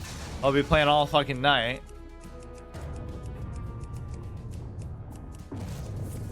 Deal 5 damage randomly spent against all enemy, but I'm not going to lose on purpose. So he's got a lot of ways to remove stuff unconventionally. Yeah, see, this is where the Embiggen really just sabotages you. There was no need to do it. So hopefully he summons something big and I can just take it out. Or I can taunt, or I can do this. It really doesn't matter. This whole spell thing isn't usually good when it's the only thing out there, though. You want to do it to, like, you have 3 things on the board. Now it's going to really put pressure on them to do something about it. I mean, that would still work for this, but it almost doesn't seem worth it. Yeah, see, why couldn't I get that in the last 2 fucking turns? I do have enough low-cost stuff. It's just... at some point they get really frustrated. Like they use so many different things. They're like, oh, he's surely gonna run out of options here, and they just I just never do, as far as things which are hard to get rid of. Like, how many ways could you have to get rid of stuff without directly targeting it? Especially when their stats start to get crazy. So this is where a Lor'themar could be very fun. He's going to double everything in my whole deck in value. So Sogoth is going to be like a 10-18, all this kind of crazy crap for no penalty. Discard. And with the mage one, that would be especially poignant because he's more likely to get duplicated or something protected by one of the secrets. 5-3. Discard a random card, summon a copy of it. It's going to be the 4-8. I almost don't even want to worry about that. What if we just fucking go face? He's going to summon a copy of it, and sometimes it is better just to ignore stuff like that. But you can't even Twisting Nether or something. So it's a great thing, like, oh, they're on curve to play Flame Strike or something, so they're waiting for it, and you know it's going to happen. So then instead of playing Loatheb, at least you play this, and it's like, oh shit, now I have to deal with that first and then play Flame Strike, so it's already over. You just lost. Like, oh look, he's even using the same card back as me. Why does this one seem so much raised? Right, his deck is erect, and mine is just shrunk in there. Trigger a Death Rattle and then destroy it. And so that should obviously trigger it twice. The wording on that is just kind of odd. And summon a copy of it. Could be a time for a buff, or it could be a time for...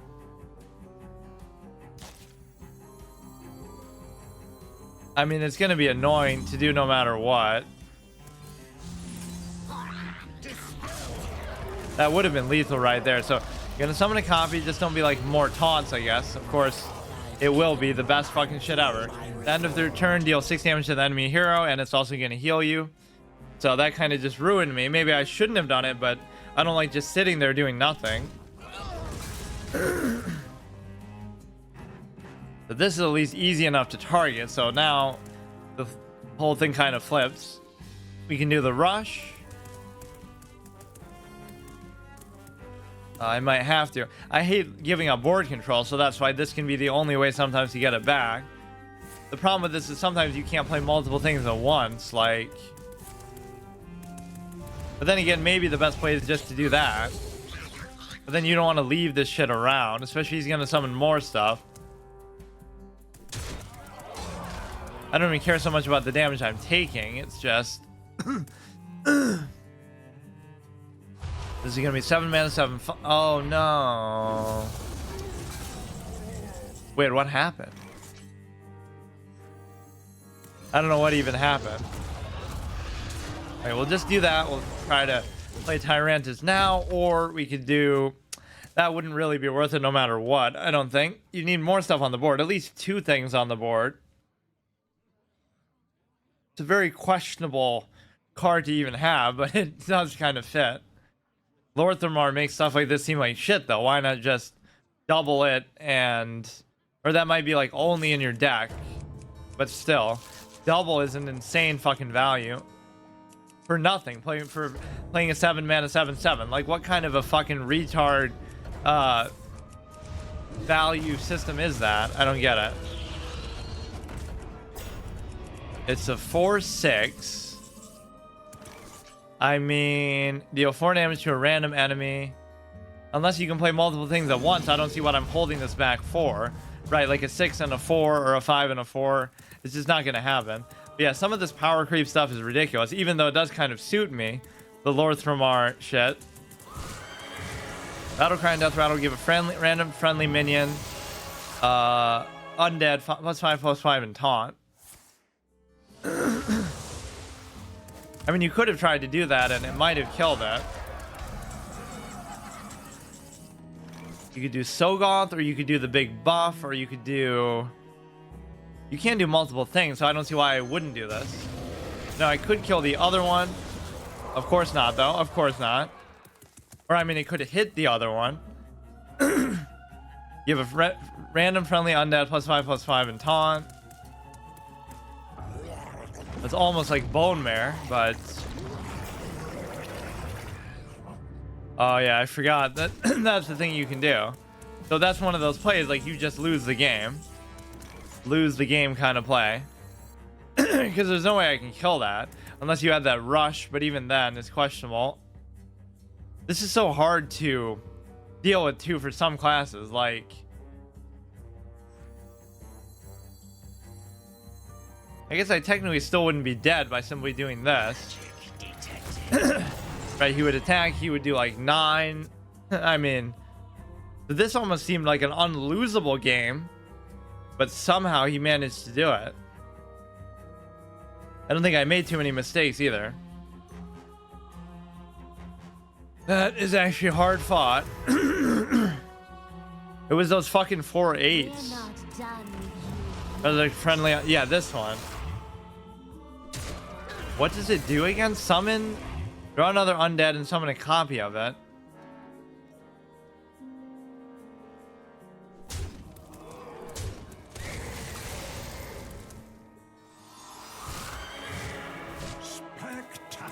Okay. Oh, so he even gave up Gigafin, stupidly probably, to do this. Gonna heal his shit too, though. You see, sometimes it just gets too expensive, is the problem. Oh, it didn't even kill me. Way to try to deny him. It's always tricky with the armor. I always forget that that's gonna save you 1 damage. Okay, so we move on to the next one. Try to BM me a little bit. At least it doesn't do like 1 little tick at a time, the way that some animations would do a very slow damage animation. I really didn't think I was gonna lose that. The 1, 2, 3, 1, 2, 3, 4, 5, 6, and then we'll do the arena. Oh, and then I keep forgetting Justicar. I'll save that just to see. Jaina versus the Lich King. All life must end. What? Some people are pissed that you play as a Death Knight, but then some people are pissed that you don't. Maybe he only wants to play a Death Knight. Arena is a great way, yeah, especially for free-to-play players. At the beginning, that's all I would do, right? Just spam Arena, and you just keep getting your money back to an extent. Jaina versus Lunara. My heart is one with the eternal forest. You asked for it. Get rid of these two, and then I don't know who voices Jaina, but it seems like such a familiar voice all the time. It's like when watching anime, every character feels like they're, or even in games, every character feels like they're voiced by whoever voices Riza Hawkeye.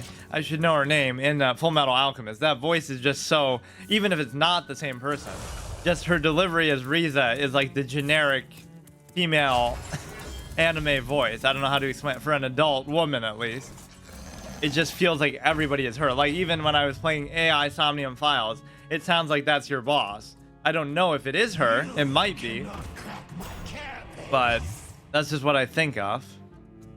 Every mature career female accomplished character ever is that. So you could kill this and then it'd be kind of annoying for me to deal with. That's 1 less for each armor you have. So how did you gain so much armor? Just from that. Oh, so we are seeing a little bit of the top end stuff here. That's good to see, but I'm probably gonna get destroyed. Yeah, look at this value, dude. Turn 3, 8, fucking, oh my god. This is a kind of quick start that you can't really deal with. Now you'll summon the stupid Kodo.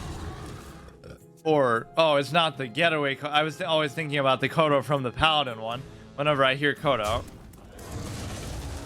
I guess I could have played around that by actually that would have been a better play. So we withstand a very scary beginning, which he maybe would have been able to prevent if he could target my stuff with spells after all. Use 1, gain 12 or summon 2. Yeah, this is the card I was making fun of. That seems like such a dog shit fucking trash card. It really is horrible. At least this will bring it within the threshold of, what does this do? Trigger a friendly minion's death rattle? I'm not sure I really associate that with druids too much. Like, Maybe. Whenever I see a maze like this, I always think of The Shining, the ending. There's so many random things in The Shining that, like, that's why I don't like that everybody always, you know, defends whatever Kubrick does or just blindly, you know, I don't like that whole fanboyish mentality. Like, he's obviously a great director, but he did do a lot of random shit, and not everything he does has some kind of super deep meaning to it. Gain 6 armor. Oh, fucking. Speaking of armor druid, where I always try to troll people, you could let him attack in, or you could just try to kill it with 6. I guess I could guarantee the duplicate, but it's going to be basically impossible to actually kill him. That's the problem. You got 53 health. You're just going to keep getting more. It's just over. Some of these decks are just annoying, says the guy who loved Armor Warriors so much back in the day. But at least that still had some limits, but relative for the time, it was tough. I'm gonna 6/6. I'm gonna let him attack in, and then as soon as he does, I'm gonna get another copy. Or you could do like this.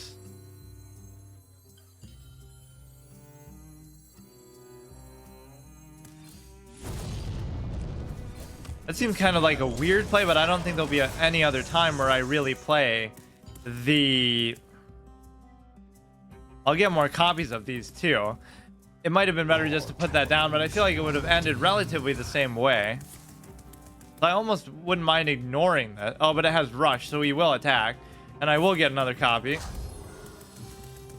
That's perfect.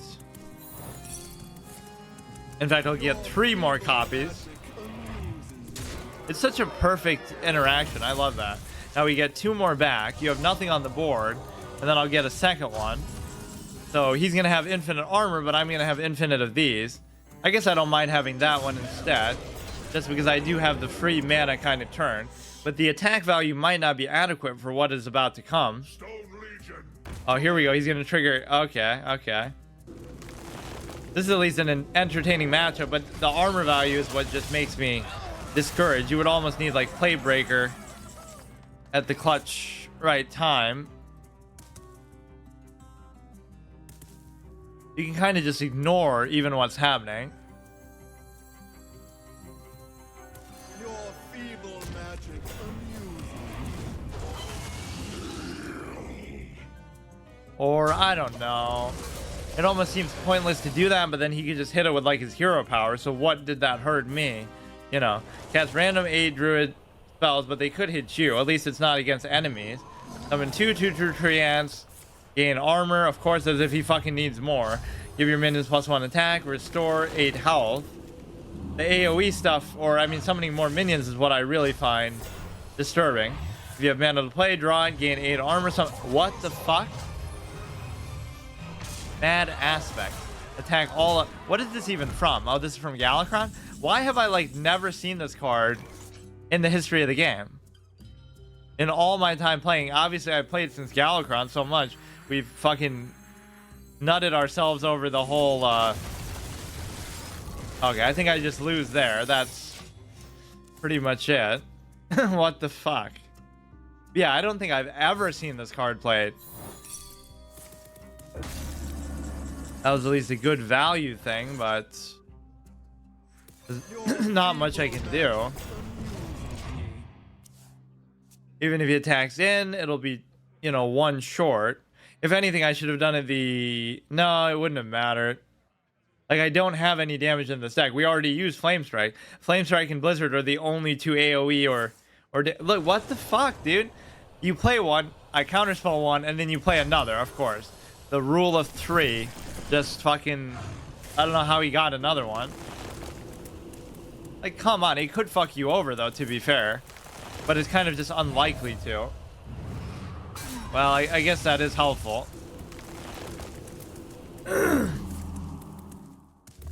You buff mine, you take... That was a net positive.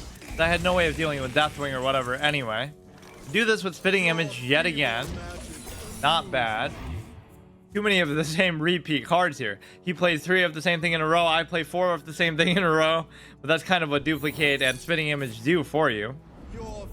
I just can't get through the armor. Like, I even concede mentally in this game. I cannot get through it. It's not going to happen. It's over. He's going to deck me out. It's just, that's it. It's impossible. Like, how would you do 80 damage with all the shit he's doing? I can barely keep up with him on the board.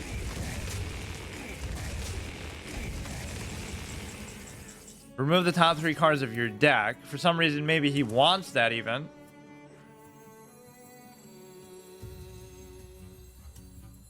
There's going to be no way to really stop this in any case. Yeah, I almost don't even care about this. As far as, you know, you could trade into the 3-4, but let's try to get as much damage in as we can. But I'm completely burned out now, and I'm sure he has another million fucking answers up his sleeve. Like, that's the burnout period you wait for. Like, okay, now he's removed about 1 million minions from my side of the field that can't even be targeted. So can you finally set the cost to 1? Okay. That could actually be a bad play, but they probably have some follow-up. Or maybe not. Oh yeah, set the cost. Now we're going to cuck you hard. Hard cuck turn. That's actually a perfect thing, but again, I can barely get through his armor. It's not spamming, it's art. What, this that I played the same card over and over? So whatever he was going to play here, well, he can still just summon a minion, I bet. And of course, this is where counterspell could have it. He could have just fucked himself over by doing that, but let's see. Whatever he plays, he can get counterspelled, and he doesn't have the luxury to fake it out as much as he normally would. And even if he tries to kill Lothab, the problem is he's just going to summon crazy shit. 49 health is a lot, dude. Now, you might say, oh, he did that to bait. Well, he did do that to bait it out. But even then, it's like, I don't know. You're going to destroy the spell. I'm doing the best I can, but it's kind of miserable that it's just not fair. Like, I can't beat this guy. Everything can go your way and you still lose. Like, you just can't do it. Oh, that kind of fucks over my duplicate, though. Because at least if it had the same effect when it was on the field, I just can't do it. Even that helps for me to extend the shit a little bit, but I don't know what I'm going to do with the Spellbenders. That maybe was a fine time to play it. You just cannot break through his impenetrable fucking defense. I guess if I had Playbreaker in here, that I'd have to counter it. As much as I love the Armor Druid that I used to play, it wasn't quite as broken as this. 5 mana, now he can just kind of do whatever he wants. This card is fucking cancer, I can tell you that already. That's what cost me the last game, too. It is expensive, but that is unfortunate. So let's see if we can't get some value from... Not really, though. Well, Lothab doesn't have a ton of value for me. 5, 5... Oh, it's at least good to do this for Lothab. This is almost the same concept of what I was doing.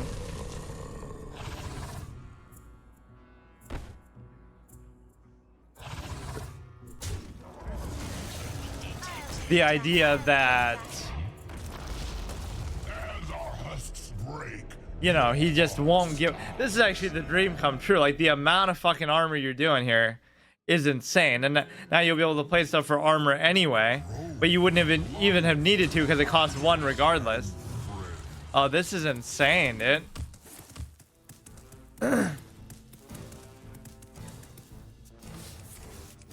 I guess this is a actual meta-ish deck, although I'm not so sure about some of this stuff. Like, do you really care about Cthulhu at this point? Gain 4 armor. Okay, dude. Deal 3 damage to all minions. Your only hope would be to get some insane amount of value from... No, but you can't win. Like I said, the armor is just too much. You can't win. Even if I had Playbreaker, I probably still couldn't win because you just can't keep doing it. This isn't really going to add up quite well enough to do the ping. But that's of course the downside of freezing, right? Like if you, obviously you're gonna get frozen for the next turn. Even if you attack on your turn, it's gonna feel like it's frozen for 2 turns. Yeah, this is just objectively not a possible deck for me to beat with this, which is not a surprise because this deck absolutely sucks anyway. But at least we almost decked him out too. But how much you want to bet he has Mecha'thun or some dumb shit? Let's actually try to get the most value out of this. I'm impressed I even made it this far because it doesn't feel... Oh, right. Because it doesn't really feel like you would be able to, but... I did that for the ping, but it wasn't really worth it when you consider. But this one should only be able to rush. It won't be able to... We'll be able to ping that. He's sure playing into that. Deal 30 damage split. It still won't be enough to kill me, but... Yeah, see, this is one of those that trolls you and BMs you. Yeah, that was literally objectively impossible to beat. You don't even need fucking Cthulhu in there. You could just fucking armor anybody out. Okay, so now we got the 5 left. This will incorporate, I think, Lorthamar, but who even knows? So this will be Blood and Unholy, Unholy, Blood and Unholy, and Unholy. And they're all pretty similar, but I forgot what's even in them. But these should at least be better than the dog shit, whatever base ones they gave us, even if only slightly. What was the 1000 portrait again? I guess it wasn't anything too special, like just him with his helmet off, I guess. Of course, it's always going to be the same character in the 1000 one. It's not like it's going to be a different hero altogether. This ends now. All will serve me. Yeah, this is a recreation. Arthas versus Illidan outside the Frozen Throne, colorized, decolorized. Of course, why would you be using somebody like this? Of course, maybe you could say the Death Knight version, but that never happened. If Charlize Theron's dad was a Hearthstone card, right? From Monster. Really good performance. I don't know what else she's really been in since then. She played Eileen Warnos in The Monster, which isn't even that good of a movie, but her performance was fucking legendary. At the start of your next turn, draw a card, reduce the cost by 1.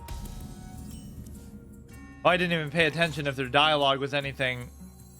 You know, it's almost not even worth it to do that. So this is going to be like the elusive thing that I dreamed of, but it doesn't have much ingrained synergy. But this will be a sick play. I mean, I can't argue with that, because that kind of does the same thing that the Druid cost stuff does, like the 10 cost, +4/+4 to everything. Of course, that's on the field and in the hand, but it doesn't matter. Like, if you do this to these elusive minions, you're going to fucking really shock them. The one thing that annoyed me with a lot of these decks is I didn't have a payoff. Like, I would get the corpse counters and then I wouldn't have any follow-up play. It's almost worth it to do this, but you don't get them to stick around. Is the only downside, which is well worth it, because not only do they have rush, but they have charge. So that makes them seem too good. The fact that they die means absolutely nothing, and it's definitely way better objectively than the Paladin hero power. If I'm a Paladin, I'd be pissed right now. Right, that is like an insulting hero power design.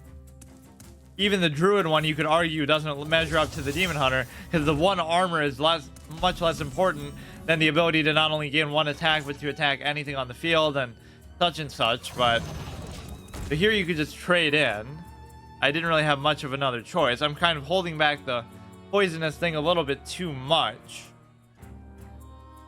I almost want that to be a card. If you get up to 50, you just play a card and you win the game. But it like costs 10 or something. Because it would be hard to really get up there. Well, maybe not, but... Or like some value like that. Or at least it's more of a win condition kind of card. Just like you don't really seem to have a good payoff for the corpses yet. But of course they don't want to overdo it and make everything busted either. Okay, I don't really have much of a choice but to do this. Light of the Scourge, tier 1.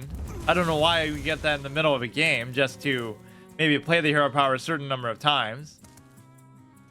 I'm gonna fall in love with whatever the upgraded hero power is.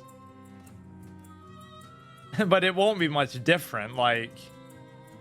Or even the icon will be different. Imagine if I tried and they never even thought of that, but how could they not? Because there's other cards that do it too. I just think of just a card, just a card, just a card, but...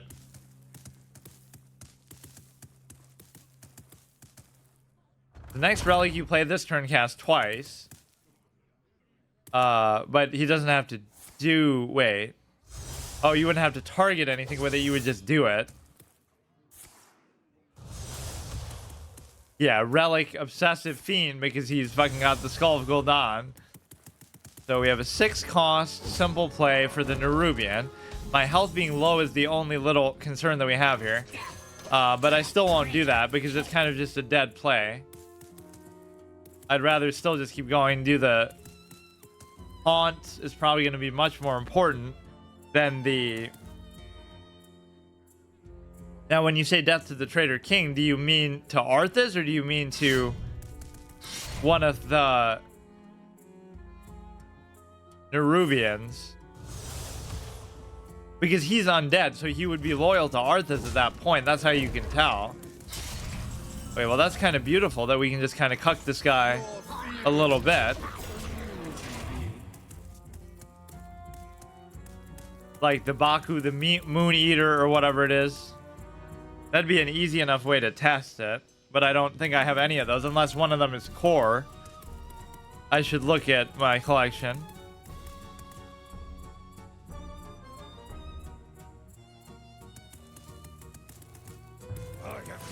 Summon 2, 3, 4 demons with Rush. Yeah, even their hero card isn't that exciting, that Demon Hunter.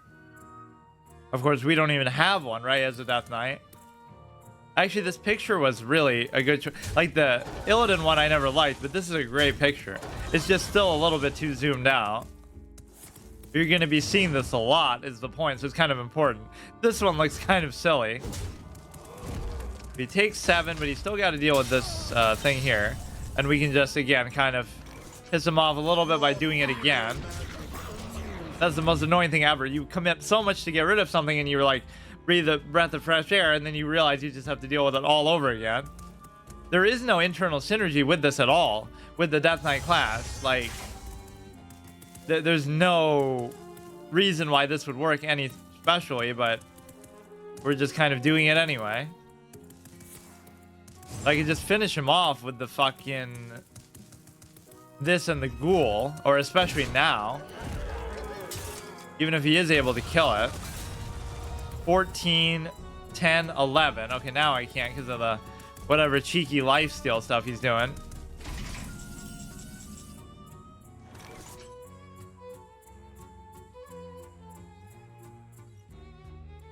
We do 4, 8 like this. And the reason why I'm doing it is because I want everything to stick. I could have done something stronger or seemingly better, like even kel'thuzad. But these things should be there no matter what. It should be very hard for him to get rid of it. What does this even do? +2 attack this turn after a friendly minion attacks. Refresh this. So why would you bother with the upgraded hero power? Get +2 attack this turn, and then you don't have the secondary effect. And you get to play it on curve with a hero card that gives you armor, and like it really put Justicar to shame. All the fucking all the Death Knight hero cards, or all the hero cards in general in the history of the game. There's got to be some fun stuff you can do in Wild with respect to... Oh, those are going to have Rush at least. It's interesting that you decided to kill that one, but not the other one. Or maybe you can still do it with your... No, you already attacked. It might have been better just to kill this. Even if you don't like the spell thing. Maybe he was planning to target with something with that renewed spell cost reduction gone, but... it didn't work, so I'm still gonna hit him for 5. Oh, I'm just gonna kill him with my fucking corrupted Ashbringer. That's the only weapon that you even have, right? Or I guess you have the 2-cost weapon. Yeah, anti-spell Death Knight. Sexy, even though, again, there is nothing to it. It doesn't have any cards that support it at all. Even the one that gives everything +1. Wait, what was I gonna look for? Oh yeah, see if we have like something as part of the core cards, like Baku the Moon Eater or something. Upgraded hero power. Wait, what?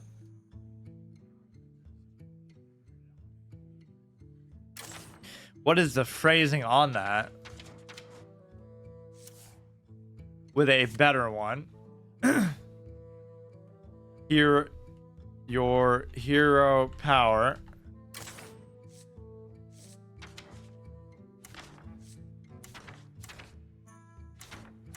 Yeah, okay, that's fine, I guess. We'll figure it out. Okay, so let's keep doing this one.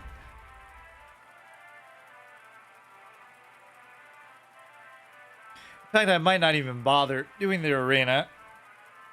We can do that next time. It's not like we have to do everything in one day. But it is fun. It's just like, I don't get this whole rune thing either. Oh, look, we even see fucking the lone warrior in the whole existence of the game. All will serve me in death.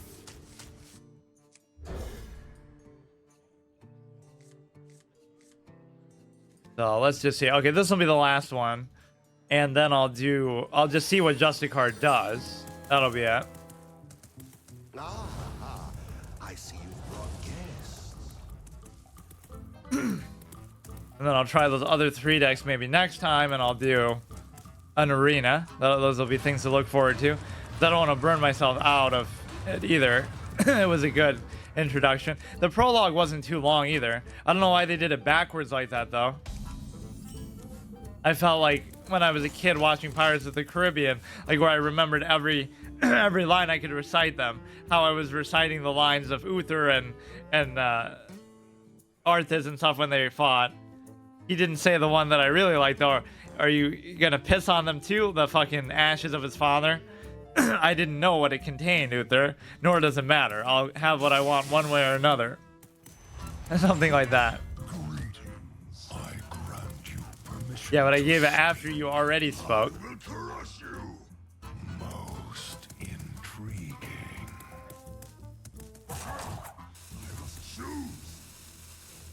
I'd like to hear the voice lines of the other Death Knights too. Whether it be the other, they might be the same even, because the 1,000 win one and the one in the middle are like, they both say the same thing. At last I will have my revenge, or whatever the fuck. Revenge for what? Like, you're the one who fucking fucked over your whole people.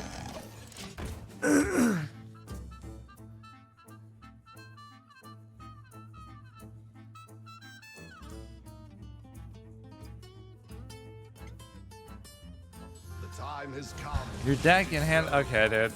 I don't know why I read that like I'm seeing it for the first time. I just can't believe what a fucking stupid thing it is. So if he does hit it, I can do the hero power and the chimera. If, well, there's no if. I mean, he's definitely gonna do it. I think the 40 health thing is just kind of a buzzkill at times. I just don't like it. You could say the 40 card thing is a bad thing, but it's often for the kind of decks that would want 40 health. You know, 40 cards is almost a good thing because you're going to try to stall out the game and just be a fucking pain. Which is kind of my style of play at times to an extent anyway, but trying to think if there's any other fun dynamics that we would look at as far as like what could we do to the Iron Juggernaut that would be different than what we could do before or whatever. And whenever you look at like cards like Renounced Darkness and like Explore and Goro and stuff, they could, you know, it expands the card pool of discover effects and whatnot too. So it's not going to be limited to just like you having to change the deck. It could still be good regardless. All right, let's just do this because for the fuck of it. A whirlwind play here would be pretty strong. I don't even mind doing this just as a charge play. Like, it doesn't feel like bad value at all. Being able to just do one to the face. That's the equivalent of just say, okay, you could ping something. Whether it be rushing into a minion. You don't get to choose what to attack, I guess, if there's taunts and stuff, but still. It's a very strong thing. We're almost not using the corpse mechanic at all here. We're kind of playing a mind trick on them, just... They're trying to play around what Death Knights would normally do, but this isn't a normal situation. I should have probably just done the weapon there, just to at least get it out. And I could have gotten him down to like 14. So if he's just gonna leave this there, I'm gonna keep beating on his face.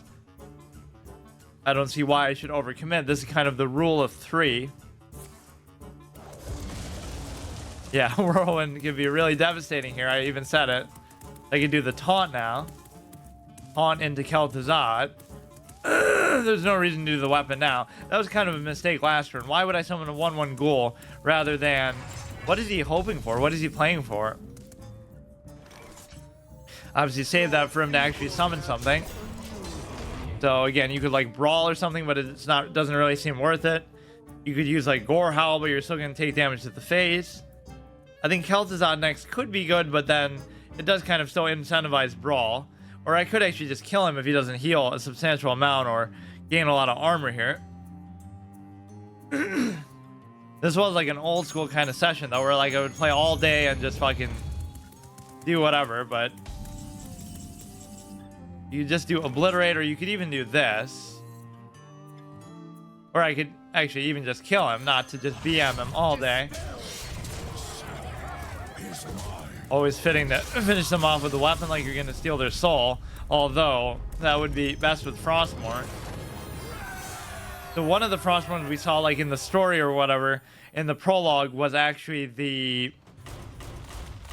I just have to remember, I'll continue on from here and do the rest of these, and then obviously I can try other decks too.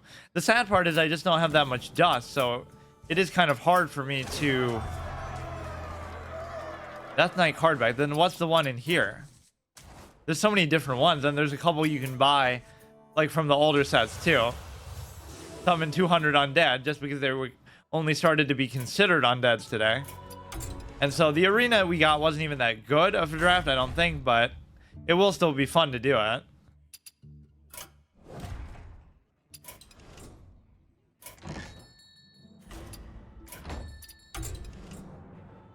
Yeah, that was good. I really like Patchwork. It's a very cool card. Almost seemed a little bit too strong where I didn't think it might... You could play in Standard too. I mean, for whatever stupid reason. I just never really see the point. I mean, how could it not be Standard? What could be in there that would... Even if you make it wild, it should still be play. Oh no, I guess maybe it doesn't let you. Like, what if every card in here is still only for wild games? Just because I choose to convert it to wild, even if there's nothing in there that makes it wild. Okay, I'll just check Justicar here. Okay, let's just see what Justicar does. This is what I was waiting for the whole time. There will be a... It does say upgrade base hero power, so I don't see why it wouldn't work in this context. It's just kind of silly. I might be the first person to ever try this, because I'm sure people would just look up what it does. But how would they even know? Like, from where would they look it up? Because it's like... I guess you could just... Somehow Blizzard would just tell you, but... Unless somebody does it. Because, like, why would anybody bother? It's obviously... Well, maybe there could be some fun interaction with it, but either it'll be a 2/2, or it'll be a 1/1 that doesn't die, or maybe both. Those are the only options. A 1/1 becomes a 2/2, or oh no, there's 3 options. 1/1 becomes a 2/2, everything else stays the same, or it summons 2 1/1s with charge, same effect, same death at the end of the turn, or it'll just be a 1/1 that doesn't die at the end of the turn. If it's in keeping with the Paladin one, then I guess it would... I guess it would... Oh, whoops, I forgot that. It would summon 2 of them instead of 1. Which might be better because you want more of them to die just for the corpse count. And they're guaranteed to die, obviously, no matter what. But I think I would prefer if it was a 2/2. Or... I guess the whole thing of them not dying doesn't matter a whole lot to me. I kind of ridicule that would be considered a negative because you're gonna charge it into something anyway, you know. Most of the time you would want to do that. Of course, you have to wait till we actually get it. I mean, 2 1/1s. Hit him in the face. All I want to do is get Justicar. It is usually pretty easy to cycle through a lot of these decks. just because there's so much fucking card draw. In fact, I was kind of decking myself out a little bit. It's kind of anticlimactic to have the gold one at the beginning, though. Like, what's the point of gold then? The whole point of gold is you have to pay for it, like with dust, or you have to earn it over time, or you get excited that you get it from a pack. If you just start with the gold one day one, then what does it matter? The gold may as well just be the regular. Like, why did they do that? Even though, obviously, it's just a cosmetic. It's just kind of weird. It defeats the purpose of being gold because it doesn't feel special. Everybody can just use it. Now they'll incentivize you to try to get diamond. Okay, hurry up, dude.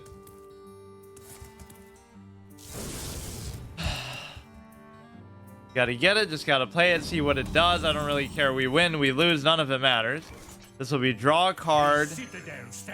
You may as well just do that. It brings it within the threshold. It'll be kind of unfitting too, but I guess the Argent tournament does kind of fit because it happens right before. So what if the Argent tournament and Arthas teamed up? I like how they even call it the Lich King. So this is the one before ner'zhul got written out to remind you of their clown behavior. This costs 1 for each corpse you've spent this game. Spend being the key word because it can be kind of hard to do that sometimes. Raise up to 5. I will have 5 actually. Whether he trades in or not, I'll just do it. I'm just trying to get to the end game point of this.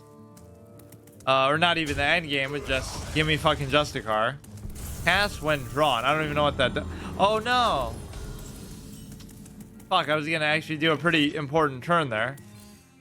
2 1/1s with Reborn. Not really that good.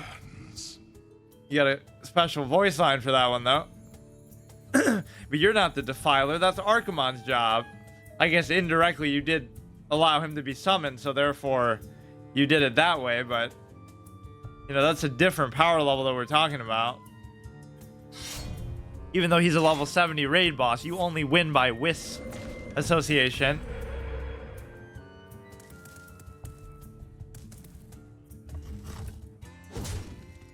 So I guess I'll be able to do that, but they won't be. Oh, they will have Rush actually. I mean, if I get just get Justicar, I would kind of want to survive long enough to be able to play the effect though too. It won't be anything groundbreaking or exciting. It's just kind of cool to see, especially in the absence of a hero card. Imagine having Death Knight hero cards for every class except for the Death Knight. It's just not going to give it to me though. What the fuck? Up to 5 of them. 2, 4, 5, 2, 2, 2. And then you still have a 1 cut. You have a friendly undead +2 attack. Kind of pointless to do it this turn. We kind of missed the boat. Come on, you're gonna really make me fucking wait for this too? This whole experience has just been waiting, like I'm frozen in place. Almost like the theme of it has something to do with ice.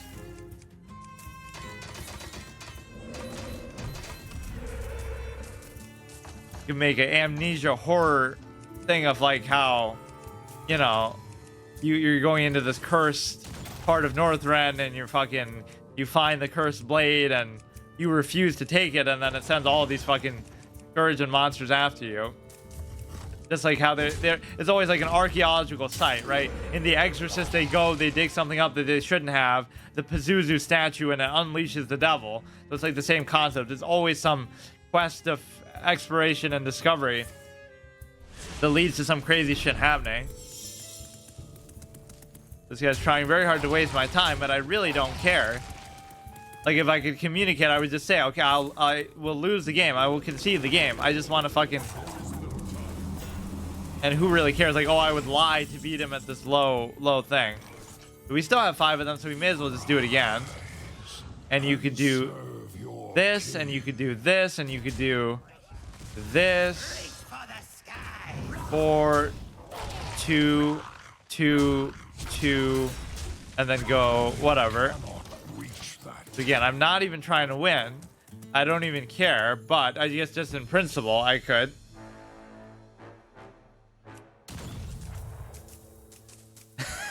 This is amazing. Too bad I can't upload stuff like this because of the whole affiliate thing. You would have to wait a certain period of time. So that's why like a lot of these big channels have like, you know, fan channels that upload stuff the same day, but that's kind of unfair to the streamer too. Not that they necessarily care at that level, but like, you know, XQC's highlights will be uploaded from the same day's stream before he can even do it, because if he does, he's breaking the affiliate whatever partner agreement too. They might make exceptions for people that big, but still, it's like raise all of your corpses, which I only have 3, so I don't know about that. Do a 2, do a 3, do a 3. Boy, I'm just kind of waiting to draw this card. It's going to be the last card in my fucking deck. This is the hardest challenge of the day. Just getting Justicar and the Lich King to parlay. World first upgraded Death Knight hero power. I guess I could have done that if I just did it the first game, because who would have tried to even do that? And why would it even matter is more important, and it doesn't. I don't want to even fucking beat him though. Yeah, now you just build up a whole bunch of fucking corpses. Why didn't that count? It didn't. What the fuck? Draw a card so we can draw every card in the history of existence, and it won't be summon a 2/2 on the. Don't resign though. Don't do it. Don't resign, please, because you get to. You still have 36 health, first of all. Yeah. I want to see like a super high total for this, because it'll give it like a crazy buff. Of course, they won't have charge, so it doesn't matter. They'll still just deal with it. When it says give it to 1, for each one they can't give 1 +2/+2, so you can choose to give all of them +2/+2, or you have to give it to the same one. Give 1. It is kind of tricky text there. Okay, let's just wait and try to do... draw your highest cost minion, which might be Justicar still, but it's probably not going to be. Oh, I won't get it yet, though. Then 3 instead. The only problem with this is you don't really have the choice but to do it. Right? You kind of just have to do it. So you're going to kind of cuck Marogar all day long, the way that this is kind of cucking me. Infused at the end of your turn. Summon 2 random basic totems. Okay, that's really gonna... I mean, clearly I'm gonna win this, but I don't care. So I'm glad he's not resigning it or dragging it out, at least. Or that he is dragging it out. Hit like this. Hit like this. Hit like this. Hit like this. It's fine. Boy, they are really gonna make me wait for this one, huh? Even with all this card draw and stuff. Of course, 4 of the cards in there are just those stupid little summon a 2/2 peasant or whatever. So I really only have 14 cards left. After you summon a 1-cost minion, give it +2/+1. I haven't seen this too often in a long time. Of course, in Wild, like even when I was ranking up, you could have seen literally anything, but we ended up seeing a relatively minuscule variety of decks, especially at least at the top end, like in Diamond.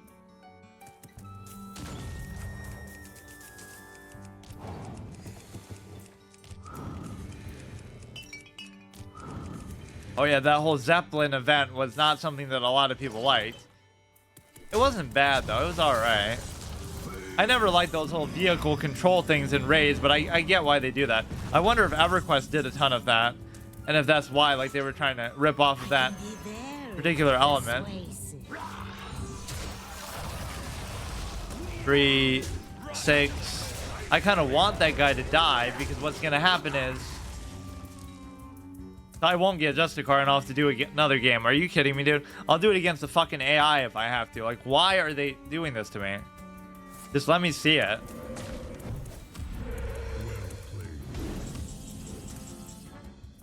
Don't resign. Don't resign. Yeah, I'll give you false hope. I'll let you win. I will let you win. Please win. But just let me fucking see this shit first. At the end of your turn, you give +1/+1 to everything in your totem battlefield. Imagine giving +1/+1 to everything.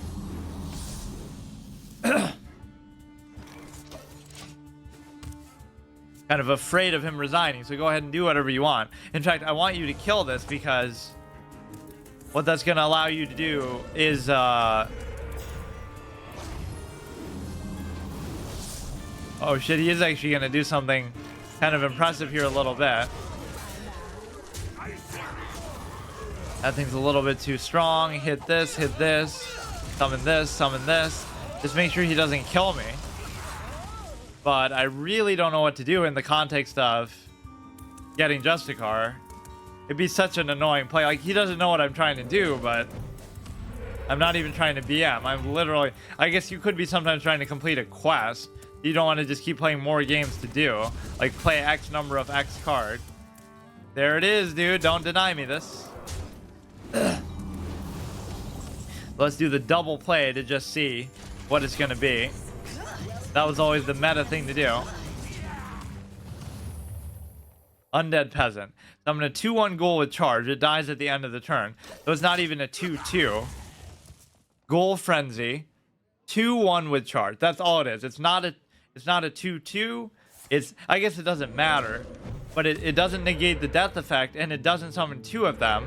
It only, so the regular effect is good, but the upgraded effect is kind of relatively shit. Oh, now I'm gonna win just in principle. You think you can get one off on me like that, dude? Are you fucking... Okay, now I'm kind of pissed at this guy. 8, 6, 2, 1, 1, 2. Well, it's possible you can still kill me, but... Go forth and defile these lands. Yeah, creative thing with taunt that would have really... Oh no, it's gonna be the death rattle. You shall know my cruelty firsthand. Most intriguing. Imagine the Lich King lost to whatever the fuck this thing is called because he wanted to dick around with Justicar Trueheart. That's what women will do to you, am I right? Holy shit. So it makes only a 2-1 Ghoul, which is a dog shit upgrade. It should make 2 1/1s with charge still and dies at end of turn. Or it should make it a 2-2, well, close enough. Or it should make a 1-1, same thing, but it just doesn't die at the end of the turn. You get to keep it. Any of those would be better than what they did. But of course, nobody's going to be complaining about it because nobody even knows. Why didn't it say this before? The Lich King called Heed Your Summon Frozen Throne. It's the same fucking thing. Why is it doing that?